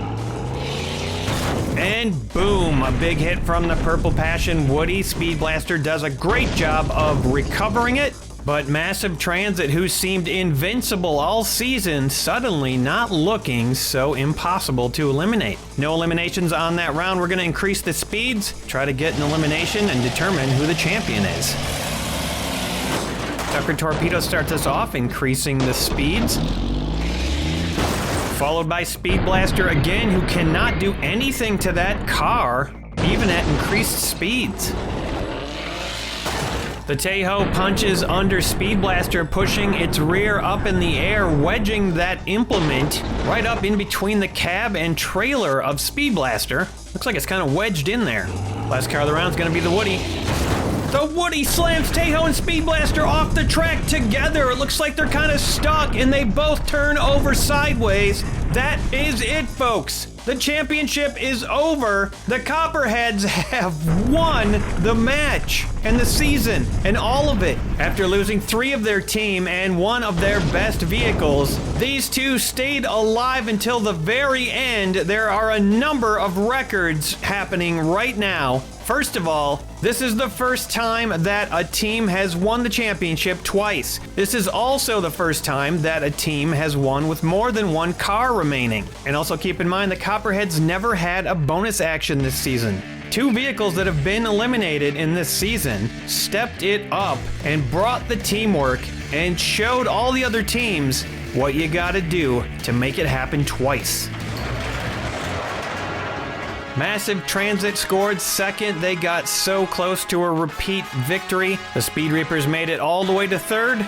This season's MVP has got to go to the Tucker Torpedo. The rookie from the Copperhead showed some amazing stamina, taking multiple hits from bigger vehicles and staying alive. A huge congratulations to our 2-time Junkyard Joust World Champions, the Copperheads, and congrats to the 5 people who sponsored vehicles on the Copperheads team: Emo Dingo, Brendan Walsh, the Miskatonic Automotive Club, Judy Collins, and Sloth's Automotive Sachet and Buffet. It's time to vote. Which team would you rather see in the next season? This new Aquaman team? Or a new Batmobility team? Quite possibly the best one they've made yet, but then again, you never know, it is Batmobility. Leave a comment now for which team you would prefer. The Apocalypse Finals are coming up next week. Become a patron now so you can get in on that sponsorship, and maybe one of your cars will make it to the end. Another season of Joust will be firing up shortly. Thank you to all the Junkyard Joust patrons for making another season possible. I couldn't do it without you. Cheers, everybody. See you next time on Junkyard Joust.